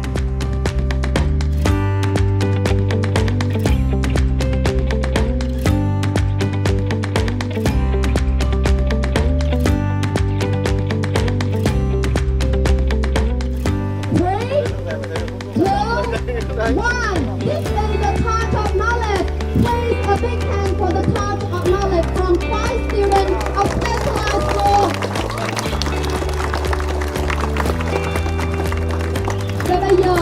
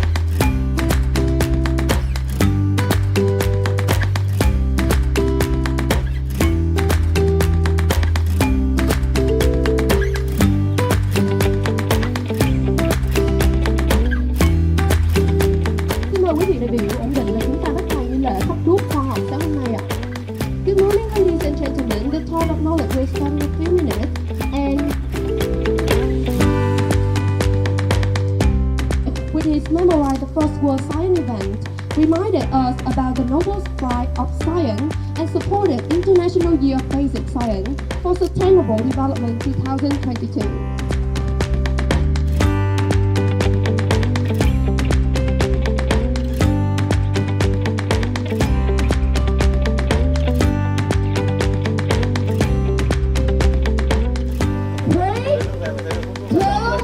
One. This is the Torch of Knowledge. Please, a big hand for the Torch of Knowledge from 5 students of Specialized School.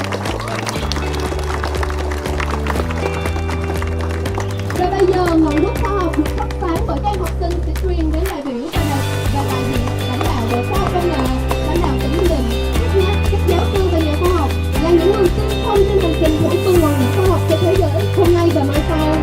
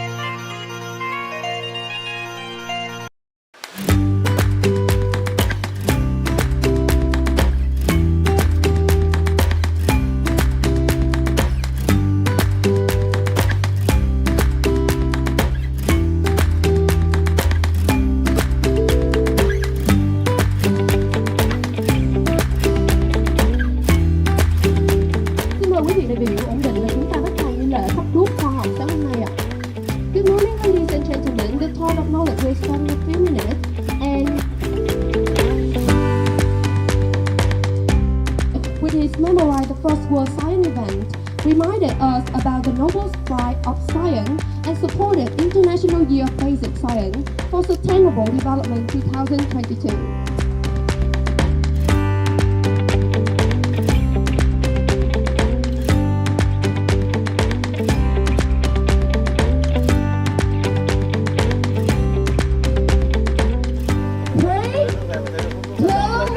One. This is the Torch of Knowledge. Please a big hand for the Torch of Knowledge from 5 students of specialized school. Và bây giờ ngọn đuốc khoa học được thắp sáng bởi các em học sinh sẽ truyền đến đại biểu và đại diện lãnh đạo Bộ Khoa học Công nghệ, lãnh đạo tỉnh Ninh Bình, các giáo sư và nhà khoa học là những người tiên phong trên hành trình của tuần hoàn khoa học cho thế giới hôm nay và mai sau.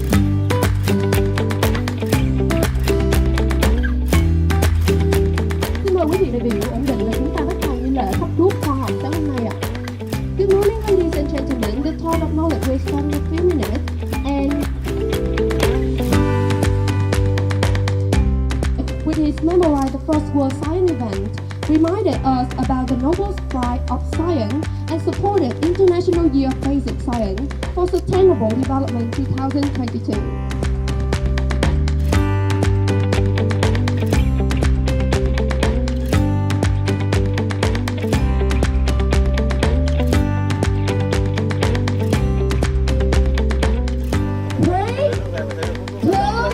One. This is the Touch of Knowledge.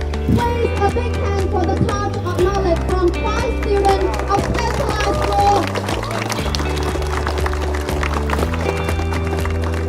Và bây giờ ngọn đuốc khoa học được thắp sáng bởi các em học sinh sẽ truyền đến đại biểu và đại diện lãnh đạo Bộ Khoa học Công nghệ, lãnh đạo tỉnh Ninh Bình, các giáo sư và nhà khoa học là những người tiên phong trên hành trình bổ sung ngọn đuốc khoa học cho thế giới hôm nay và mai sau.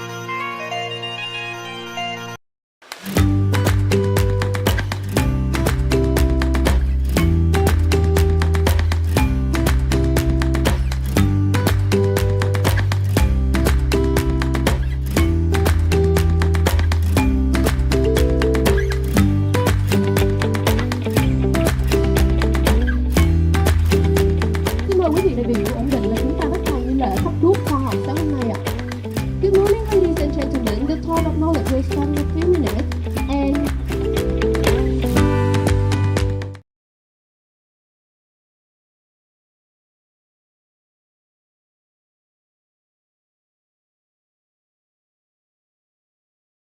And today I'm going to be the moderator of the last panel, which we plan to finish sharply and latest by 6 o'clock. Let me thank the organizers for the whole event and also for the visit to the museum. It was very fascinating, and I can say it was also very relaxing. Today we are going to deal in this panel with legislative best practices on the Mekong region and also on Australia and New Zealand, focusing on the cultural and spiritual values of water and the driver for transboundary conflict over water in the region. Our first speaker is going to be Dr. Ross Smith, Director of the Hydrobiology Group, who is going to intervene remotely via Zoom.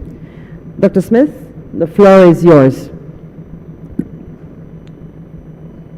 Thank you very much for that introduction, and I'm actually going to try and share my screen in order to present, so bear with me while I try and get that up. But welcome to everybody, and very nice to see you remotely from Guyana.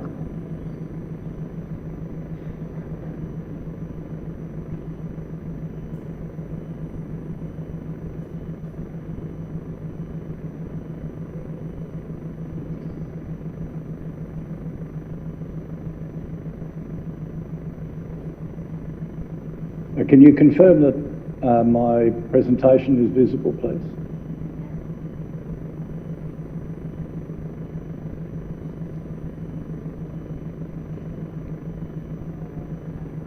Sorry, can you see the screen? Yes? Okay, thanks, Marie.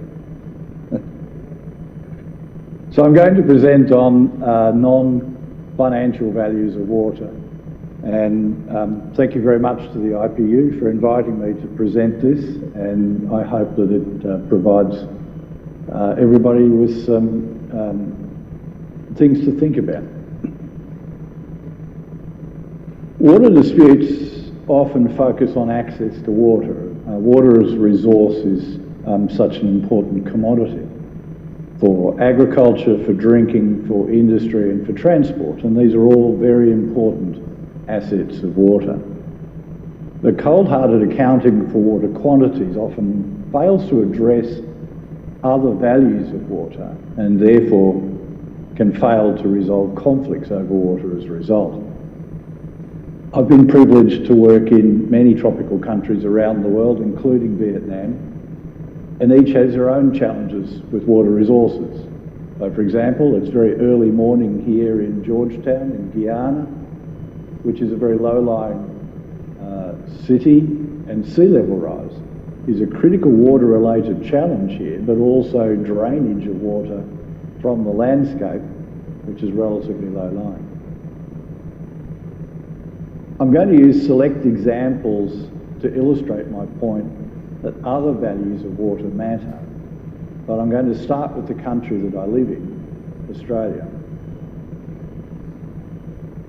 Australia is the driest inhabited continent on Earth, and so it has very many water quantity challenges. It's a constant state of existence in Australia to manage our water resources.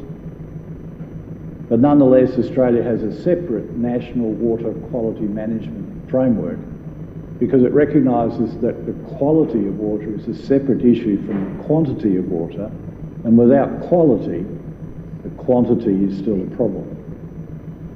And this is an intergovernmental agreement between states, territories and the federal government, because under the Australian Constitution, water and the environment is a state issue, not a national issue. Under the strategy, Australia and also New Zealand have co-developed a set of water quality guidelines. New Zealand joined in that practice because it saw the benefit of sharing resources with Australia in developing those guidelines.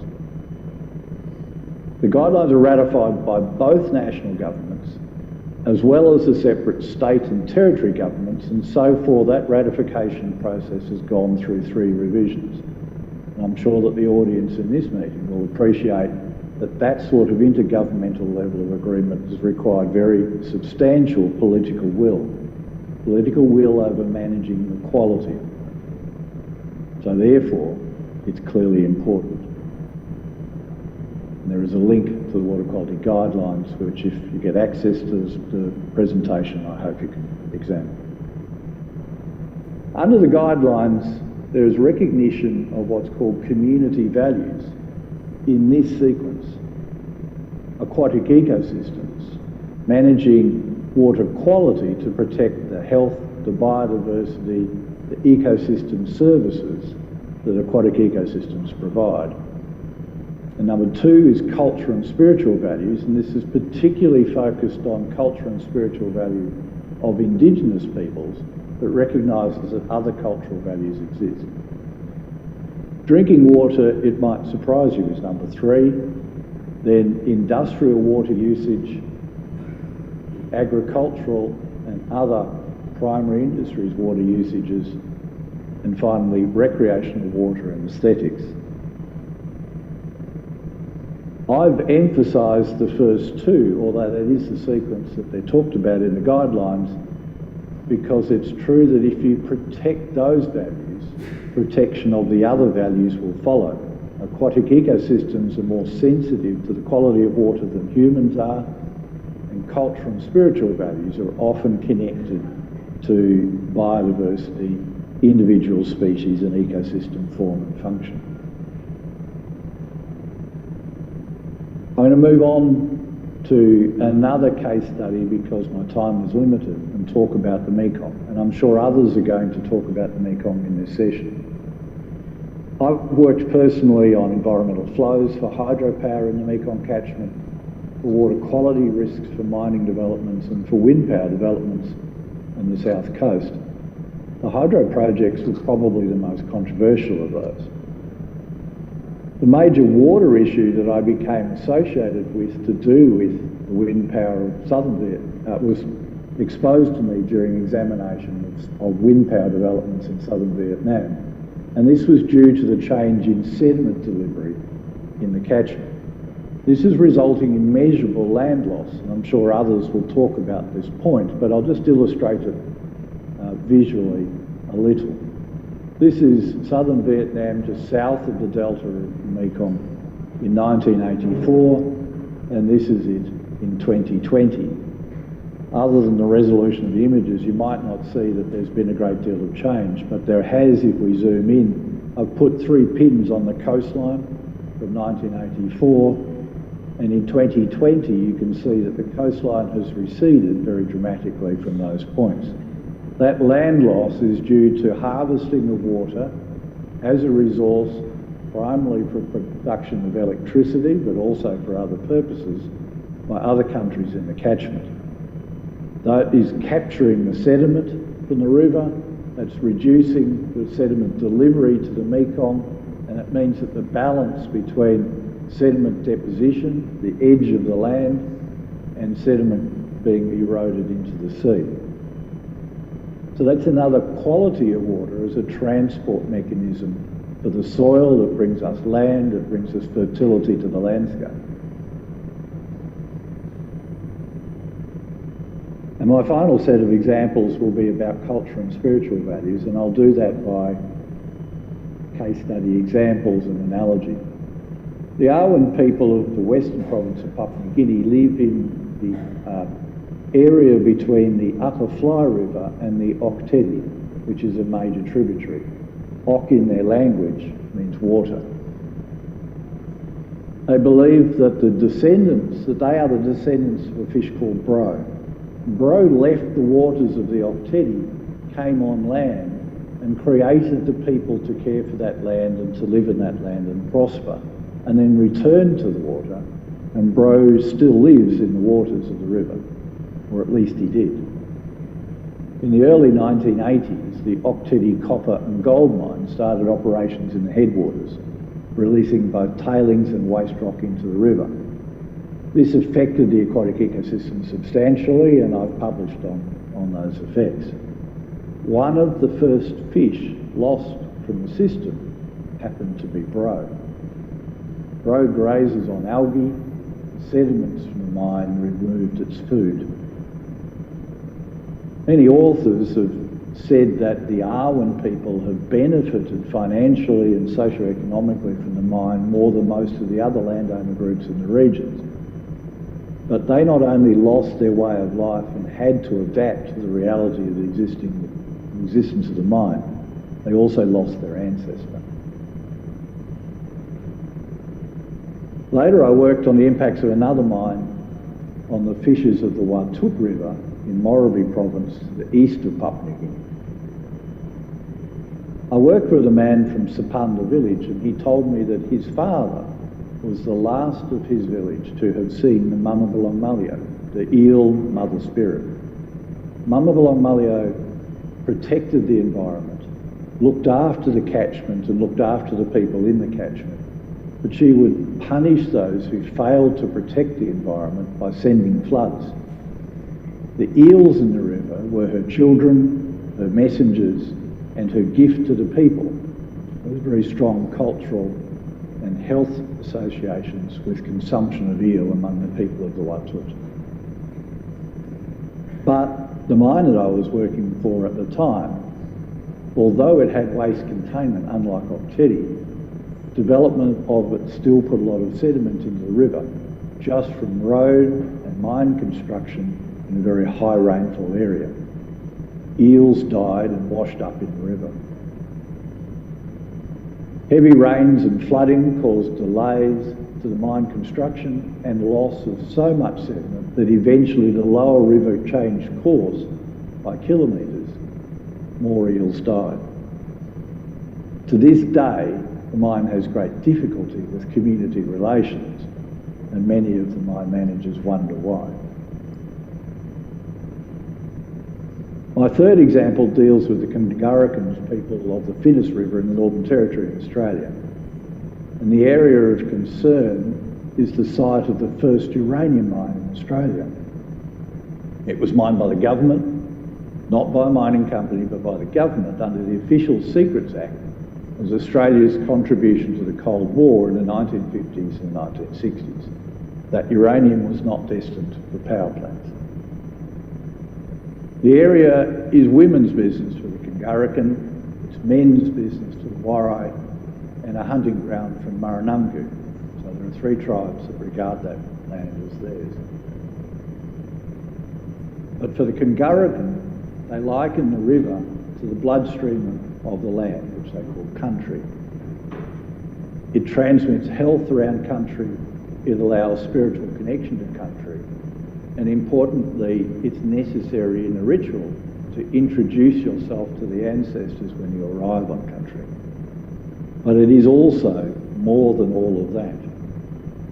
One pool had a special power. If a woman gave birth there, she and her children were more likely to have good health.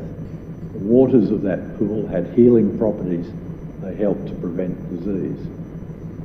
Geologists in the 1950s found something else in that pool. They found an outcrop of uranium. In my experience across northern Australia, uranium deposits are generally regarded by traditional owners as being either sickness country or healing country. And generally that relates to the concentration of metals in the waters that have resulted from those uranium outcrops. Metals can give health or they can take it away. In this case, it seems to be sterilisation of the water was important. That pool is now a pit lake that was mined out in the 50s to the 70s. The government is committed to making the land safe for the traditional owners to live on again. Currently it is not due to residual radioactivity. The original pool is long gone, but critical to reaching agreement over the last 12 years on the rehabilitation plan to the site has been to agreeing to leave a lake where the pool was, so that at least there is water where the healing pool once was. All of these examples are really just to highlight that water is not just a commodity, it's not just a volume. It enriches our lands like in the Mekong, it enriches our appreciation of the landscape. I wonder how many of us in this room have chosen to holiday recently in a destination near water. It provides us with food. You're all in Vietnam. I hope you had great seafood for dinner last night. And Quy Nhon was renowned for that. But it is also a source for spiritual connection and for uplift. Non-financial waters are as important or more important than the financial values of water. While difficult to discuss and potentially difficult to enunciate in a diplomatic discussion, these less tangible values of water can be primary drivers of disputes over water, or the primary underlying factors for why there is a dispute. We might talk about volumes, but often in our hearts we're feeling other things. Failing to consider them may be why you're left wondering why your diplomacy just failed. Discussions about allocation of water volumes in a dispute situation will often tend towards discussion of ownership. This megalitre is mine, I'll let you have that megalitre. But discussions of water quality, biodiversity of ecosystems, and of other values will tend towards discussion of stewardship. We must protect this, we need to consider that. I'm a scientist, I'm an aquatic ecologist, and I focus very much on the science of ecosystems in water, but my lived experience has taught me that while ecosystem services and ecosystems are important, biodiversity is certainly important, other values are important too. We just need to take time to listen to them. And I thank you for your time and attention to that.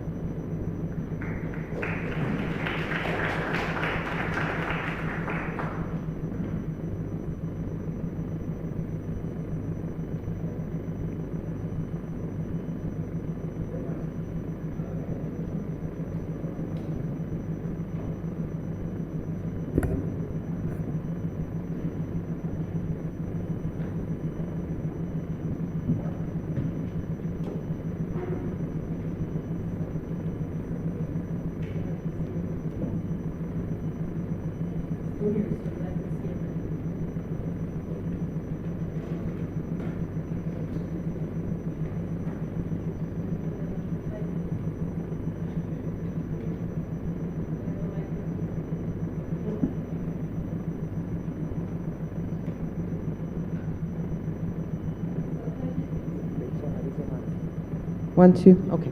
So thank you very much, Dr. Smith. And now we are continuing with the other participants, our panel. And after their little interventions, we are going to open the floor for questions.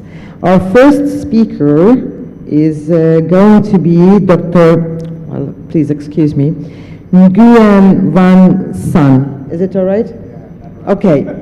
Professor from the University of Kanto. So the floor is yours, please.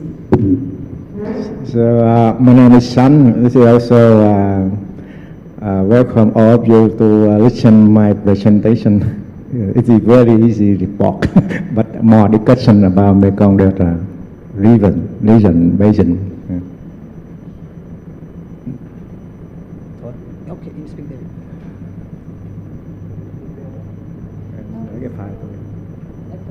Sit level.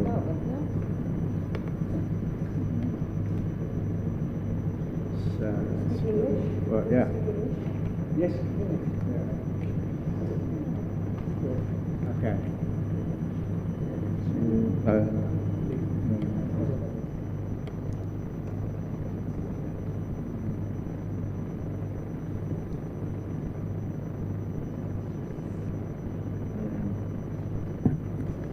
So I discussed with you about three main contains. The first, the water value of the Mekong River and Vietnam Mekong Delta. And the second one, challenge on the role for temporary conflict over water. in the region and other Mekong River Commission. And finally, a possible solution by sea level of the water management for the water security related to climate change impact in the Mekong Delta. That's we forgot three things. So I think all of you, the value of the water in Mekong River and Vietnam Mekong River, all of you have the information. We have the 6 countries located in the basin.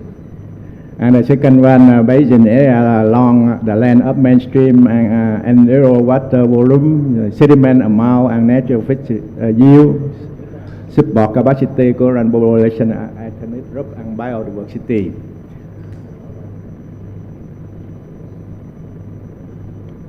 The other information, we also have the Mekong River Basin, Upper Park. We divided by 2, Upper Park in China and Myanmar, but Lower Mekong River. We have Thailand, also 2 of our friends here, Cambodia, and Vietnam, and Laos. And some information of the also very, it is one of the richest river in the world. Maybe all information you know already. Yeah.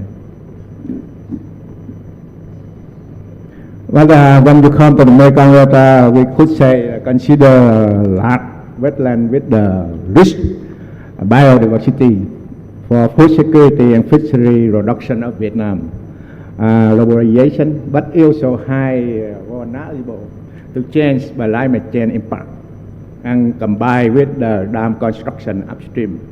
So the figure of Mekong Delta changed a lot in terms of the water boundary and also water security. And then because with the 8% of the basin of the Mekong River and 12% of the Vietnam land, but this region also contribute about 40% of natural arrow sector GDP. And the second one also the main rice production in Vietnam about produce around 50% and export 90%. Besides also 60% of total fishery output and 75% total fishery export value also the Mekong Delta. And other also very good in terms of the fruit tree, contribute about 70% of the nation. And other value, you know, because diversification of biome, so that we have many kind of the crop products for the market demand and tourism and other service. I mean, very potential for in the Mekong Delta for the food security, not only Vietnam, also for the world. And but now we come to the challenge. The first challenge concerning about the context, the background, you will see the global development and regional economic integration, and the third, development need an upper Mekong basin. So how the change, the role of the environmental change in the lower Mekong basin. This is one thing. That also related to the economic development, population role, and urbanization, rural urban migration. And the third, the net also trend in land use, water use, atmosphere, biodiversity, and waste. And this is understanding development space and policy implications. The first, identify the need of different countries with their own economic development trajectory. And the second one, development scenario, taking into account individual and also cumulative impact, benefit sharing policy. So this is the context. And when you come to the Mekong Delta, also Dr. Smith, he just present something. But here we in terms of the social and policy, we could say the change of the face of the Mekong Delta by land use change. For example, 1960 until 1976. The first, we could say the social adaptation to natural resource at the Mekong Delta. And then after Vietnam War, because we lost of the right of food security, so the time from 1976 to around 1995, we exploit Mekong Delta by more develop man of the irrigation and rice production for food security. Also, we concentrate on the fishery, so that up in terms of the natural resource, especially forest, the deforestation. So now we face with the from the 2008 in the future we face with the climate change impact. So this is when we talk about Mekong Delta, we think about the history of the people there, also they adapt to the situation, the first natural condition, the second food security, and the last one also climate change impact. By that way, we're thinking how to identify the trend like that. And Mekong Delta also with the most vulnerable region by climate change impact, and also upper dam construction. So it means affect both sides, climate change impact and dam construction. Then because negative impact to lower basin and also Vietnam Mekong Delta, we can say the event in terms of the dam construction development, upper part Mekong Delta, and the second one also climate change impact, sea level rising, and the third inefficient of natural resource management in Mekong River Basin and also Mekong Delta. So we have three events. It is a cause also affect to the impact to the Mekong lower basin in terms of the hydropower and also socio-economic development chain of the water flow, and also reducing floods and also sediment deliver, and also chain of the ecosystem and also demand of more red water because of the dam construction. And the second one, climate change, of course, rising the sea level chain of the hydrology regime.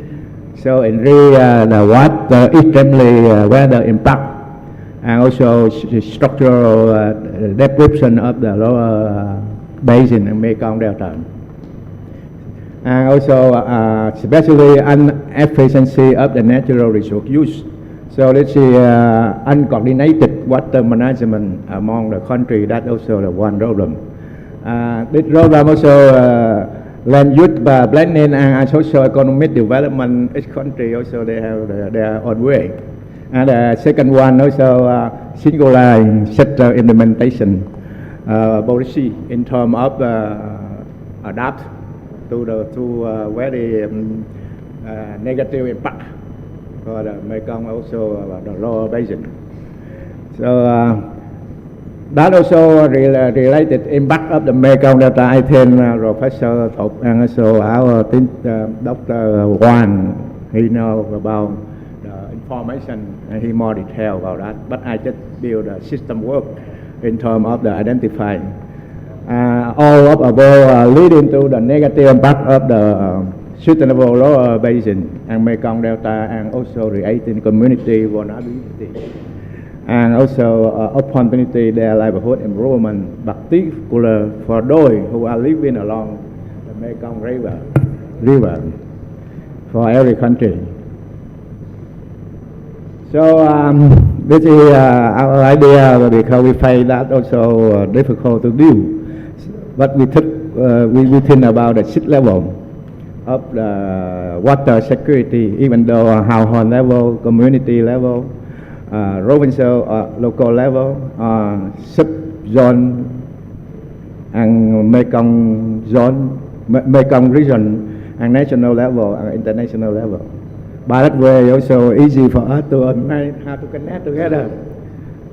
In terms of the international agency, you come to Mekong Delta, you will see which level you want to work, and when you make intervention to the household level, what affect to the community level, and community level jump to the local level, or something like that hierarchy. So it's easy for our the same page to talk together when we classify like that. And then water security at the high level, the first we identify what resource use and possible rainfall harvesting. This is a very big issue in terms of the rainfall harvesting for at the household level, especially in Mekong Delta, also in the west season, also very high rainfall distribution, more than 4 times I compare to the Australia. So that in terms of the traditional practice, the farmer or the people who are living the rural area, they know how to store some storage of the water in the wet season to use for dry season. But in economic and community livelihood improvement also based on the marine economy. But when we learn the model from the Australia, we could say can apply in Vietnam in terms of the harvesting, rainfall harvesting for the in the wet season and used for dry season. This is one benefit to farmer. The second one, because use like that, it means let exploit the raw water. If exploit more raw water, maybe some problem in terms of the Mekong Delta without widely. And the second one, at the community level, we have if the farmer who are still maintain the monoculture upright, we can also some technology we can apply to reduce the farming system cost and also reduce the GHG emission. For example, in Vietnam, we have some demonstration. We reduce the rice seed per hectare, and also fertilizer, pesticide use, and water irrigation, and both have weight loss, and also reduction of the GHG emission. So we calculate about result 1 year for 1 hectare, reducing around 10 to 11 ton carbon, and also save in the water around 45%.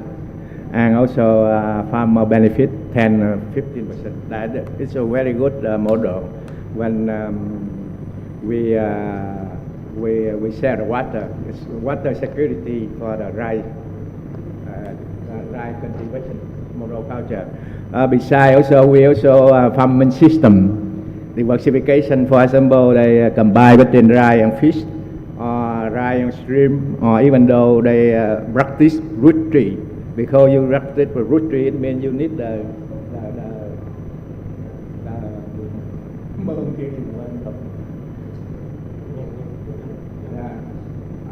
that's one way to storage of the water. So it means combine in terms of the household and community activity also lean together in terms of the ecosystem practice, in terms of the saving water as well. And water security at provincial level, first, very important, we discussed a lot in terms of the ecosystem approach for socio-economic development. And the second one, application of the zone of water security at household and community level. And the third is very important is special planning and integrated sector based on the Mekong Delta planning. And implementation of projects related to issue of the responding climate change impact. That's also at the provincial level. And we come to the water security and subzones in the Mekong River. We combine in two very important policy. The one policy of the Radio 120, which means we change the thinking, not focus on rice for the food consumption. So now priority the fishery, and the second root tree, and the third rice. Because monoculture of rice and also intensive rice for food security, we face a lot of environment, also farmer poor. That is the policy. And policy also combined with the law, blending law. Blending law means Vietnam Parliamentary number 14, 2017. They have the 59 conditions for the planning. And planning like that, it means special planning and also integrated sector on the basis of the water security for sustainable development. That is very important policy approach for the Mekong region. And by the law and also the degree like that, also they combine how in terms of ecosystem approach with the tree-man zone and also inside of the one-man zone of the tree, also classify sub-zone. By that way, at the roving inside also they try to link together in terms of the, I mentioned about the blending. And also the zone of the application of the water security and livelihood improvement at the household and community and provincial level also involved in terms of the blending for the sub-region and also the region.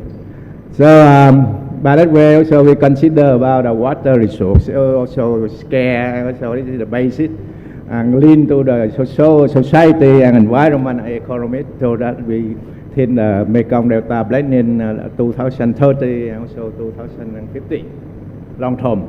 And then because actually when we did our thinking and planning, that depend on the project activity. So in the project priority project, it means depend on the marketing and also provincial linkage for the sector or products.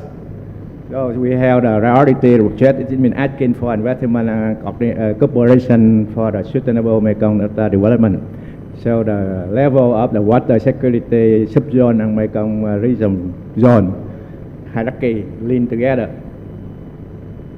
And also national security at the national level, we will say two things, the one, the policy improvement and also the policy dialogue and asking for international investment. The first, because institution and basic implementation special blending and integrated sector for sustainable development of Mekong Delta efficiency. And the second one also policy feedback on the basis of the efficiency output by the four level of the water security and livelihood improvement I mentioned already. And improvement of integrated sector by carrying out a project related to the water security and livelihood improvement efficiency. This is the first policy improvement. And the second one, policy dialogue and asking for international investment because you have the level of the water security and livelihood improvement. So that's easy to talk inside of Vietnam and also with the local and also the local authority and region. And now we talk to the Mekong River Commission in terms of the how sustainable development for each water security for each level. This is very important policy dialogue. And the second one, global policy dialogue, look like we discussed today. I listen also very good information in terms of international thinking about hierarchy of the water security related to much intervention by the scientific by event for the policy, politics or something, or water transparency, something like that. I think a lot of benefit when we talk about the global policy dialogue related to the climate change, especially COP26 or something like that. So it means we can say the globalization in terms of the level number 5. And level number 6, water security at global level rising issue. Very important rising issue in the policy debate in to the MHC, International Agency. It's the first because water transparency and accomplish of the water management scientific by event by transparency and also reinformation for the policy debate of the hydropower by dam construction and climate change impact to social, economic and resource management, not only in Vietnam, Mekong Delta, but for the whole the country who are living in the basin. And the second one, because we know some information chain because of the hydrology power and dam construction related to change of the water flow. This is touch up a lot of unbalance of ecosystem for socio-economic development. and also enrich the vulnerability of the community livelihood. And the second one, reduction of the nutrition movement and also the sediment delivered to the downstream. That also enrich erosion of the coastal line and also landslide as well. And then the third, also reduction of fishery resource and also waterway transportation in the river stream. And also at the global level, we say monitoring the case of Vietnam with 5 levels of water security and its lesson learned to feedback to the Mekong River Commission and others. And also the last, also I think we cannot say China should stop dam construction because the reason why they develop the hydropower, but not only China, but some country down upstream think about that. But the third, also why we don't look for the opportunity of energy balance by replacement of the high power by the other renewable energy, such as wind energy, solar energy, biomass energy, etc. So that at least you maintain a balance between supply and demand energy by the other source. No need for cost for the hydrology. That is also very good for the policy debate. And also because temporary water, for example, I see that I recognize also in Australia more water use in the Victoria, also more salinity intrusion in the island, one country. Even though in the United States, Mississippi River, more agriculture intensive and upstream, so reduce lap, and also the fishery community in the Mexico Gulf problem, only one country. So Vietnam also we belong to the one river, temporary water, so very challenged as compared to the other. That's the reason why our team also asked the win-win inside the country also difficult to win. But in case of the temporary within some countries belong to the water also very difficult. So we look for the best way for the benefit for the whole. So that we have the value of the scientific information and also if you do like that, also effect to the other like that. So the big voice will be better than the one voice to talk to the big guy, I think. Concluding remark, I have one approach for 6 level of water security. And the second one, special planning and integrated sector, very important in case of Vietnam now they apply. This is very good experience in terms of the special planning and integrated sector for the water management, water security. Vulnerability reduction and look for opportunity for the community improvement for those who are living along the Mekong River. This is very important, not Vietnam and Cambodia, but for all. And raising the issue and policy dialogue by 6 level of water security should involve for activity MHC more effectively. MHC coordination of water security by 6 level also should be concerned. By that way we have the same way to talk together in terms of the sustainable development. Thank you so much for your listening. Thank you very much for this very detailed intervention. And our next speaker is going to be Dr. Tran Thuc, the Chairman of Vietnam Association of Meteorology and Hydrology.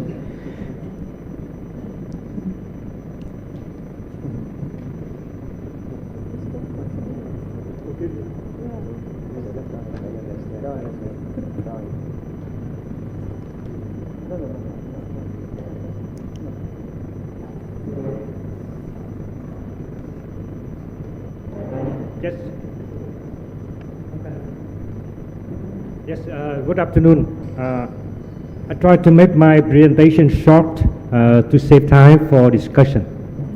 My presentation is on the Mekong River Basin and the transboundary issue on water resources.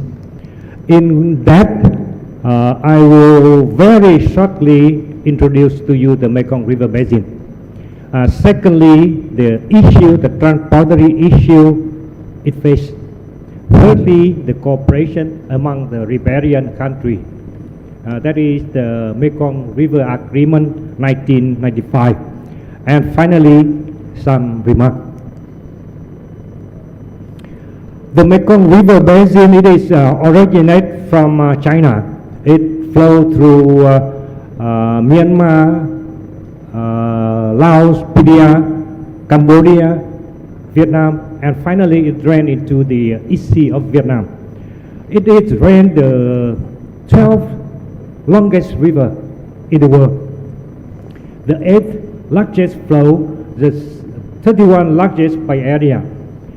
The population in the basin with Cambodia about 13.4, Laos PDR 6.2, Thailand 25.4, and Vietnam 19.8. Totally about 65 million people in the area. The flow contribution to the river as shown in the screen, you can read it. In that, I think Thailand contribute about 9%. Laos 23, and Vietnam a smaller portion. Yes. The transboundary issue including hydropower in China, mainstream and tributary hydropower in the lower Mekong River Basin. We say the area in China is upper Mekong River Basin, and the lower Mekong River Basin including Cambodia, Laos, and Thailand and Vietnam. Interbasin and intrabasin water diversion, irrigation, industry, domestic water use, deforestation, sand mining, climate change, and sea level rise. Of course, sea level rise is part of climate change. Hydropower in the Langkang in China, it's the Langkang River. There are 8 major projects, and in phase 2, about 9 projects. Mainstream hydropower in the lower Mekong River Basin, including Pak Pen, Luang Prabang, Sayaburi, etc. Sambo, 11 hydropower projects. Tributary hydropower a lot in Laos, PDR, Thailand, Cambodia, and Vietnam. It can divide into each country. Intrabasin diversion, there is an idea to diverse water in Thailand from Kok In Nan in Nan River, but that is only under study only. Ongoing diversion, Hua Lang, Chimun, Vaikor, including dam, channel, pump construction in 2016. Sand mining a lot along the river, including Laos, PDR, Thailand, Cambodia, and Vietnam. So the problem with sediment, we can imagine. The hydropower in the mainstream stop the sand. Then sand mining along the river. It made the sediment go to the delta, reduce. According to a study, it may reduce 96% in the future. Land cover change from 1997 to 2016, we can see from the image a lot of change of forest in the basin. The Mekong Delta in Vietnam, it faced 3 directions of impact. In the upstream side, flooding, drought, sediment reduction, as I mentioned earlier. From the seaside, coastal erosion, land subsidence, saltwater intrusion, sea level rise, and inside the delta, it also have the impact of extreme rainfall, flood, drought, overdevelopment of irrigation area, inflexible cultivation system. Climate change is a big issue for the delta. Upstream dam and water transfer inside the delta also. It is estimated that if the sea level rise about 1 meter, about nearly 50% of the delta will be inundated. The cooperation among the 4 riparian countries, that is the 1995 Mekong Agreement. Agreement on the cooperation of the sustainable development of the Mekong River Basin. It was signed on the 5th April 1995. With the overall overview of the 1995 agreement for the policy, the key instrument, principle, the area cooperation. Some observation. The agreement is more than 23 years old, but some core aspects are still under development, such as the procedure are not yet fully implemented and integrated. Guidelines for transparent boundary environmental impact assessment have not yet been agreed. Prior consultation is still being improved. The preliminary design guidance is currently under review. So we can say that the agreement is still a work in progress. Or we can say the agreement was an agreement to agree. But a lot of things have been done through this.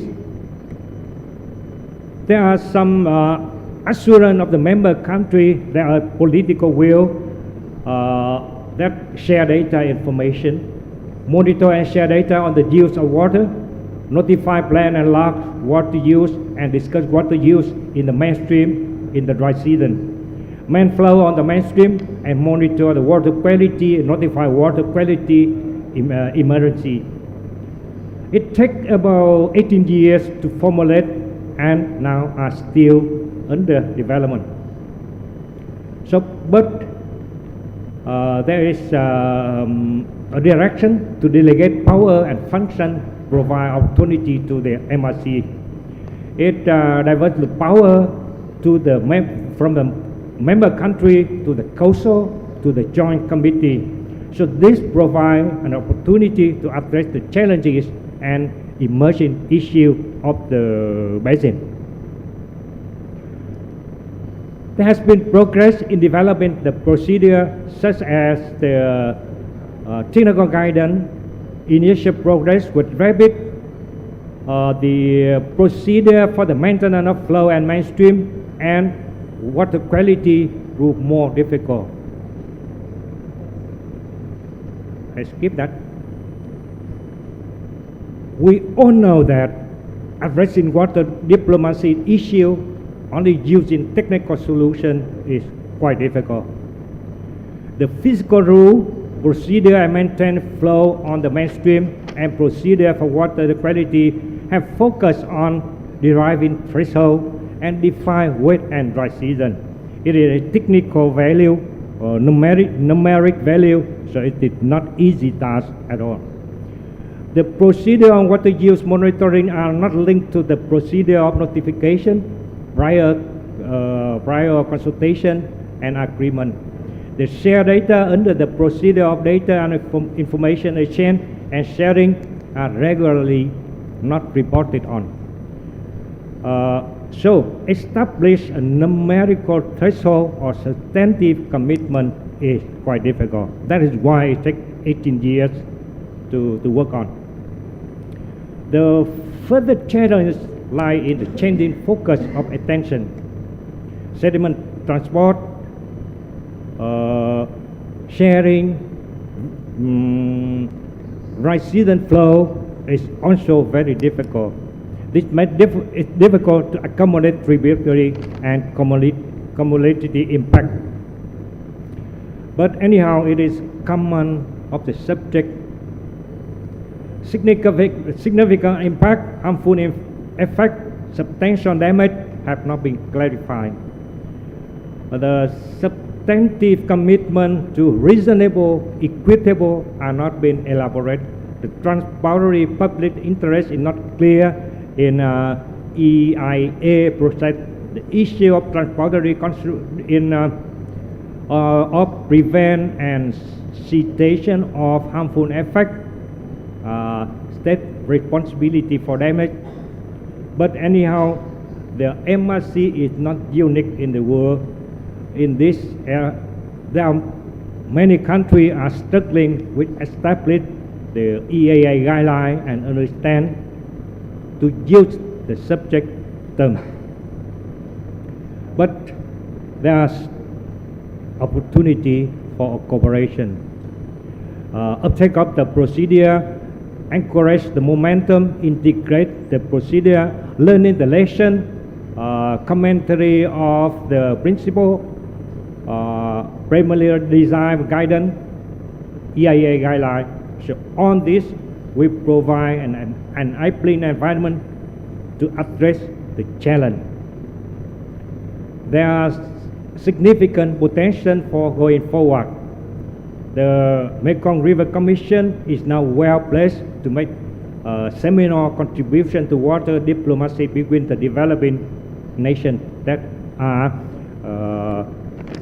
Laos, Cambodia, Thailand, and Vietnam. There is an idea to have a holistic, practical approach for the MRCS.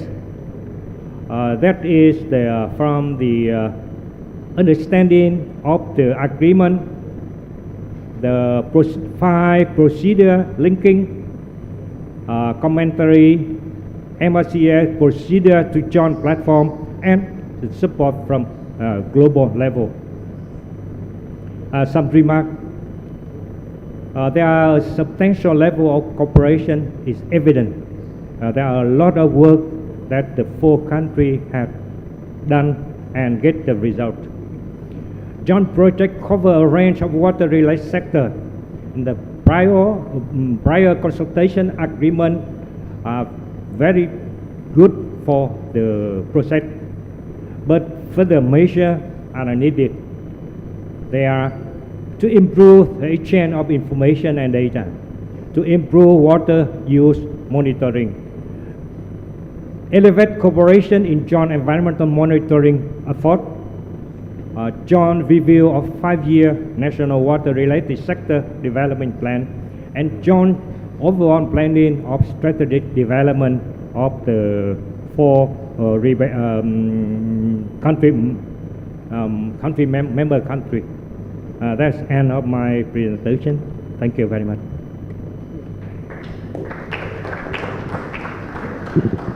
Thank you very much. And our last speaker today is going to be, Dr. Chao Nguyen Xua Guang. Was it all right? Yeah, that's right. The Vice Director of Environment and Natural Resources Institute of the Vietnam National University. The floor is yours.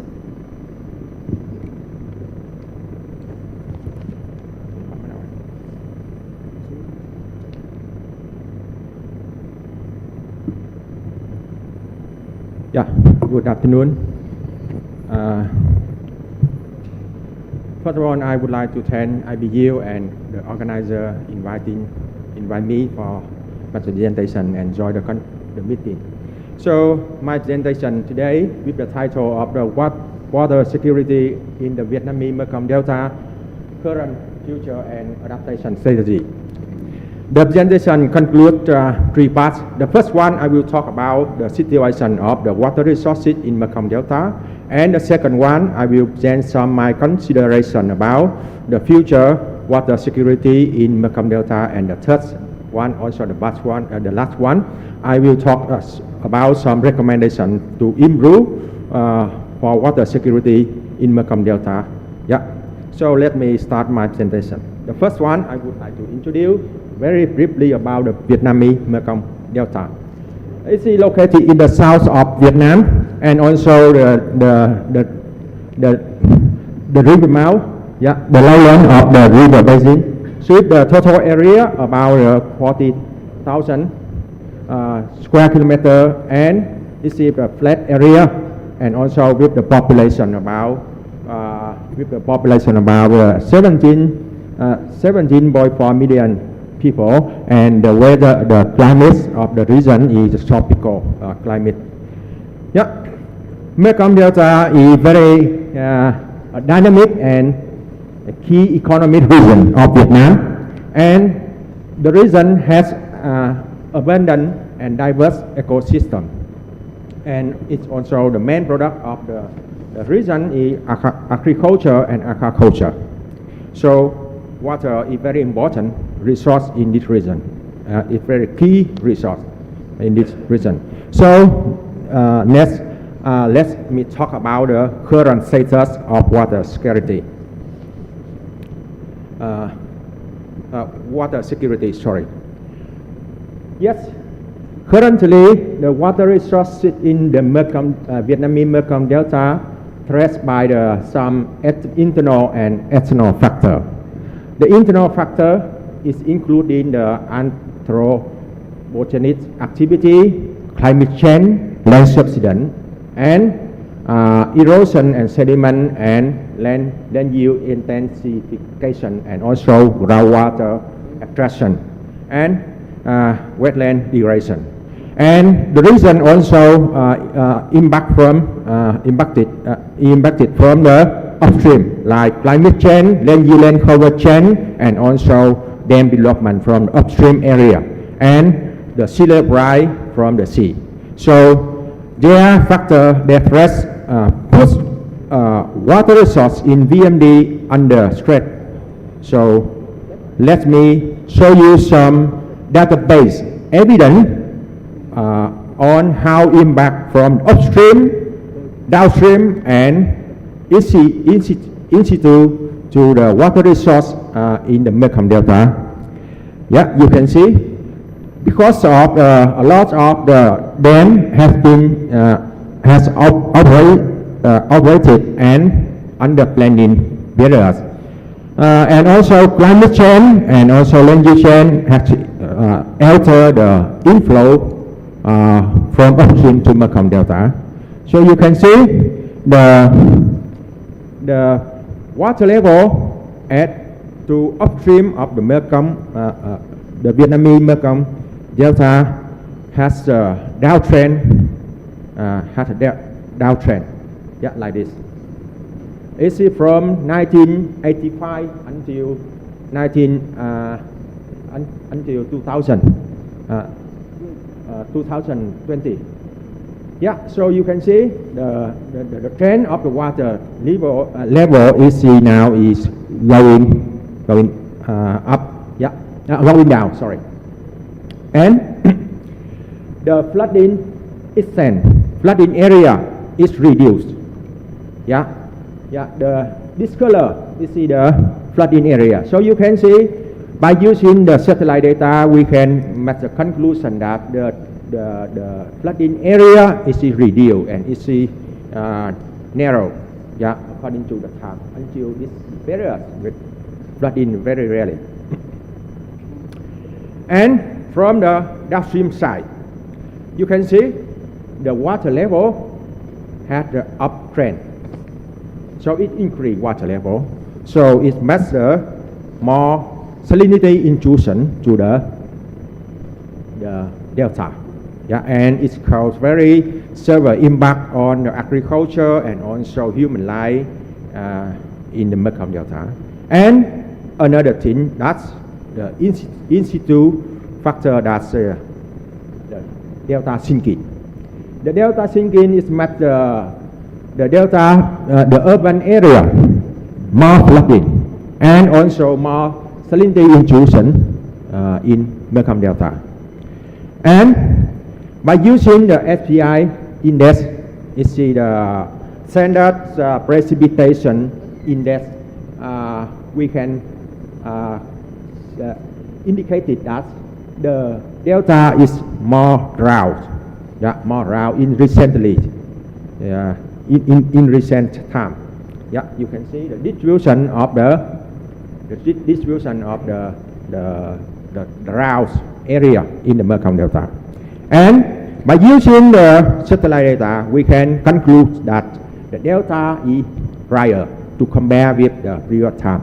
So you can see it's very difficult for the water resources in Mekong Delta.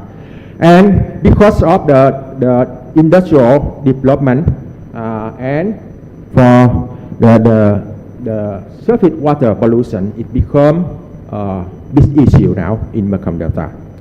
So until now, I can make a conclusion that water is vital for maintaining BMD's essential ecosystem and human life, but it has been changed rapidly recently due to the external and internal factor.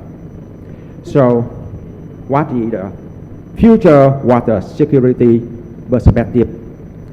Yeah, based on recent research results in the research paper and also some climate change scenario and also research report, we can see that the driver that impact to Mekong Delta, for example, upstream dam is increased, water demand increase, climate change and sea level rise will be more and more in the future, and land subsidence also increase in the future, and extreme hydrological event, it may occur more frequently in the future. So you can see it will impact to the water in Mekong Delta. For example, the flooding is reduced, but it may increase in some case, for example, in an extreme event. And the drought is maybe more severe, and salinity is more severe, and water pollution also. So what should we conclude here? So I think in the future, water resources in VMD are more scarce, degraded, and uncertain in the future. So it makes the challenger for the ecosystem and also for the social and also for the human life in Mekong Delta. So what should, so you can see that water scarcity, water degradation, and the poor water infrastructure, because we have a very limited resource to develop the water infrastructure like dam or the storage water system, the channel, everything. So it makes the water in Mekong Delta become insecurity. And the question here, how we adapt to water insecurity in Mekong Delta in the future. So may I recommend some adaptation strategy for water security in the future.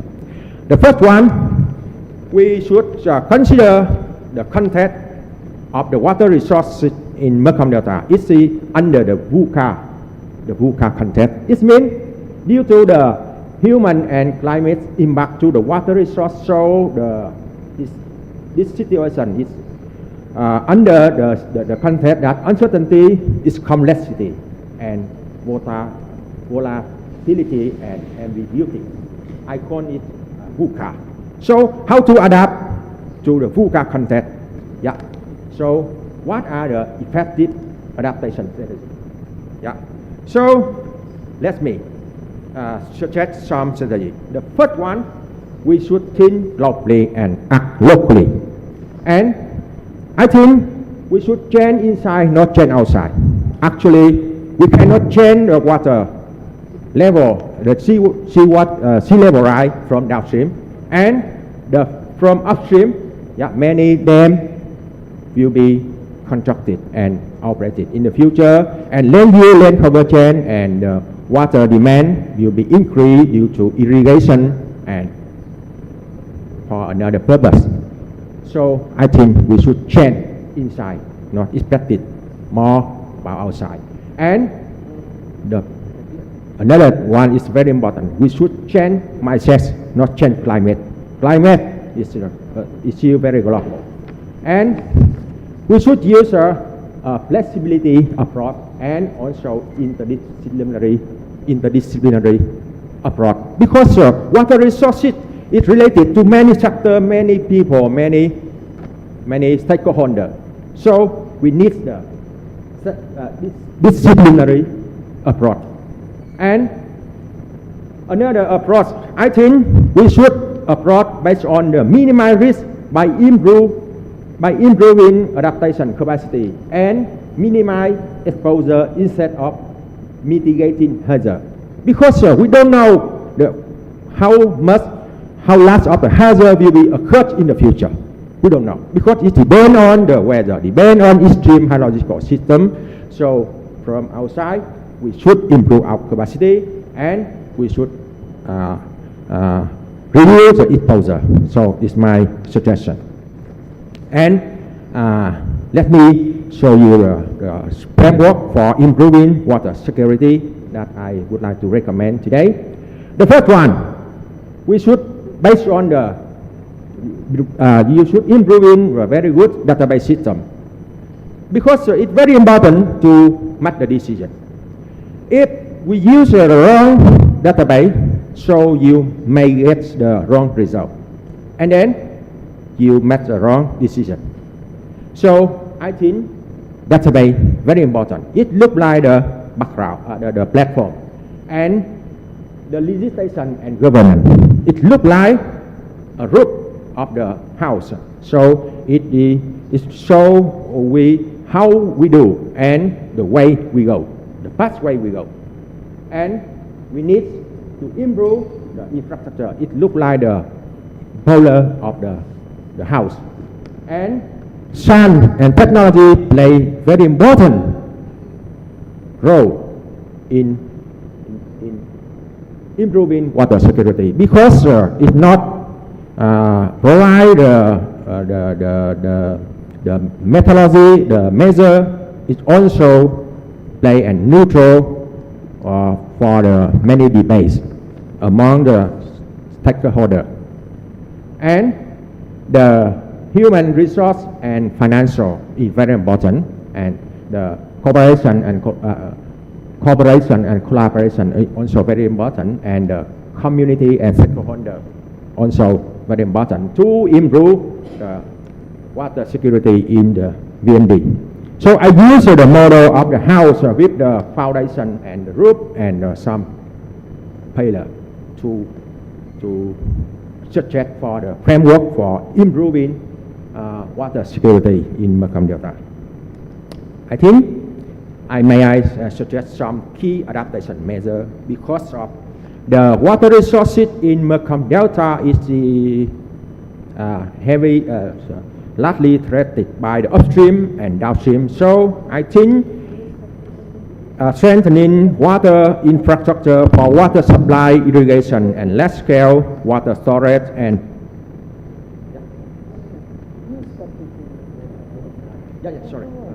is very important. So I recommend for the large-scale water storage in Mekong Delta, and salinity control also very important. Yeah. So may I go directly to conclusion remark? The first one is the multi-threats are challenging water security, which will be more severe in the future. And a VUCA lens should be adopted to develop effective adaptation strategy to enhance water security. And the next one, minimizing risk strategy with flexibility measure and interdisciplinary approach should be applied. And water legislation should be improved to support water security promotion.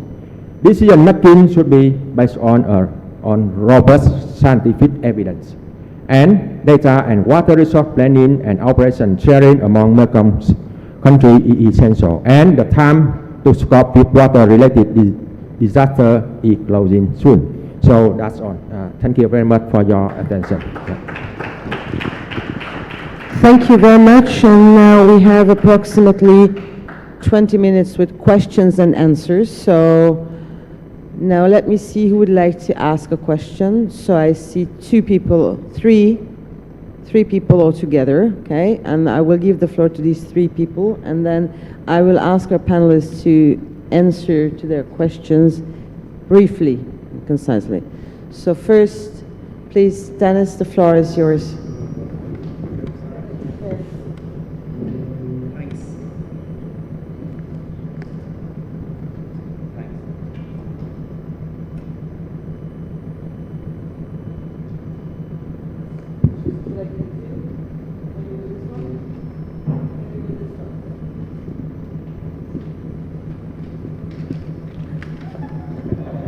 Thanks, Agnes.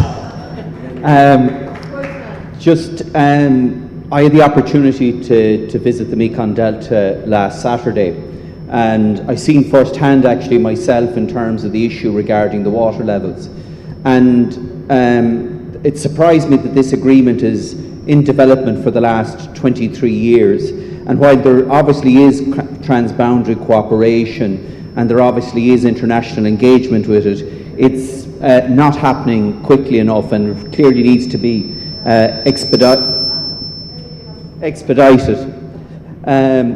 So I think we as MPs should try and amplify the gravity of the current situation and call for accelerated action to prevent further growth of the problem, which could lead to a loss of half of the rice production area in the biggest growth area in the world for rice production. And I think, you know, it is a message that we need to take from Vietnam as MPs back to our own countries and to our colleagues at the Assembly in Angola later this year, because we have enough food crises around the world. We don't need another one, and cooperation here could go a long way to achieve that. Thank you.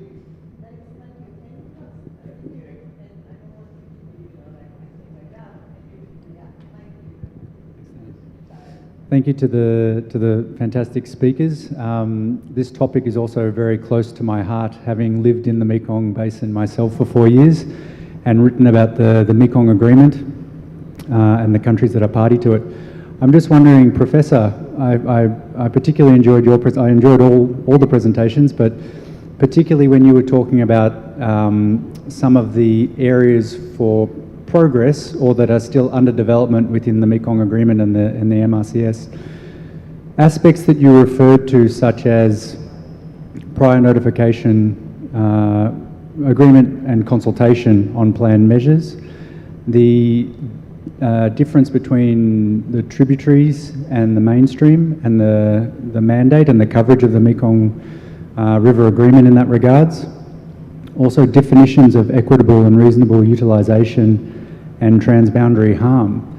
These are aspects that are clearly defined in the global conventions. They're clearly defined in the 1997 Water Courses Convention, and they're clearly defined in the UN 1992 Water Convention.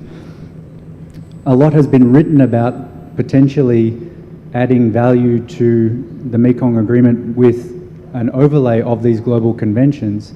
And I'm just wondering, in your opinion, would adding those legally binding provisions to maybe enhance the existing provisions of the Mekong Agreement be of added value? Thank you so much. Can you okay. Okay. Our colleague from the Seychelles Island. Yeah. Please. Hello. Thank you. I would like to thank the presenters for the wonderful presentation. My question is with regards to the collaboration between parliamentary institutions of the region of Mekong. What additional work are you going to do in terms of sensitizing the general public of all the regions of Mekong to bring them on board so as to prevent what my friend Dennis has just said? I thank you. Thank you very much. And now I'd like to give the floor to our speakers. Start. Shortly, I answer your question about concerning about rice production. So I think the position of the Mekong Delta should reduce the area of rice, not essential of rice, because we touch up a lot of environment, also farmer and home. And also in terms of the room for the other diversification, other activity or economies. So we have a blending Until 2030, we maintain around 1,040,030 hectare. That's enough for domestic consumption, also export. And also we have the data prediction until 2030, 75 countries, they use the rice supply and demand. So that there are no reason intensive rise in the Mekong Delta in terms of the new situation.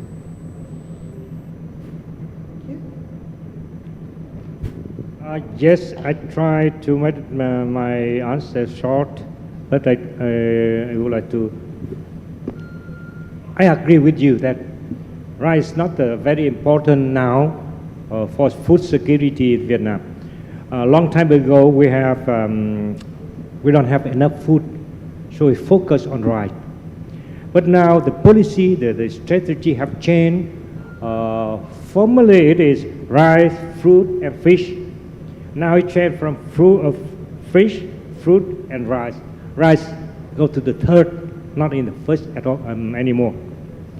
Okay, if I understand correctly, the question from the second question about notification, etc. I agree with you that it is mentioned, it is defined, clearly defined in the Water Convention. But anyhow, it is quite general, not specific. And the 4 country members have to discuss, to negotiate about 80 years, but cannot come to agreement yet. We would like if the convention can somehow help to make this more progress. Thank you. I think the third question is to you, right?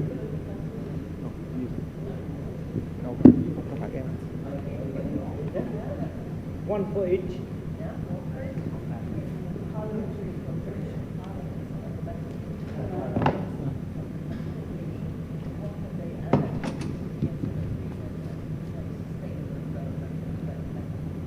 Yeah. So I think could you repeat your question? I lost. Yeah, sorry. Yeah.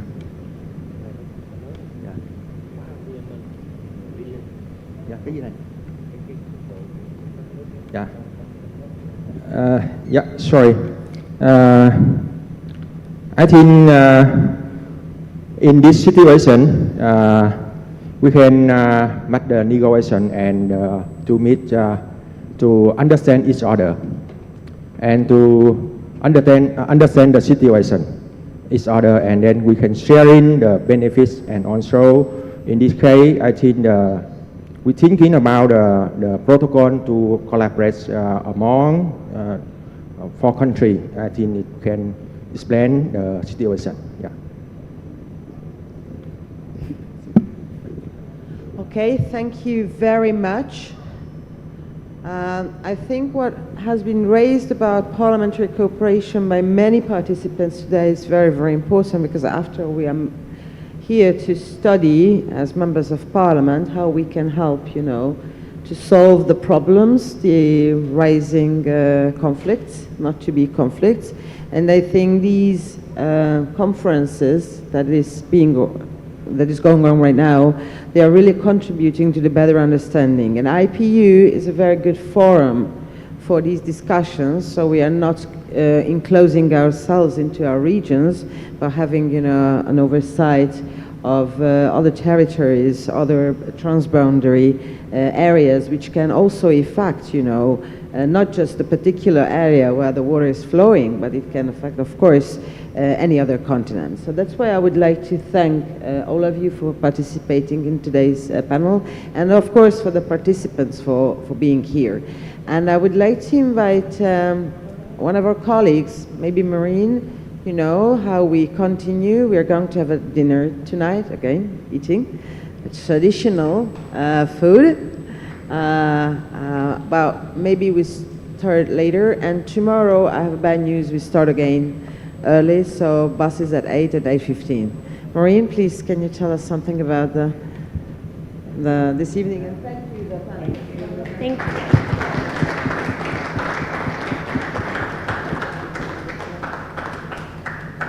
Thank you very much. So the idea now is that we will go back to the hotel. We'll get the bus back to the hotel, and at 7 we will go to the restaurant with the bus again. All right. Thank you very much. Oh, and thank you, Ross.